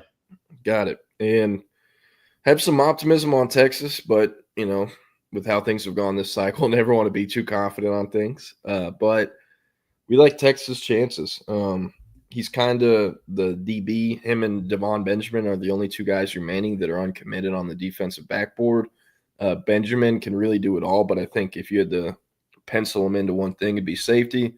Where Matthews is a true corner and kind of the Kobe Black mold, Kobe Black build, yes. that big jumbo kind of boundary corner, but not quite as big in terms of height or weight. But I mean, a little bit bigger version of Manny Muhammad. That's what I would go with him. And I honestly think a much higher ceiling than Malik has ever had. Samari is the top cornerback on the board for both Texas and South Carolina at this point. I believe he may be, he was probably a top 3, top 5 prospect on the board total for South Carolina. And obviously they have the proximity, over Texas, not far away from his home in Cornelius, North Carolina. But Texas was a school that he wanted to be offered by for a long time. We've talked about this on the show that, he set up an official visit the day that Mark Orfeh offered him. And I think that's been a really important storyline to track in this recruitment for the last 4 or 5 months now. And I think it will be until July 11th. That he has had a genuine interest in Texas, even when Texas did not have a genuine interest in him. We don't see a ton of those prospects anymore. There are guys, they're usually not ranked as the number 7 cornerback in the country. It's usually guys that aren't on a level of playing in Texas. Every once in a while, you get kids from Austin or from somewhere in the state that have always been dead set on playing in Texas. This is a different situation. This is someone that has grown up around college football his whole life. He is from being on the phone with him, a true football junkie. knows a ton about Texas, knows a ton about every school in the country, but knows, kind of what it means to be a Texas Longhorn. And I think, like you said, we don't want to have too much optimism, but I really do think that on July 11th, that is what it's going to come down to. Yeah. Great points. Great points. I did talk about it a little bit earlier. We're not expecting Caden Finley in Austin, expecting him to end up at Notre Dame come Friday. And then we are hearing Texas is, I should say, trying to make a push for Jalen Lott. They know they're behind both USC and Oregon right now, and he's not committing until July 8th. I'm very curious what Texas will actually be able to do. A lot of people think Oregon. I think USC. I've heard where USC is at with their dollar offers, and it is significantly higher than everyone else's. And I struggle to believe Oregon's is more than what USC has. And also struggle to think that Texas will pay or match what USC has. So it's about getting that number in the ballpark, and, convincing him, hey, you can go to USC, play early, play for Lincoln Riley, be at school with your sister, or you can come take a pay cut here and bet on your development and long-term money. There's still long-term money at USC. He still would be playing in a Lincoln Riley offense, which as a receiver is obviously incredibly attractive. But, I mean, I don't know. I think it would be extremely impressive if Texas could kind of turn the tables here and maybe win out the lot recruitment come the 8th. But I am not expecting it to happen. It's just hard for me to see someone overcoming what I've heard USC is offering. Like, it's very close to / around what Oregon gave to Corian Moore last year. So I love Jalen Lott. I wrote about it in May after going across the state in spring ball. I think he's the safest bet out of any prospect in the cycle in state to end up as an NFL draft pick. And I think that means something. And I do think, I mean, I'm sure everyone thinks about this, but like them not getting Kendall Gerville potentially or Trenton Henderson continues to keep the NIL pool open for guys like Jamarian Carlton. Them not getting Finley, does that mean Texas is going to offer more money for Lott in this push they're trying to make? I heavily assume so. And I do think they're making the right choice. If you're going to play ball and get into potentially a bidding war, I think it's worth it more for Lott than Finley. The rankings agree with me there. Just because I think Lott is, like I said, the safest bet in the state to pan out. I think he's a special athlete. So we'll see what happens. I still think it'll be USC or Oregon, but hey, it's never smart to doubt Texas in the Sarkisian era, in the NIL era, and you definitely can't count them out here. I just trying to, I guess, keep expectations realistic. Yeah. But that leads me to our next thing. If they whiff or / miss on Lott and Finley like we expect, who do you like at receiver as a potential senior eval? It could be a kid that's unoffered or a kid they've offered and stopped talking to but could circle back with. Who are some guys you like? I would love to see a double back on Naeem Burroughs. This is one that we kind of thought was going to happen. I think in April, kind of a weird way to find out. But we'd heard that Naeem Burroughs, was still somewhat in contact with Texas after committing to Clemson. And then Jamie French was walking along, into Tex Moncrief, the facilities right next to the stadium, and let everyone know, hey, Derek Cooper was on campus that day. He said, hey, we're trying to get Derek, and I'm going to make sure we get Naeem Burroughs too. Naeem Burroughs from Jacksonville, right down the road from Jamie, from French. So he, definitely one that I would like to see. Obviously not able to visit Texas this summer because of that commitment to Clemson. They have a no visit policy.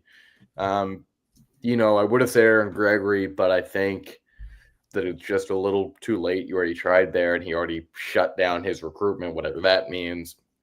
Trent Mosley would be an interesting one. There's a connection there. Brother of Emmett Mosley, who just transferred in Texas. This is kind of a double point to it because he's the brother of Emmett Mosley and he's committed to USC. So,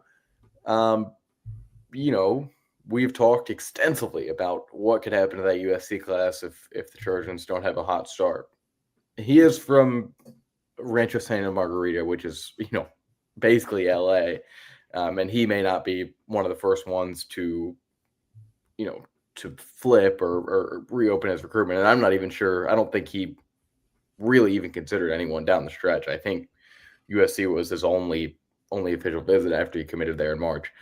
That's one that I would really like to see. And Jordan Clay, I think you and I are on the same page here.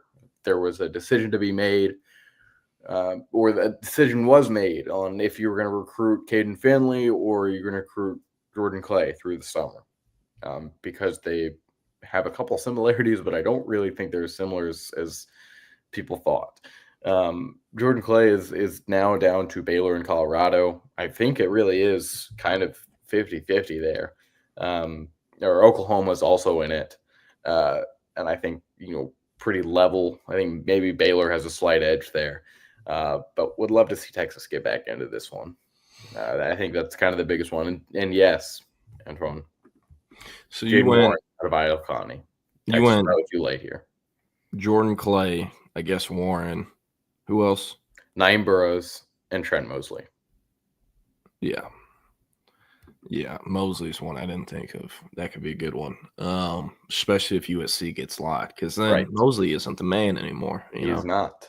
I don't even believe he's the second man. Yeah, I asked someone out on whenever Texas got his older brother, I asked someone out on the West Coast, like, hey, Texas just got Emmett Mosley out of the portal.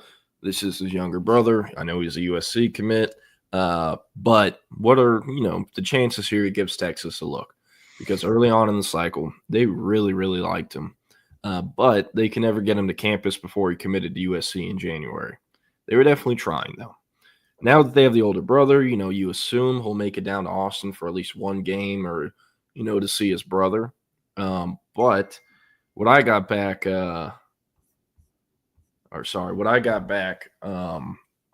was that they wouldn't expect a flip from USC or him to decommit from USC unless they were to land like a ridiculous receiver haul like Vance Spafford, who flipped from Georgia and Miami, and Jalen Lott. So unless he's getting dropped, which I highly unexpect, going to be kind of hard for Trent Mosley to get out of USC.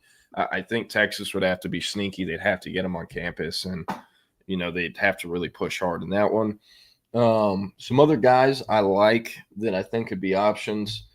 I'll just share my screen because it kind of helps, I guess, some of these guys. Aljor Miles. This is a kid that Texas offered in either early May or late April, like 2 days before he committed to SMU. So, I think they should stay on him. He's canceled his other visits after his SMU OV, which he committed on. And also rose into the top 247 shortly after. Had a great Under Armour Dallas, great performance there, great testing data, and on top of the great production he's had at Kaufman. And I think, a really good player and also profiles as kind of that big body outside guy. Brock Boyd, I doubt they'd look at this one just because he's already committed to Ohio State. But I mean, it's not like Ohio State's paying him a bunch. It's build your offense for $15. They have Chris Henry Jr. committed, and he costs $7 or $8. You got to fill in the class with 3 other bodies and split up the budget. So, they'd have to convince him, hey, don't play receiver for Brian Hartline, come play receiver for Chris Jackson. But could be an option. I think he's a great player and a player who could play at Texas, and was like 4th in the state in receiving yards. Hank Harris, this is a very intriguing kid, has yet to play a snap of varsity football, but is a 2026 receiver prospect with over half a dozen offers. He was wrapped up in the UIL RICO case that got basically the San Marcos football program shut down for a 3-year period. They illegally recruited like 20 to 30 players from area schools and were very bad about getting it covered up. So the UIL suspended all those players from varsity play for 3 years unless they went back to the high school they were always supposed to be at. And none of them did that for whatever reason. They all played JV. So as a freshman and as a sophomore, where he would have started on San Marcos' varsity, which is a 6A program, he was terrorizing JV opponents. But he didn't get to do that as a junior because he blew out his ACL in spring ball of his sophomore year. So the only film this kid has available is freshman and sophomore year JV tape. And this will be his first year as a senior, or first year on varsity. It'll be this year as a senior. Now, you're probably like, why the hell would Texas look at this kid? I've seen him in 7-on-7, if healthy, 1,000% a Power 4 receiver prospect, like an SEC Big Ten level talent. I fully believe that. Didn't compete at Under Armour this year because he's still recovering from the ACL injury from last spring. But he was very, very good at Under Armour Dallas in spring of 2024. Had one of the best performances there amongst receivers, and also tested like a freak for a kid who was verified at 6'2.5", 185 pounds. So could be one to watch. And also, like with the other, like there has to be at least 20 schools keeping track of this kid as a senior this year, because you can potentially get a difference-making SEC or Big Ten talent for like an incredibly cheap cost, because he will only have a senior year worth of varsity film. This is another kind of big body outside possession receiver I like. Keemian Henderson, state champ out of Carthage. OV to Kentucky, TCU, Arkansas. I think Kentucky or Arkansas are probably the landing spot there, but I mean, I don't have any intel on this. I haven't been tracking this one. But saw him at the state game last year. I've watched the film. Really, really like him. His good multi-sport data, and just a 50-50 ball winner, catch point winner. And I think, could be a backup option if Caden Finley goes to Notre Dame like we expect, kind of that big body outside receiver that Texas has been hunting for. And then y'all brought it up, but Jaden Warren, I do not know why Texas hasn't recruited this kid. He checks literally every single box they look for. Sub-11 speed, above 6'1", weighs, has good weight on him. He's 195 pounds and has consistently tested off the charts, whether it's Under Armour or National Combine. He's consistently been a top performer at every showcase he's attended. Down to Houston, SMU, TCU. I would expect it to be Houston. He's committing on, July 13th. That's 7-1-3. Put the pieces together. But if it isn't Houston, TCU is expected to be the choice. Great player. I know Texas has had him on an unofficial at least once for a game visit, but outside of that, it doesn't seem like they've really given him the time of the day, which kind of blows my mind. Jordan Clay. This is a guy I had an early crystal balling for. I did a crystal balling story on like June 3rd, 2 days after the Texas Elite Camp last year. And that's where I was the first one to put in a Texas pick for Jermaine Carlton, first one to put in a Texas pick for John Turntine. And I put in a pick for Clay at the time, and then ended up deleting it because I knew he wasn't going to end up at Texas by January, and that one was definitely trending Baylor's way. So he's still uncommitted. I think it might be too late at this point for Texas to get back in this one, but hey, you don't know if you don't shoot your shot. Yeah, I think go ahead. Kind of a part that we should talk about here is that it is going to be much easier for Texas to get some senior evals in than double back because of the way that wide receiver recruiting has gone. And just it's, times have changed. It's harder to double back on guys because they remember. And it's harder to do that when, like, for example, Jordan Clay will likely be committed to Baylor. 3-4 years ago, maybe even a couple cycles ago, you could have said, well, he's committed to Baylor, we can flip him. And this is, I'm not Baylor in specific, but some smaller Power 4 schools are not like these small opportunities to kids anymore. They're big deals. They've made them feel like big deals. They're getting paid well. That's the biggest part of it. They know what they're getting paid because they can find out early. So Texas can't just come in anymore and say, hey, Baylor's cool, but look at us, we're Texas. It's going to be easier to say, hey, we're Texas. We know that we didn't recruit you up until now. I think it's going to be, we just listed, Jordan, I just listed 6 or 7 names, but I really do think that it's going to be, it's going to come down to an in-state prospect that they've never recruited before, at least at a high level, like a Jaden Warren. Yeah. The Clay thing just continues to blow my mind. But last but not least, the last name I had, Kenny Darby. You're probably like, what the hell?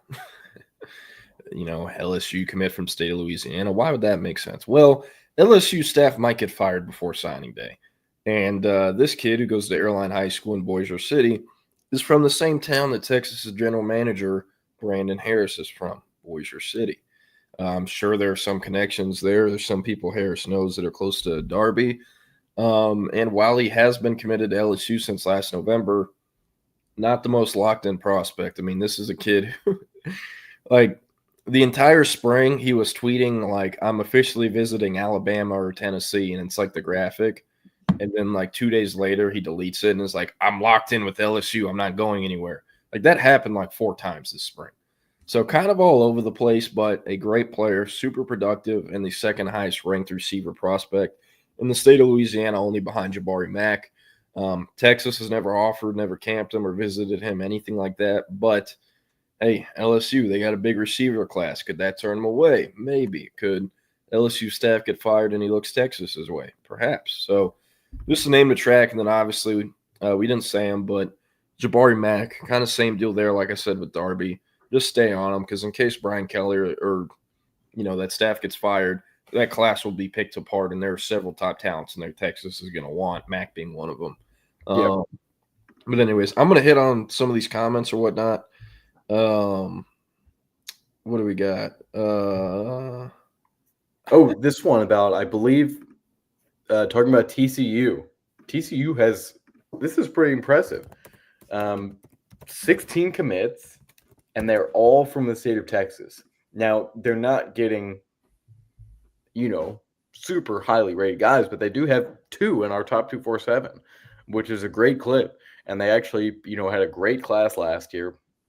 I've got Jesse Ford out of Arlington Martin and your boy, JB, Jason Bradford out of Temple. And then you kind of go down the list and see some guys that Texas really never recruited at a high level, but no one really would have been upset if they had. Like a Devon Robinson. Man, this is, out of Pasadena. He's an area guy that I know. Think this is a really great addition for TCU. Carter Buck, right behind me at Lake Travis, and Jordan's home. Rhett Gray out of Weatherford. Jack Dalton, quarterback at the Woodlands, who had, I think you saw the end of it, a great performance at state 7-on-7 and kind of flew under the radar. Almost was, not a college prospect.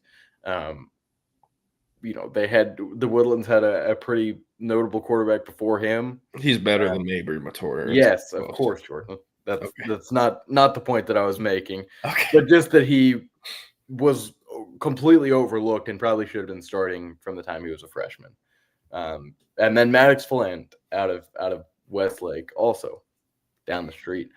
This is a great little class. Not even a little class. This is a great class TCU has going right now. Yeah. No, you are right. I actually do like it a lot. We should do a segment at some point this summer, once it's a little more dead later in the month, about just being sickos and going through like Big 12 classes or FBS classes in the state of Texas, because I'd love to talk about some lesser-known prospects. But one last note, at the top of the hour, I said that Kendall Graville would likely be deciding when we were on the air. Been able to confirm that it's not happening right now, and it will be around 4 or 5 p.m. Central Time. So we'll have some time to wait. That boy rubbing his hands together like this. Yeah, tell him to bring me my money. Real quick, I can't tell if this is a troll about Ojo and Ohio State. I don't know. I can't check right now because I'm on air and can't just call people. But I'd be very surprised if Felix Ojo ended up at Ohio State and not Texas on the 4th of July. Ohio State has 3 offensive tackle commits and a kid committed to play guard who can play tackle in a pinch. He's 6'5". If they get Ojo, it would be genuinely one of, if not the biggest surprises of my time in the recruiting industry, which goes back to 2022 in an official capacity. So, again, we've been on air. We haven't been able to check. I can't tell if it's a troll or not, but I would continue to be legitimately blown away and surprised if Ojo didn't end up at Texas on Friday. It's been years in the making. They need a difference maker at left tackle, so they got to figure it out. But anyways, Will, unless you got anything else, we're gonna get out of here.